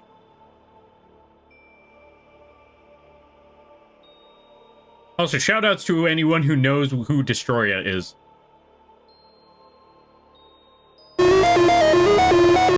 Rywelf donated $10. Tort. Tort? Wait, why are we talking about torts? Also, why are we getting to the dang robot? Alright, robot time. Wait. Wait. Oh! Oh, thank God that one didn't change. Whew. Right, it's because I didn't add that. Okay, thank God. Yeah, I was worried for a second there, because when I was looking for the live 2D, like, wait. Did it change the bird model? Like, no, it did not. The bird's still there. Okay, so I guess this is the one time where you actually still get to keep the humanoid bird. Also, Ryu, thank you for adding to the tort. I'm assuming that was supposed to be for Lort. Thank you, I greatly appreciate that. I will put that to Lort money. How much tort costs as wanted to donate for it? You know what? Fair enough. We now have to buy and stream tort or a Lort. Thank you for the donation there, Ryu. Save your money. But yeah, we were talking about Godzilla. Oh god, that's a huge robot. It is a huge robot. This is a big model. This is a very, very big model with a tiny little bug inside. And if you thought this model was big before, hold on a minute. Well, maybe not big before, but I just wanted to show off Flamethrower because, yeah, Flamethrower.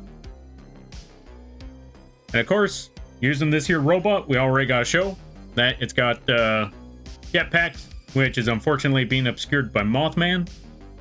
But yeah, it's got jetpack mode, it's got wheel mode, and of course, last but not least, flashbang warning. There you go. We also need to push that button one more time, so flashbang one more time. There we go. Oh yeah, right. I saw the gun emote, and that reminds me we also gotta show off the guns. Check it out.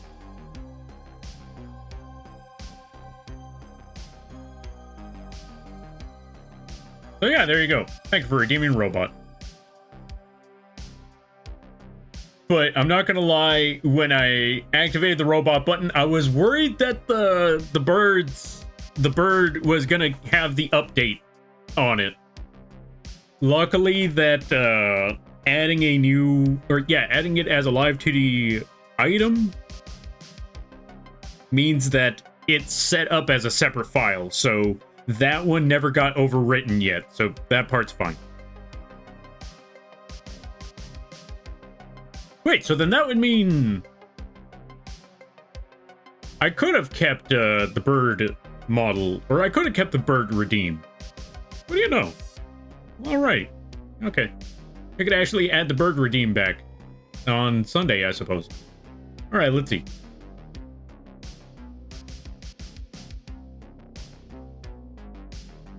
Lord, my bad. Fair enough. Thank you for what's it called? funding the Lort game. We got to try that out on stream then. So many marshmallows can't be roasted at once. I know, right? We got to get all the marshmallows. Also, welcome on in there, Creepo. Let's give a shout out to Creepo. If you haven't checked out the Creepo Lord, I highly recommend that. Wait, I think I did this. What's the harm in shouting out a second time?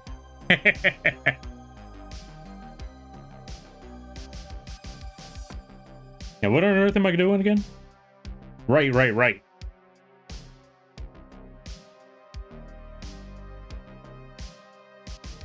We were doing the drawing, we were doing the art, and we were adding a little bit more rendering to this here tail.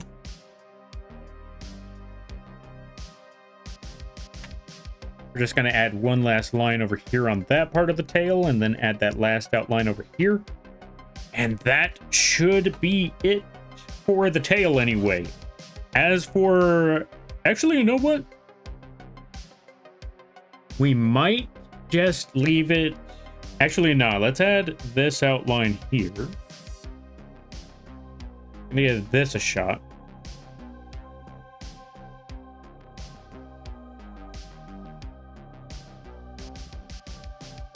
Now with that...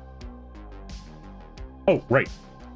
I still wanted to add the highlights up here up top. So let's put this back to 100% opacity on the highlight.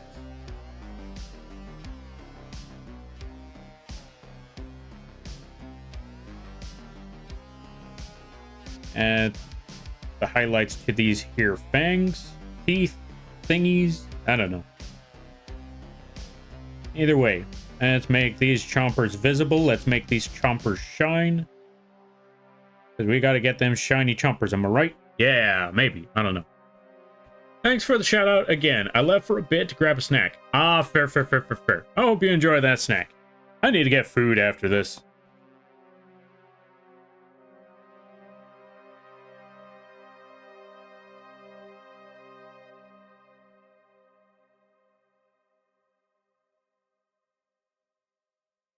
I was also thinking, like, I need to watch what I eat, too. I need to watch what I eat. I need to start exercising more. I've been cooped up in this room for too long. I need to start moving. I need to be more active. Doesn't mean I'm going to socialize, but I need to be more active. Just walk outside and just literally just start sitting there, just putting hand to grass. Actually, I live in the city, so I got to put my hand to pavement and then disinfect my hand because I put my hand on the sidewalk. And we all know that is not sanitary at all.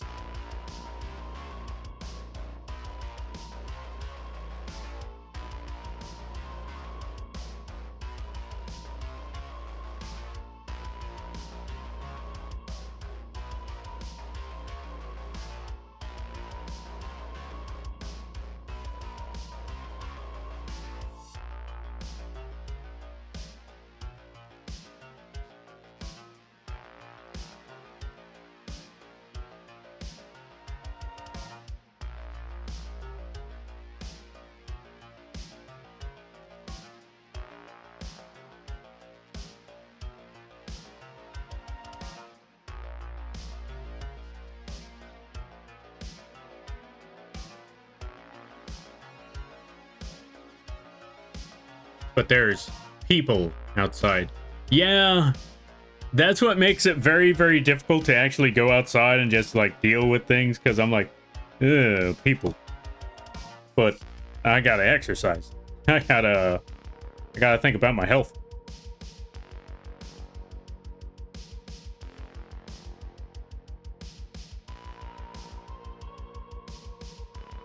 Like there was, I won't deny, there was a part of time where I thought to myself, you know what? Forget my health. I'm just gonna sit here. I'm just gonna work, and I'm just gonna like just enjoy my time for while I have it. And I'm just, but now I'm thinking about it, like, yeah, no, I should actually go outside, stuff like that. Swole moth goals. I ain't going for swole. I'm just going for healthy.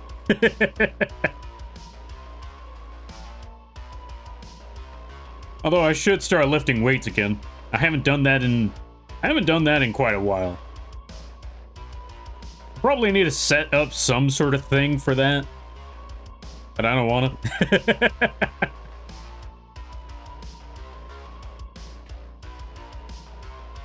Ick. Socializing? Yeah.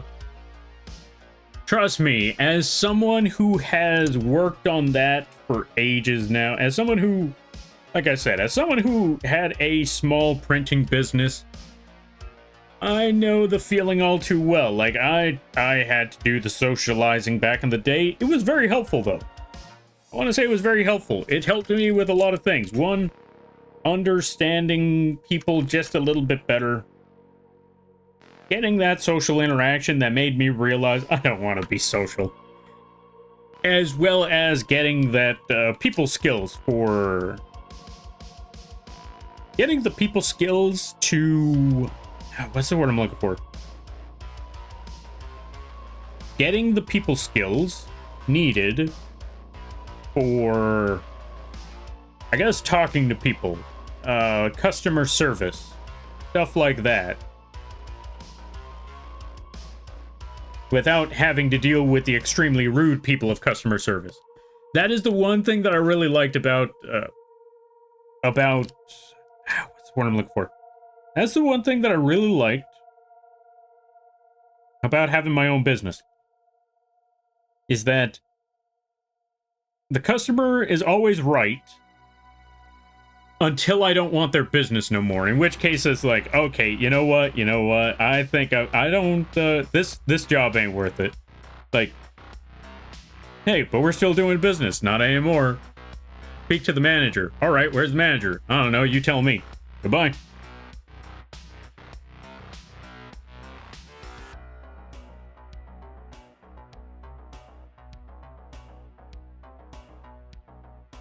Good times. Good times.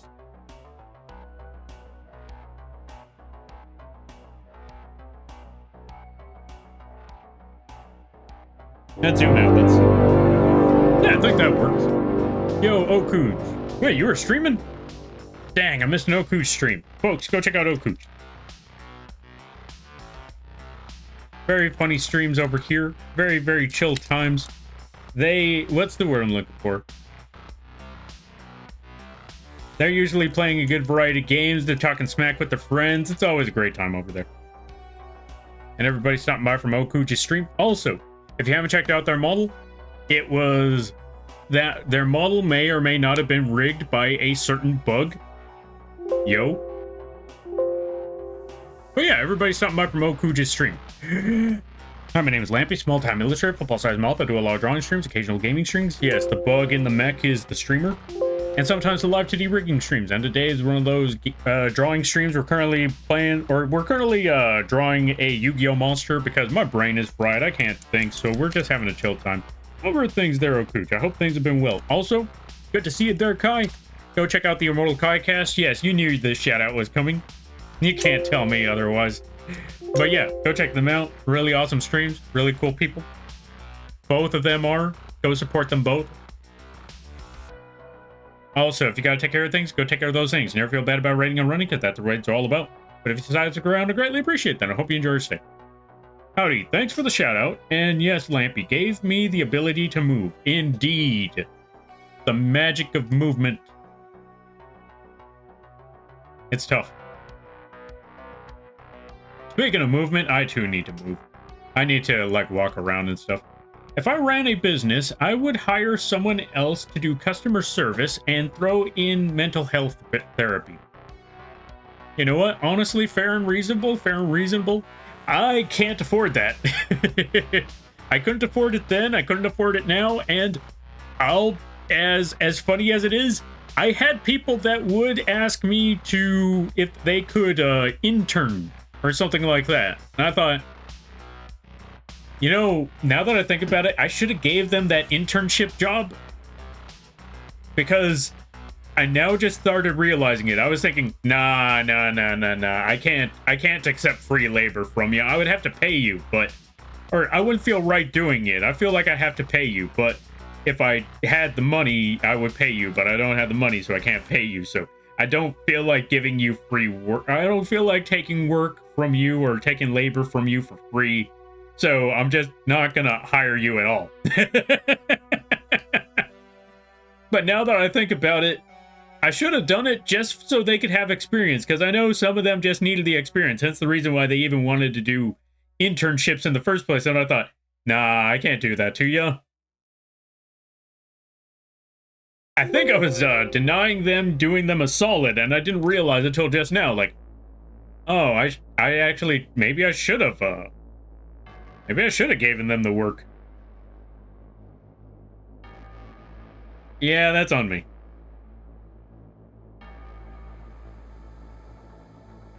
I redeemed stretch, save, hydrate, and posture check, so do the things. Make me. Yeah. Yeah. Yeah. Yeah. Here's my hydrate. But yeah, thank you for the hydrate. Oh yeah, I should save.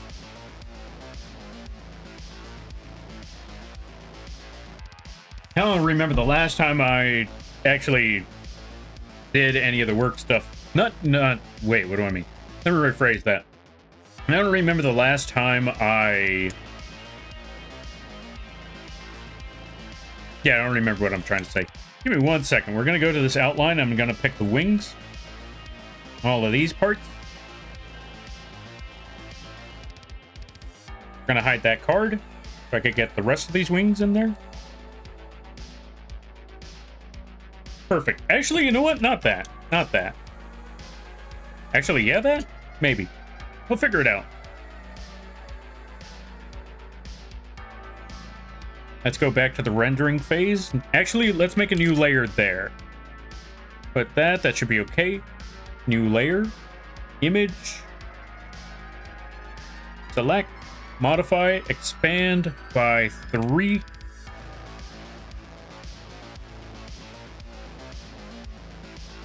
And the next thing I want to do is select this whole point.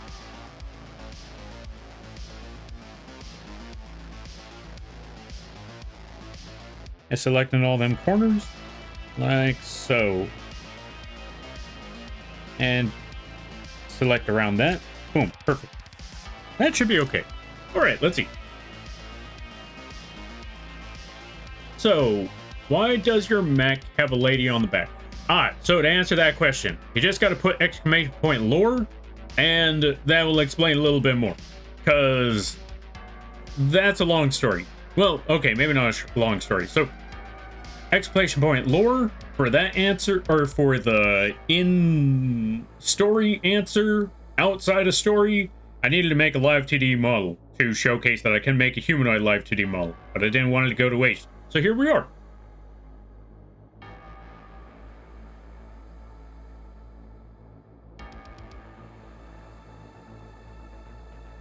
I also didn't want to keep them as a whole human all the time, so I also made a bird form.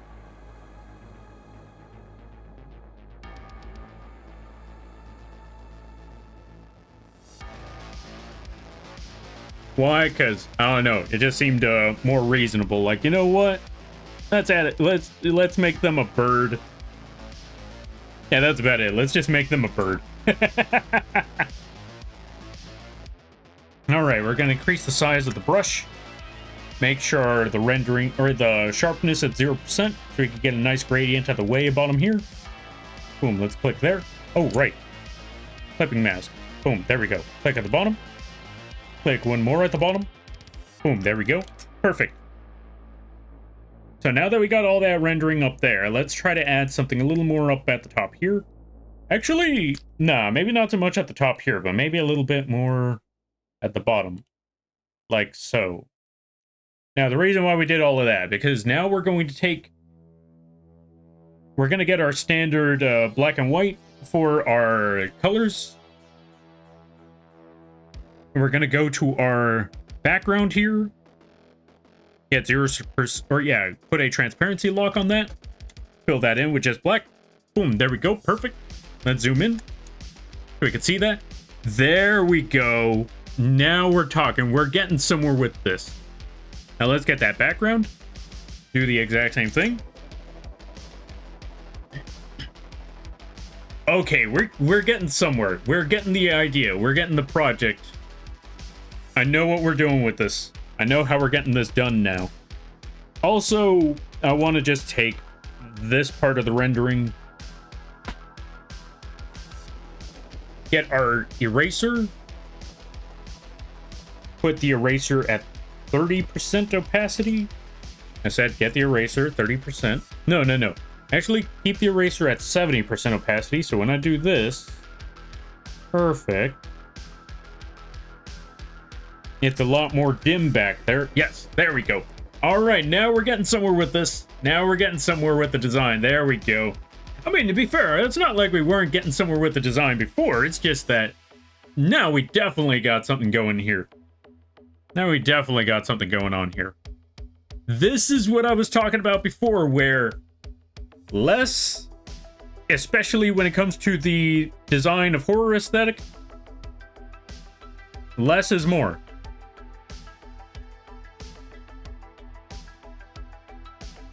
Instead of showing the whole face that you saw earlier, let me show you again what we had before.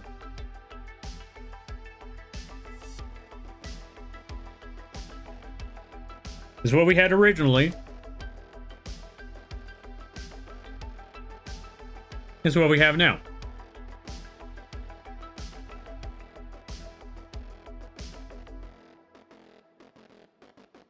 Before hiding everything, after hiding everything. Full detail of the face, just the teeth and the horns. This is what I meant earlier about sometimes less is more. Sometimes hiding, obscuring what on earth it is makes it a lot more terrifying than when you could see the full image. Like here you could tell, okay, big dragon, or big skeletal dragon, that seems like a looming threat. Now, big skeletal dragon, but I can't see its face. All I could see are the menacing chompers off in the distance that are probably headed my way. Now we got a problem. And that's exactly what I wanted from this, is a problem. And now, we got that problem. I see what you mean by atmospheric and giant looming. Yes. This is the goal. Although, I think that the bottom has a little too much light on it. So what I'm gonna do there... go back to this section, and I'm gonna go to the bottom half here. Because I feel like it did not quite hit the mark. So instead, let's go back to the brushes. Remove all of that.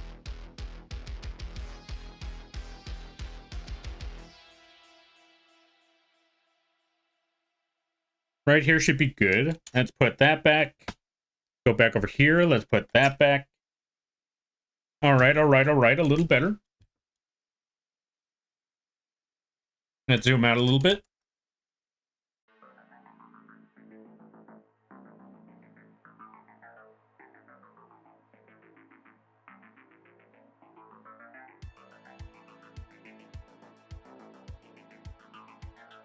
There we go.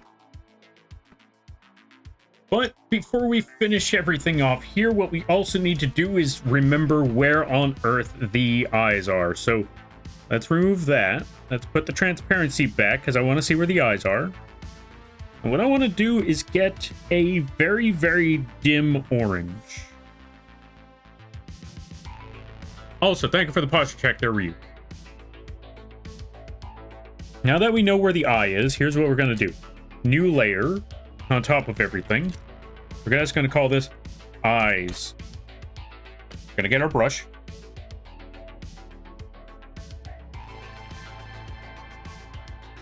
Put a dim light right there. Oh, right. At 100% opacity, no less.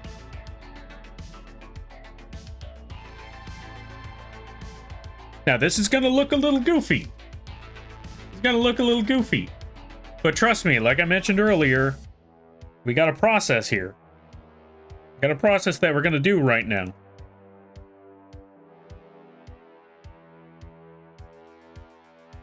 Dot right there, dot right there.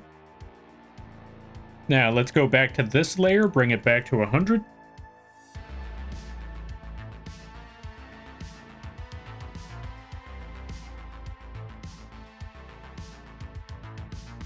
And though I like the design of the eyes, I still want to dim them out just a little bit more. There we go. So you can see that there's a light shine in the distance. Just a very, very light shine in the distance. Like a very, very dim glow, but it's nothing compared to what you actually see off out there. But let's take this one over here. Let's move it over just a little bit more. Let's try it there. Let me see. Yeah, I think that works.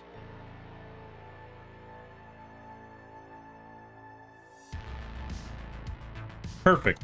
See, this is what I mean. Like, we want that glow, but we don't want it too bright. If we have it too bright, then it feels like it's standing out a little too much.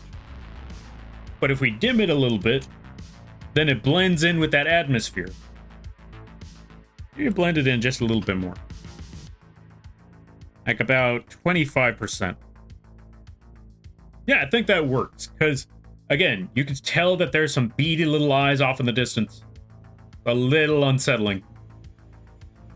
Hey, glad to see you made some progress while I was away from watching. Yeah. Okay, to be fair, all we really did was render in the tail, render a bit of the wings. Oh, right, I need to go back to this part over here with the neck. Give me 1 second, we need to go back to the neck and just remove all of this stuff. Blend that back down. There we go. Much better. Much, much better. Now for the next step, what we're gonna need to do is add some of the... What's the word I'm looking for? Really liking them so far? Same. I like how it's coming out. Like, before I was thinking, like, it looks okay, but we're not even close to the main goal yet. We're not close to the mango yet. But we're getting there. Because again, let's save right now. We're actually just going to put that dot right there because I want to show this is what we had before. This is what we had before. Looks cool. Maybe a little goofy because in front it kind of makes it look like Venom. Now,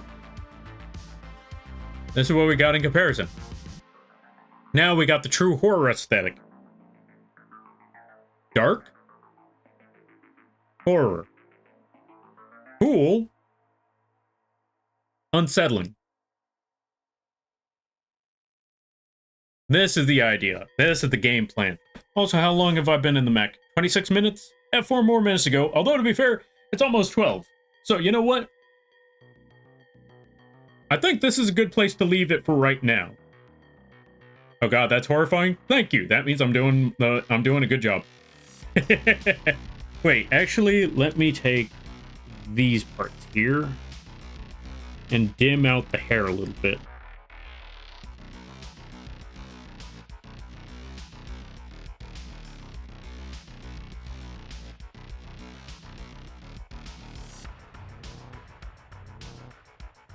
Alright, here should be okay.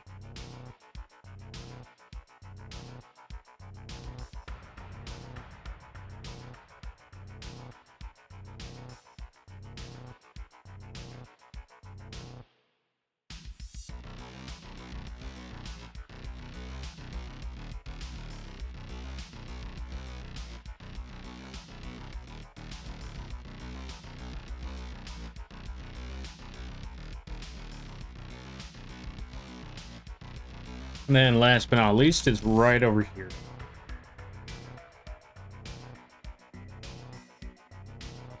Perfect.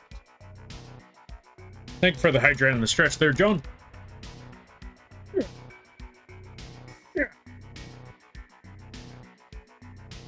Giving Mothman over here a run for his money. Look at that monstrosity.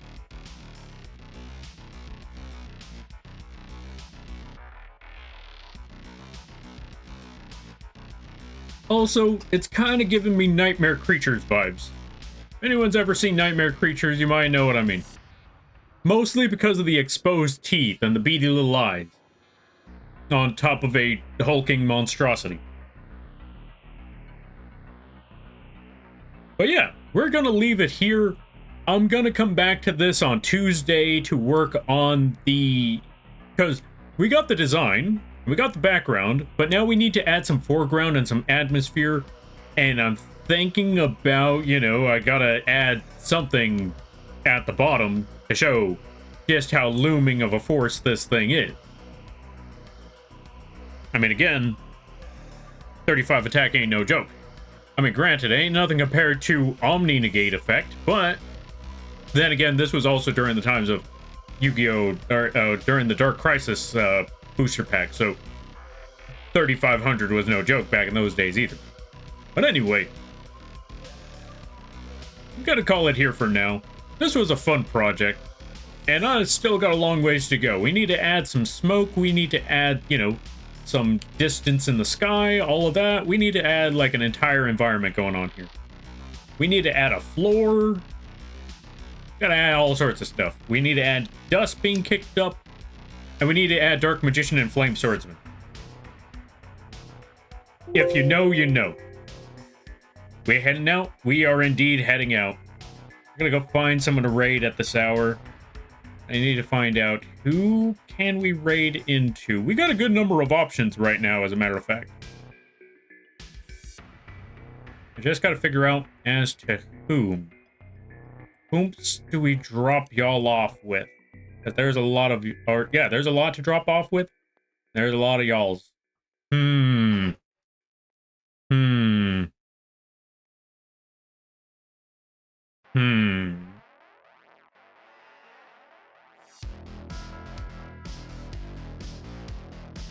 Okay, I got one person playing Haytail. I got one person playing Arc Raiders.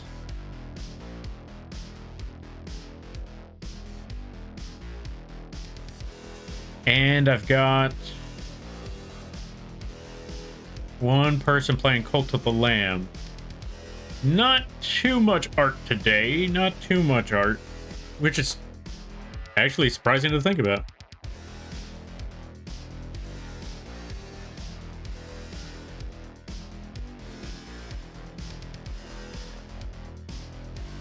But yeah, I'm trying to think. You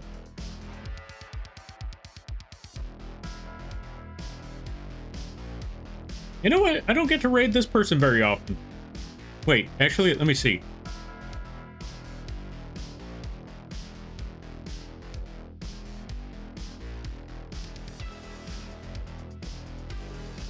Oh yeah, that person ain't on. That's unfortunate. I was gonna say, I think I might know another person that's on that we could raid into. But yeah, I don't think they're here. Watch, as soon as I raid out, that's when I find their name. Like, you gotta be kidding. Alright, we're gonna drop you folks off with a Uni Acorn. They've been playing some Cult of the Lamb. We're gonna go drop you folks off over there. As for our raid message, let's go with the raid message of card games on motorcycle. Make sure you take breaks and get some rest. I can only promise to try. Actually, I am going to take a break because, yeah, this was a lot of drawing today, and I need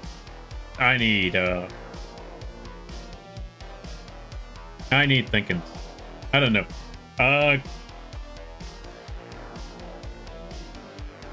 Card games on motorcycle.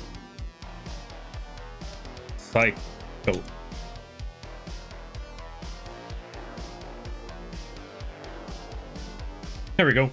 Card games on motorcycles. That is our raid message for today. Let's go with that. And we're going to put the bird as our... the DD Crow, the DD Bird as our emote. Use those emotes if you have them. Use whatever emotes you have if you don't. We are going to raid out to a Uni Acorn. Really awesome people. They do a lot of arting. Really cool streams. Let's go show some support. Also, I will be back on Friday. I don't know what I'm going to do on... Or not Friday. I'll be back on Sunday. I don't know what I'm going to do on Sunday, but I'll figure it out when we get there. I might just play some...